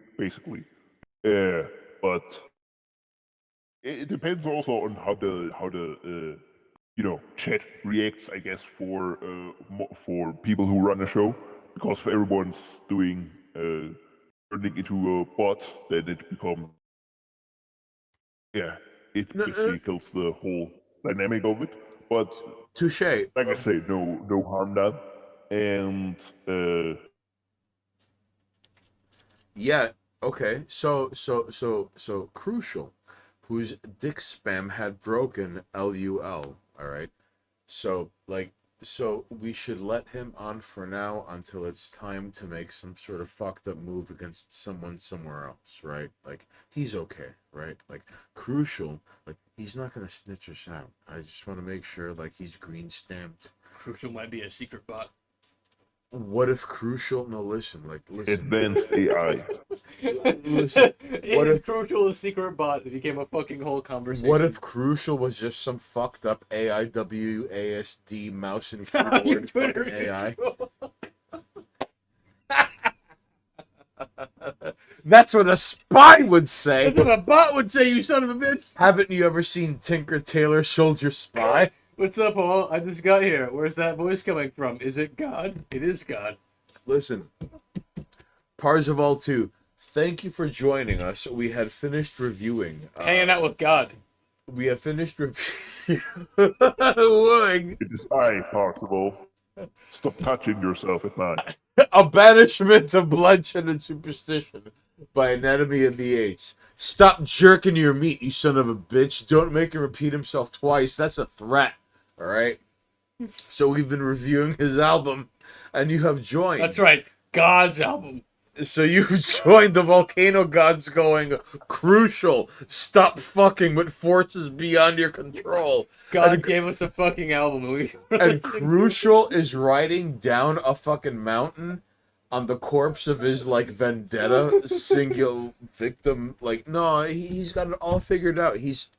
In fact, Crucial is 3 steps ahead of us, and we're not brave enough to admit that. Rock, paper, scissors.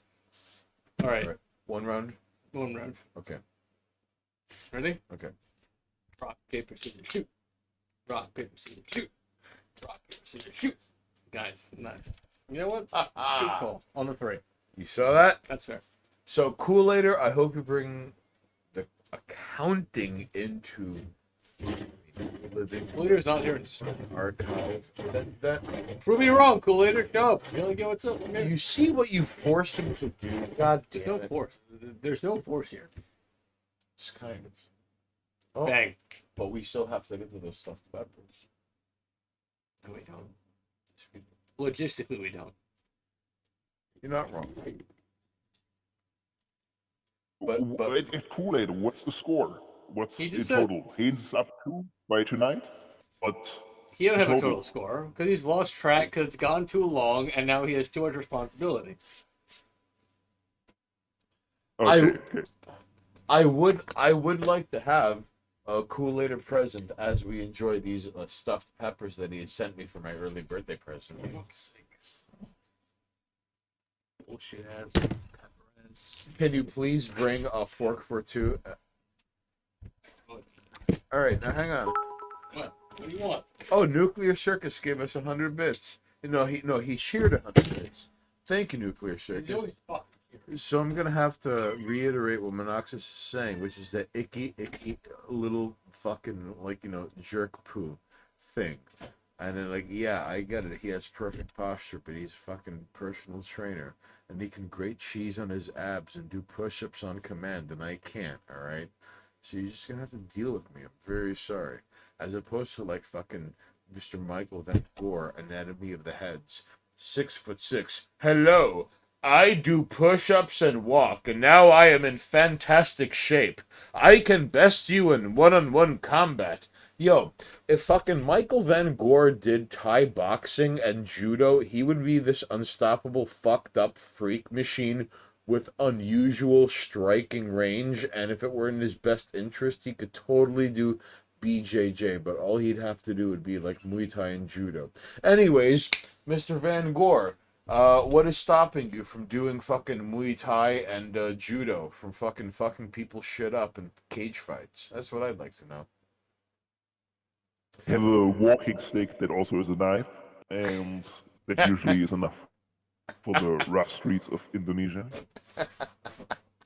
Deal. All right. I'll take that. Now, hang on. Now, crucial is all. Can you link the album we reviewed at the start? Mr. Van Gore, can you please take care of that? Because it is Sure, I after will all, drop a link into the chat. It is your album after all.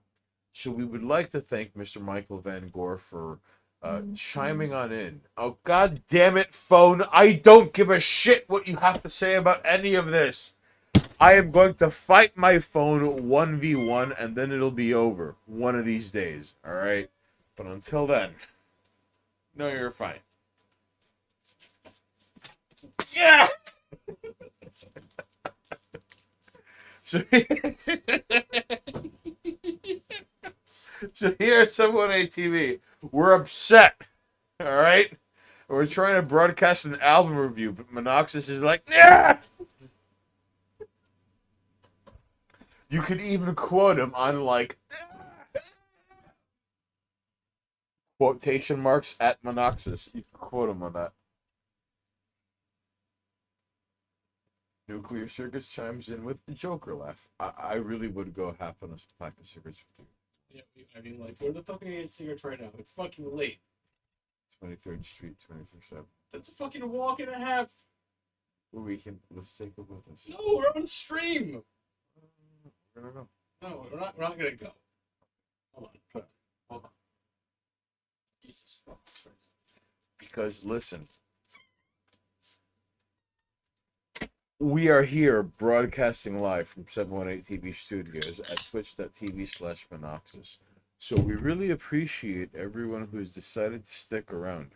Despite the fact that, listen, and for what it's worth, Mr. Van Gore, I know we've held you hostage for like 11 and a half hours ever since your album dropped.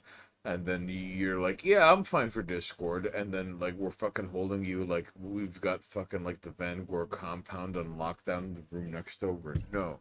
The point is, we really appreciate you fucking chiming on in. Mr. Mediker had decided to start streaming at 8 p.m. I have no idea what the fuck is going on. But Monoxus, on the other hand, is a fastidious person. And I'm not saying that him and I see eye to eye in certain things, but we do occasionally. So I'm really curious what the fuck anyone has anything to say about the Mr. Mediker ordeal. Because Mr. Van Gore was here to discuss his album. Alright? So Mr. Van Gore, like shout outs from the fucking bunker. What's up, dude? I smoked the worst thing ever. Sure. The worst thing ever. Yeah. Quite possibly the worst thing we've ever smoked from a physical health standpoint. Mr. Van Gore. Paging Dr. Van Gore. Come in, Dr. Van Gore. Kool-Aiders go, he's done now. He sounded pretty good. Yeah, you goddamn right, Kool-Aider. We haven't even gotten to the fucking... The peppers. What are you doing? Forgot the peppers. I don't want to eat the fucking peppers. And you have to get 2 forks. Kool-Aider, you understand that we have to get the fucking peppers and 2 different forks, okay? This is very important. We're not gonna fuck around, alright? This is very important. You think we're fucking around? Listen. Mr. Van Gore, are you Can I there? get more volume on Mr. Hain? Oh, okay, so do I have to... Okay, can you hear me now, Mr. Van Gore? I'm broadcasting from 718 TV/Monoxus. What's going on? Can you hear A me? little bit more would be nice. A little bit more? Okay. Listen, I understand that you are shit posting from 12 hours in the future, and I appreciate you not giving me lottery numbers, you jerk. Alright, so listen. We're going to try to continue the stream as possible, because, even if I were to leave it on its default, these things hang like, you know, like when titties like hit gravity, it just drops. That's what we have to do. All right, yeah, you tell that dog, disgusting jerk face dog. Garbage? And listen, ladies and jerks. So now we have Kool-Aiders 3 out of 3. First of all, was the weed ciggy. Second of all, was the Puerto Rican flag. And third of all, now we have Kool-Aider who had sent us stuffed peppers with provolone and prosciutto. So let us take this as we can and we will. On Mr. Van Gore describing, listen, Mr. Van Gore, I'm very sorry that this is the most haram The treat. camera? Yeah, the camera away. I'm very sorry. Please don't judge us for having such a haram treat, because like prosciutto is pork, and I know it's like, listen, lizards outrank pig, but I'm sorry we're eating pig and we're discussing your album in relation to eating pig. So please, Mr. Van Gore, don't hold this against us, okay? We're in the great Satan. Things are different, all right?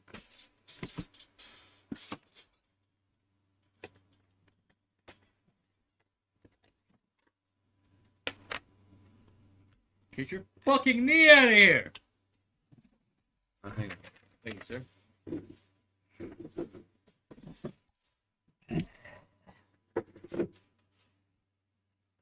Oh, this is yours. This should not be on the floor. No one saw that. In fact, you saw that. It should be in your bag. Okay. All right, now hang on. All right.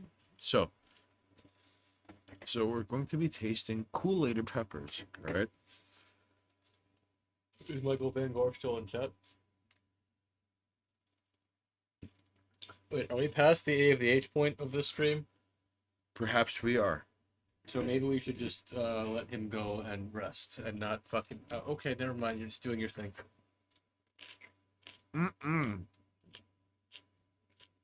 Should we let A of the H go?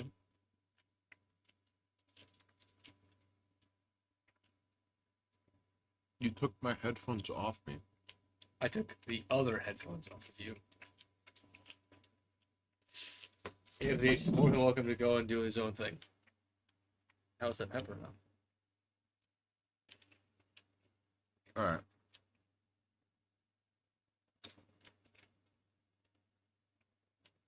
So listen.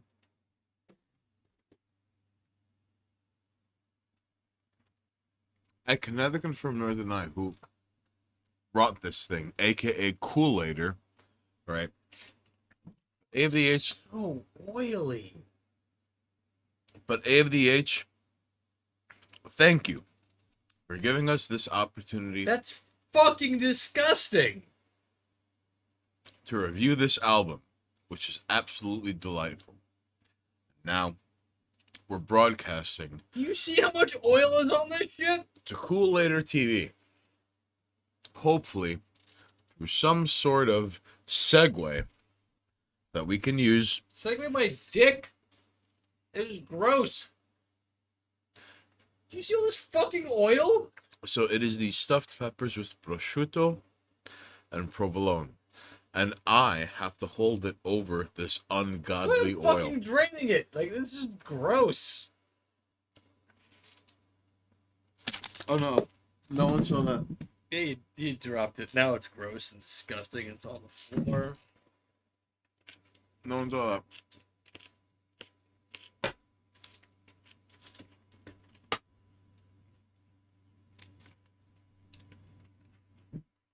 Kool-Aider, what have you done?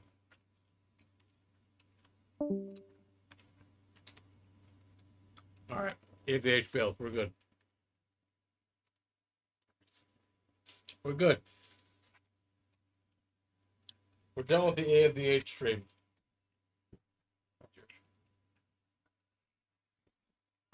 So you're welcome. Thank you, Mr. Van Gogh. Oh my god. This is not good. This is fantastic. What are you talking No, it's about? disgusting. Are you kidding me? This sucks. Kool-Aider, do not listen to Monoxys. This is What fantastic. the fuck do you mean? I would never do that again. It's all vinegar. What does he think he is? No, these suck.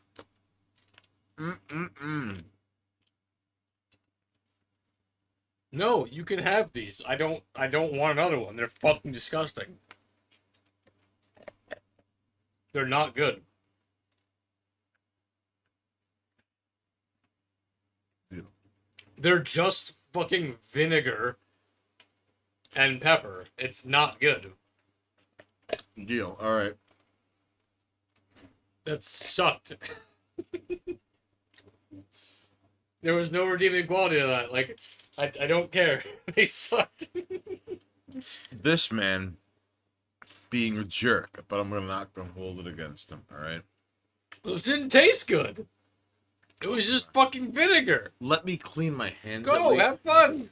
I'll be back, ladies and gentlemen. I'm sure all of that made fucking perfect sense in some person's mind, but like, no, those were just like, those sucked. You monster. Regular pickled peppers are better than that shit. Really? Fuck you. That's shit, Tom. No, those, like, all that extra texture just absorbed more vinegar. Like, you might as well just take a shot of straight vinegar and fucking call it a night. There was no taste to any of that. Kool-Aider, I hope you're listening. He is. Classic Monoxes. They weren't delicious. Pepperoncinis are better than that shit.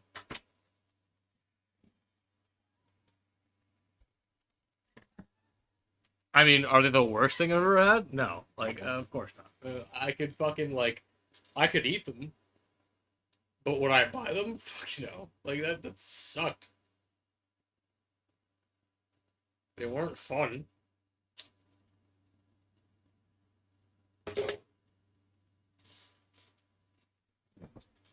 They weren't even remotely enjoyable. Fuck you, dude. Like, I have had spicier, I have had more tasteful, and I have had more full body peppers than whatever the fuck this was. Alright? This just feels like somebody stuffing vinegar and miscellaneous material into a pepper. It's not good. It's not. I've had the fucking hottest pepper on the goddamn planet. Like, the spice is not the issue. They're fine. They're okay. But, like, why anybody would just eat these, I don't understand. They're so fucking oily, it's disgusting. The flavor is completely defeated by the fact that they're just covered in... Like, they are soaking in a fucking jar of oil just to keep them flavorful. No, I'm not. I'm not being a grumpy fucking Gus. Like,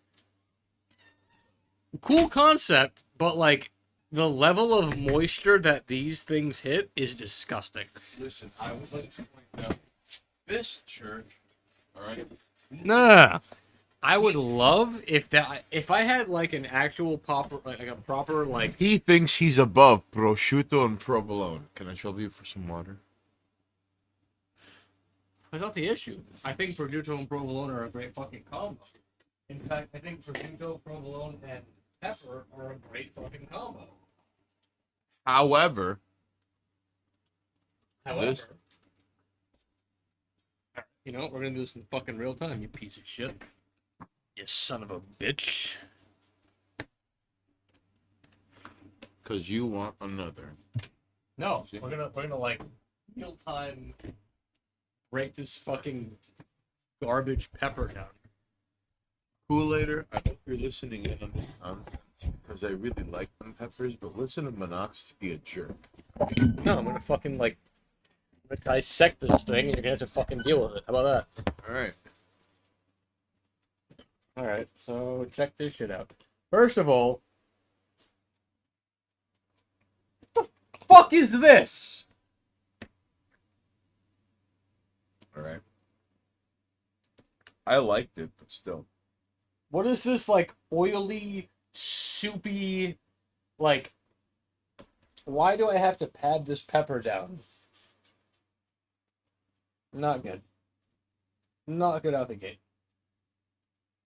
Okay. And then they show the camera, not me. Hold on. Show the listen. Look at him. See this. Show the camera, not me. The camera's right there. What the fuck you? I'm doing it. You dripping on my arm. Do you see this?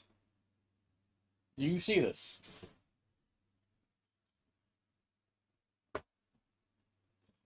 Show the camera, not me. Come on. I'm not showing you. I'm showing them all of this. That level of, like, I get it. It's Fine. pickled. I'll eat that. Fine. No, that's will. fine. Of course. Look at him. Come on. Keep going.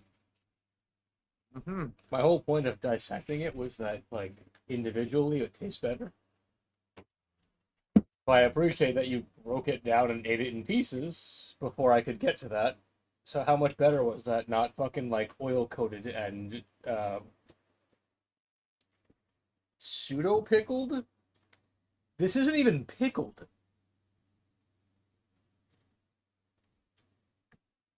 It's just sitting in its own natural juices. No, it's not. It's sitting in a fucking jar of oil. Kool-Aider, if you could chime in, I'd really appreciate you defending your early birthday package in the face of Monoxus.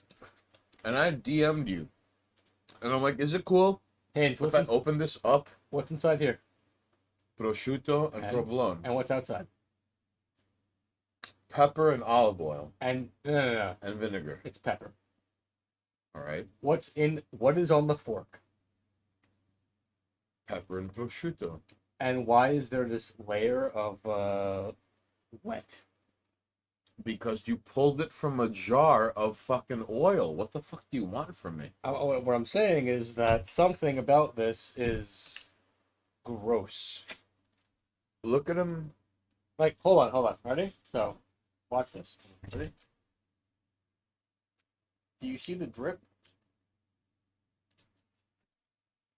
I should not be able to squeeze a pepper and get a hand covered in fucking oil. Stop dripping on me, bro. Stop enabling him, chat. Come on. Disgusting. And people eat this shit? Kool-Aider, I'm really sorry Monoxus comes off as ungrateful like this, alright? That does not reflect my worldview. And I'm really grateful you sent this early for my birthday. I thought he was going to make the napkin disappear like David Copperfield. Kool-Aider, I wish.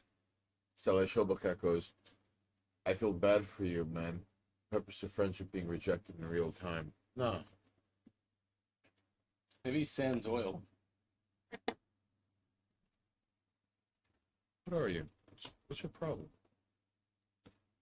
It's a lot of oil. These things happen. He's soaked in oil. He made nice. What is your problem, alright?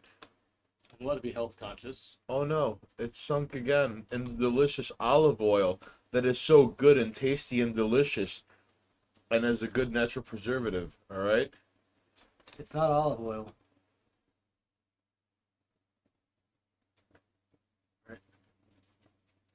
You have to watch me eat. Does it get you off? No, I'm reading the ingredients. It's not olive oil. Yeah, it's not olive oil. So you don't even get to play the game of like this was stored in olive oil. It wasn't.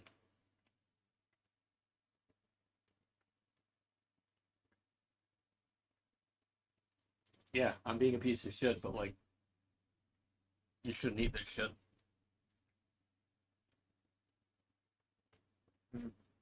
Why not?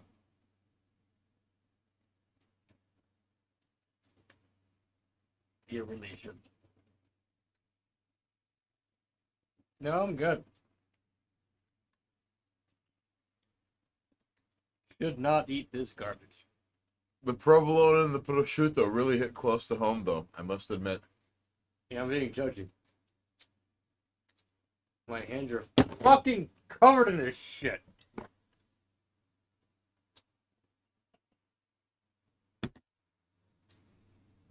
Stylish Shobocat chimes in with, I feel different. Oh, okay. Sorry. That was earlier, alright? Levante los manos. Hey, not yet, alright? Because, like, you're not even... What's wrong with you? Disgusting.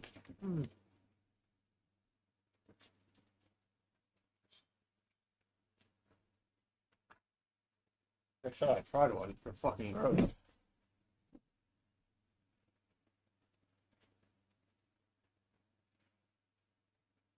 You're missing out. I am. I'm also smoking and calling a fucking food disgusting. I understand where my fucking bias lies. Touche. This is Right. not better. But that, no. I would like to tell him. No. You see the personal Vietnam he puts me through. The problem is that's not oil. The white Quaff fuels his testosterone rage. That's not oil. What is it then? I don't know what's making it that thick. There's no oil in that jar. What makes you say that? The ingredients list. Ah, okay. So Kool-Aider, are you giving me soy so I'm less of a man than I can be? It's fat cultures from the meat and cheese. But there's no way, like, that liquid is not fat based. Ah, Packed in canola oil is the best you got. Oh, that's even worse. really? Oh, it's packed in canola oil. Oh, it's packed in canola oil. And canola oil. Never mind, I'm wrong. It's packed in canola oil. Go ahead, have fun. Kool-Aid, are you trying to kill me? Can I do for some water? No, I can't trouble it for some. I can't trouble it for some water. All right. So, ladies. All right. Packaged in canola, extra virgin, vinegar, oil, garlic, spices. Not included in the net weight. All right, cool. Are you trying to kill me, Kool-Aid? He's just trying to make you eat gross things. Are you trying to get me to fucking consume like those like Korean people who consume a lot of food on live stream? What are you trying to do, Kool-Aid? You let me know. A mukbang. I won't ruin your edible thing. Oh, that is gross.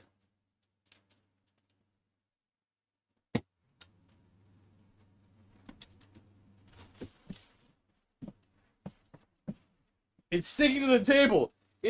I can't get it off the table.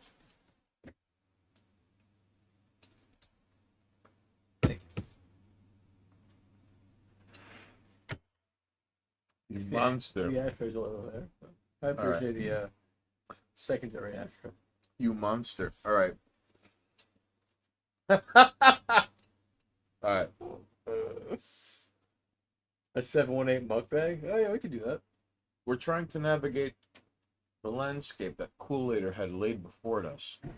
Now, I had not known that it was canola oil that was keeping the secret of provolone and prosciutto to us from as far as he could. All right, but it was canola oil, and unfortunately, there's no unfortunate. Like, he just won't give me water. All right. I would finish it if I could. You see, you're making him stab it, and it's not even your fault. Why are you making him do that? You see? Can you just, like, leave it, like, and let it drip so I can eat it later because it's tasty? Alright, thanks, dude. I appreciate that. See? Cool later. Thank you for letting Monoxus meet me halfway on this, alright? So. How much do I have to donate for Monoxus to drink the jar?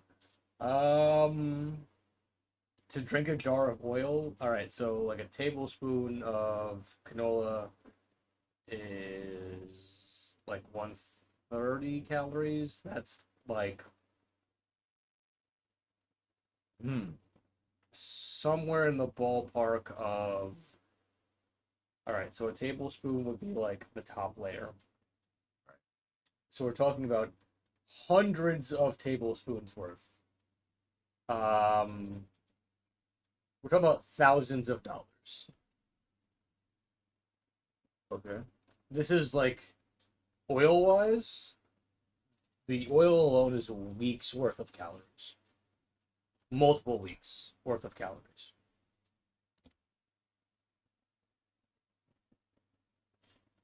Oh, no.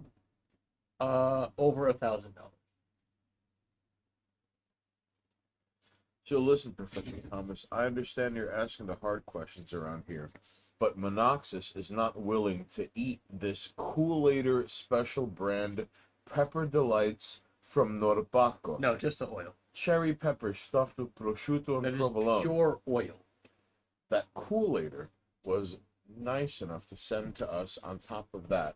There was a Puerto Rican flag Monoxus had thrown across the room so we could have neutral colors and this weed ciggy avatar so we could block off tits that used to be over here, but now they're there. Thousands of dollars. All right. This is a couple of days worth of calories in fat. A spoonful of that is like a couple of spoonfuls is a meal. If So, it's pure oil. so Kool-Aider was nice enough to send this along as an early happy birthday present to my dumb and uncultured ass. So thank you, Kool-Aider. Even though Monoxus is trying to pinpoint the nutritionist-approved angling against Thousands it, of dollars, not pennies. it is quite tasty, I must say. Again, tablespoons of what this is, like a few teaspoons of this would be a meal. A few teaspoons. Because it's pure fucking oil. And a few teaspoons would drop this down a small, like, you could take scoops out of this and sustain yourself for a day. I'm getting water because you're a jerk, alright? Sure. See this guy? And he threw this. This means he hates Puerto Rican people. If you just, like, throw pennies at me, I'm not fucking drinking out of that. He hates Puerto Rican people, let the record state. Sure, why not? We can go with that.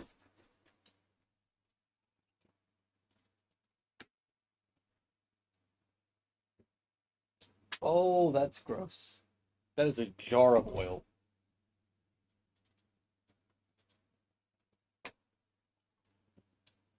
For every $100 you donate, I'll take a sip. How about that? Fuck you. Because we're getting stuffed peppers, but dried, alright? The peppers aren't the issue, it's the fucking oil. You've got it at an angle, like a fucking stunad. What are you doing? Eat the fucking peppers. Well, give me a moment. Listen, Eat the pepper. Eat the pepper!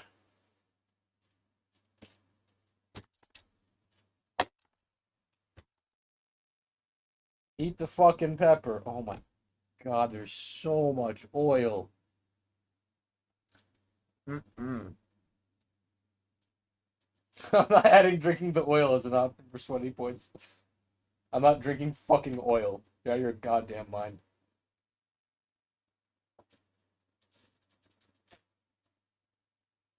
Like, look at this shit. That was a tasty pepper. That's just fucking oil. I can't touch the jar without getting fucking oily. It's a good pepper, though. It's not even like we didn't spill. The jar is just greasy because of the fucking like diffusion of it. As soon as you open it up, like oil emerges outside. There's nothing you can do about it. Amy, I'll drink it. I'm not fucking drinking that shit for no reason. You're out of your goddamn mind. I'm already drinking alcohol. It's past my regular dietary restraints. So cool, later. Thank you for these stuffed peppers. For me, they're quite delicious, actually. They're And I'm gross. glad that you had sent an early birthday package. I appreciate They that. taste like Thank you. shit, and you're a horrible person. Your desk is going to smell like an Italian hothouse for the next 2 weeks. Mm-mm-mm. All right. How many gift subs for a sip? So listen, ladies and jerks. 10. If you want to send something for my birthday, ladies and jerks, my birthday is September 4th. If you want to send me something for my birthday, go wild. All right. Kool-Aider beat each and every single one of you to the punch and made him a fucking public enemy #1 against Pepper Delights. This fucking guy. It's right there. It's disgusting. Don't believe those lies. People eat this shit. I tried. It's okay. I don't understand why you would eat more than one and like go back. Hold them accountable. All right. You can just throw it out. Like you can just trash it. What's your deal? It's fucking gross. Why do you have to hate? It's just covered in oil. Like No, leave it alone. Look, Why hold do you on. hate that? it's been sitting there, and you can still see the oil dripping. You see the oil? Chat, can you let us know if you see the oil dripping? Let us know. Like We left it sitting, and it's still fucking dripping. Mm. That's fucking gross.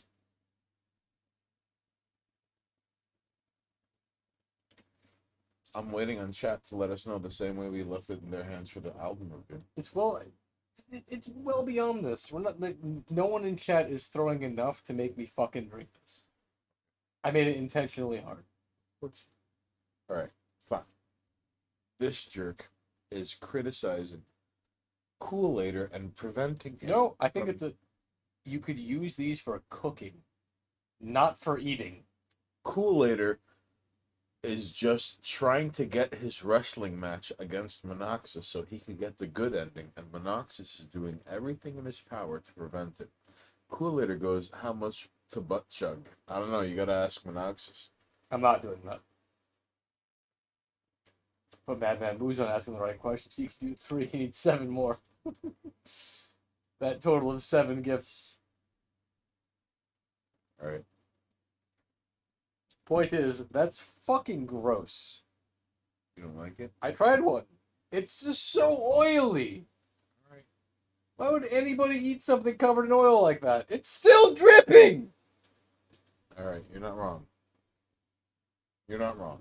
What the, However, it was tasty, and I did like it, alright? it was okay. Madman Moves and Radiant Hydrate, you gotta... Hydrated right here. With water. With water. Alright. Alcohol water.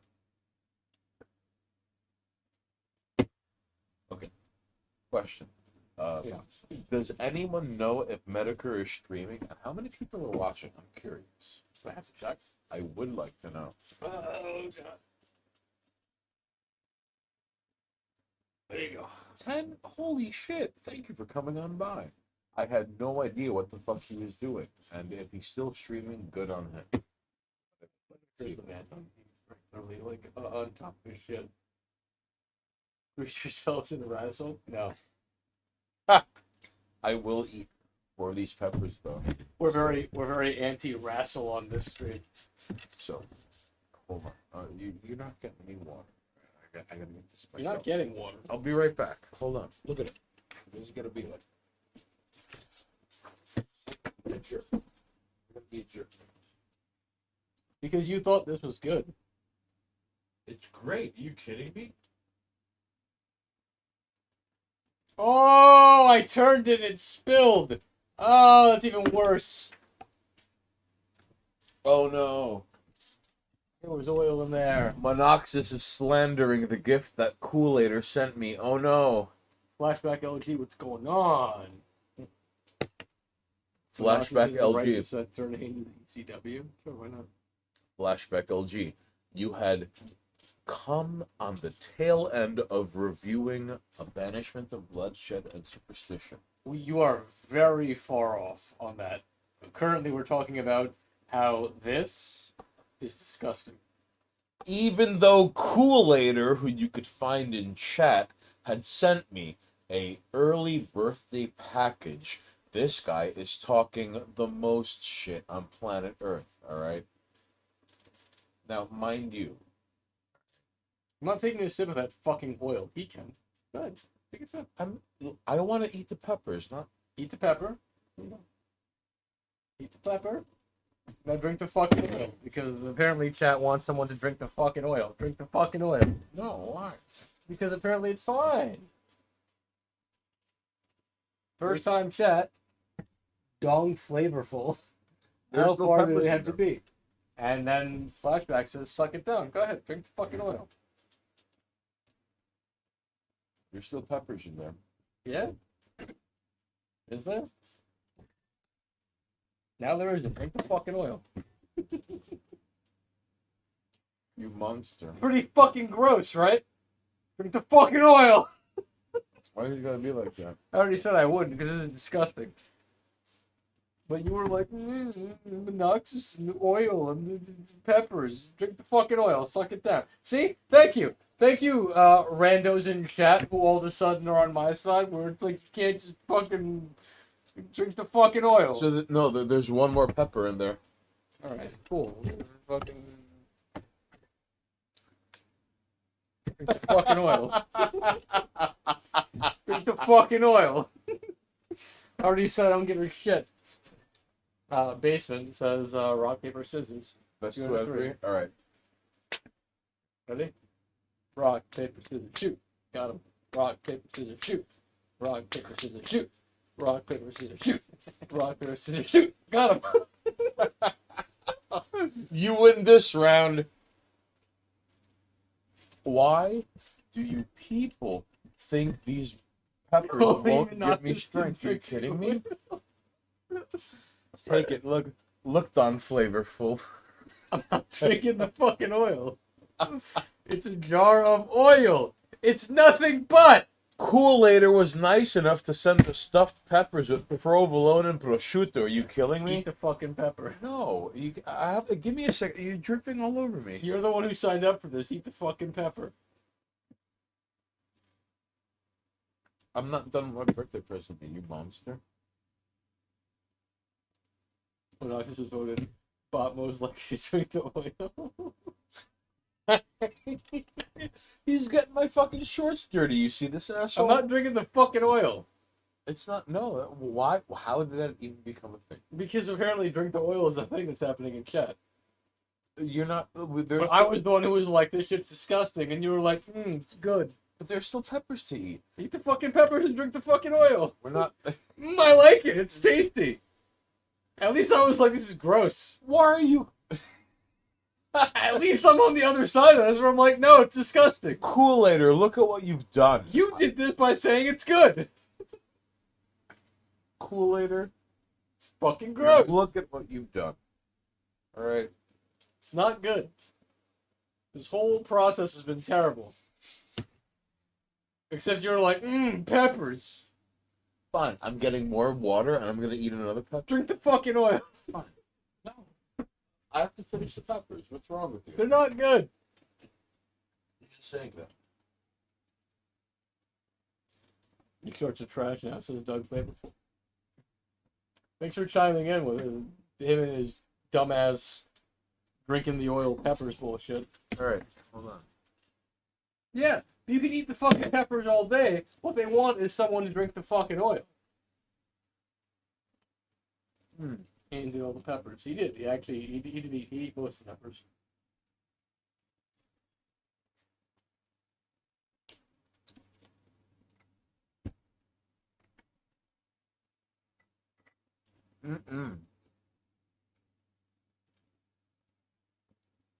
What are you adding, man? There's still one more pepper left. I'm well aware. You gotta drink the oil. She even needs. You gotta drink the oil. No. Can't be done. It There's can one be. more pepper left. It can be done. It can and it will. Sorry, chat. See? Can't be done. It can be done. The oil can be drank by a dummy. Oh, for sweet Jesus. Those peppers are crawling into my brain as we speak. It's an empty box. So you here to hear first. Drink the oil. Mr. Kool-Aider sent me something that tasted good. Look at what you started, Kool-Aider. You did this. Kool-Aider, if you're still watching, look at what you started. No cat. alright? The cat's not here. We're busy dealing with the fact that someone wants us. In fact, chat wants somebody to drink the oil. It's you. You're But the I'm- one- you have to drink the oil. But I'm about to have a heart attack from the peppers. 'Cause you keep fucking eating the gross peppers. They're great peppers. What are you talking about? They're fucking covered in oil. You want Minoxus? All right. How about this? If I get 100 bits is $1, right? Right. 20 bits, I'll drink the oil. Okay. I'll take a sip. 20 bits. What's up? What? Why have you said that? Hydrate with oil. 20 bits, I'll sip the oil. So your hands is gonna have the Show oil me the inside bits. it. Tampage. I'm gonna be up until 4 in the morning going, $20 what did worth I of eat? bits, motherfuckers. $20 worth. Why did you make him say That's that? right. Because you want to fucking drink oil. I'm not fucking drinking oil for no reason. Fuck you.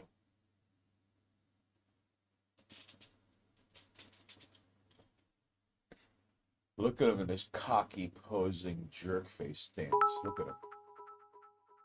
Ooh. Oh, never mind. Never mind. All right. All right. No, you got me. There's the gifted subs. Okay. No, that's fair. Look at what you've done. No, you got me. There you go. I hope you're happy. Moves on with the 4 tier 1 subs. All right, I'll drink the oil. I will drink the fucking gross ass oil. Look at what you started. All right. But he did it, see? All right. Man of my word. I'm not a douche here. Alright, hold on. Let's. He didn't even fucking eat a pepper. You ate one. All right. A nice sip? So, like, hold on. How are we defining a nice sip here? Do I have to show you my mouthful of oil? Yo, El Primo, why are you holding him by the balls like this? No, I'm genuinely Come on, trying make- to. Make a nice shit. Come on, man. Give me 2 seconds sip. Alright, cool. Oh, it smells terrible. What have you done, El Primo? You You- fucking. Whatever, you need fucking 4 gifted subs. What's up? That's more than worth it. Alright, so we have a hype train because of that shit. That shouldn't be a thing. What have you done? You're gonna spray the wall in the bathroom. Ooh, now let's see it happen. Ready? Okay. Ladies and jerks. Hold on, let me at least have it flush so you can see that I'm not like half-assing it. And these delicious peppers. Look what you've made them do. You happy? Okay.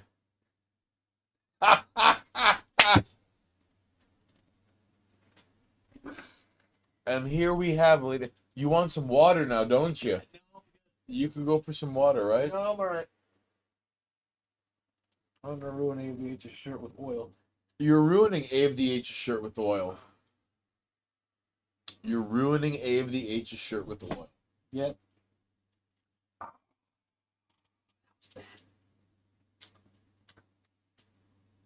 Look at what you've done. Oh, I can still feel it. You might want to have to go to the bathroom. I'm alright. Mouth is it's coated. President Kool-Aider. You've ruined a perfectly good shirt, is all I'm saying. Yeah, it's down here. It's fine. You monster. You talk it in. Oh! So you see, ladies and jerks, we're glad Oh, you. it's spicy. Oh, he wasn't ready for the peppers with the prosciutto and the provolone. Is all I'm saying.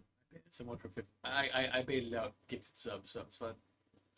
Look, can chat tell Monoxus to take water and soap to the oil stand on his shirt right now so he doesn't fuck up the anatomy of the head shirts that he's rocking right now? Someone in the chat, please be a kind soul and tell him to take soap and water to that shit right now. Who the fuck does he think he is? Will one of you fucking angels please chime in and tell him to go to the bathroom? There's a hydrate train. Thanks to this man. Thanks, Flashback. Let's go. Did I drink fucking oil? That's bullshit. Alright, Cool. I'm out of water, Madman Muzan. I'm sorry. Drink the alcohol. I'm out of alcohol. Drink the booze. Drink the oil. No. Drink the oil.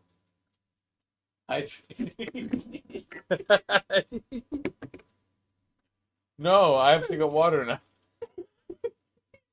Give me some more. It's over there. Help me hydrate. I'm not going over there. You go over there. Alright, fine, I'll go over. I didn't drink the fucking oil from the bottle. All right, the jar. Yes, you did. Fuck you. All right.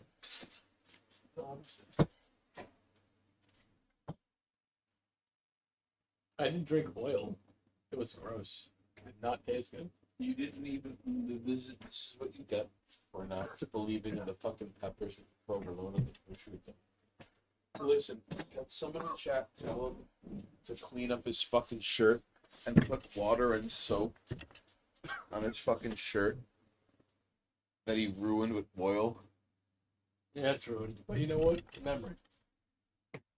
That's right, Basement. He did drink it. Yeah, I Stained drank ass. I did Alright. the thing, baby. So I'm very lucky to emerge unscathed shirt-wise, but my shorts are kind of fucked up, not gonna lie. Mildly fucked up as it is, but like Monoxus was a jerk. And he could have easily cleaned up on that shirt, but he didn't. Alright. You're gonna... And you see that, Kool-Aider? I hope you don't take that personally. Monoxus is in a particularly salty, shitty jerk face mood. Alright? What do you mean? Look at him, the fucking... he's spitting the oil. Look at you. Who the fuck does that? What's your problem? I'm sorry, are you gonna drink it? No, but... Alright, so don't fucking worry about it. If I spit in the oil, it's my own goddamn problem. So now he's gonna use the oil as an ashtray and shit? Watch. Fuck you. Why you gotta be like that? Fuck you and fuck anyone who cares about me spitting in the oil. It's right next to the pepper. It's not even dried yet. Hold on.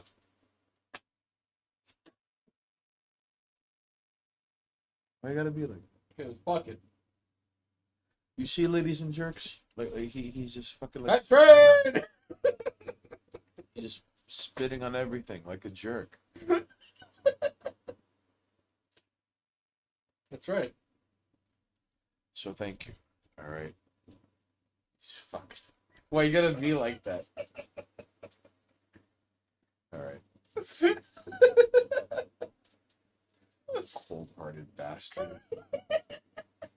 He spat on the last remaining fucking pepper. It's got prosciutto and provolone in it. That's right, I spit on it. Yeah, that's right, Kool-Aider. I never understood it. My goodness. You basically drank it while we food. You spit it all on your food, bro. Did you forget piss, bro? Fuck you spitting on things. You see, This is my apartment. you see him spitting on the oil and the peppers? It's... Look what you What's made up? him do. I have to clean my own mess up. I'm gonna get my water away from his patooey.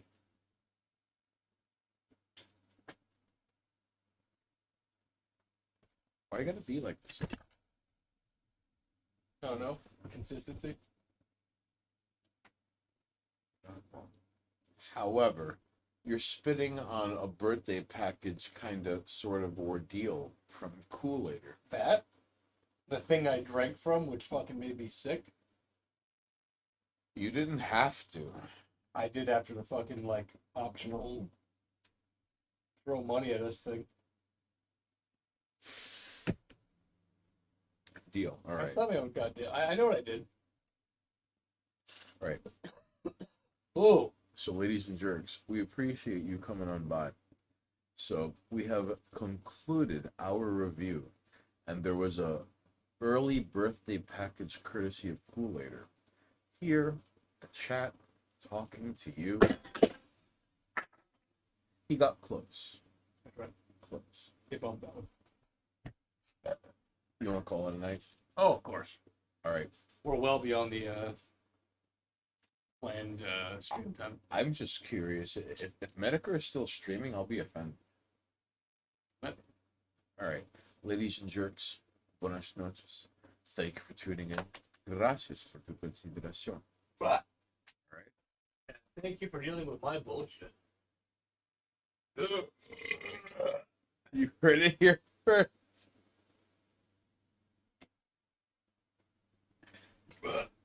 Should be good. Hold on. Hold on. It's still recording. It should not be, but it is. Stop recording. Stop recording. What? What?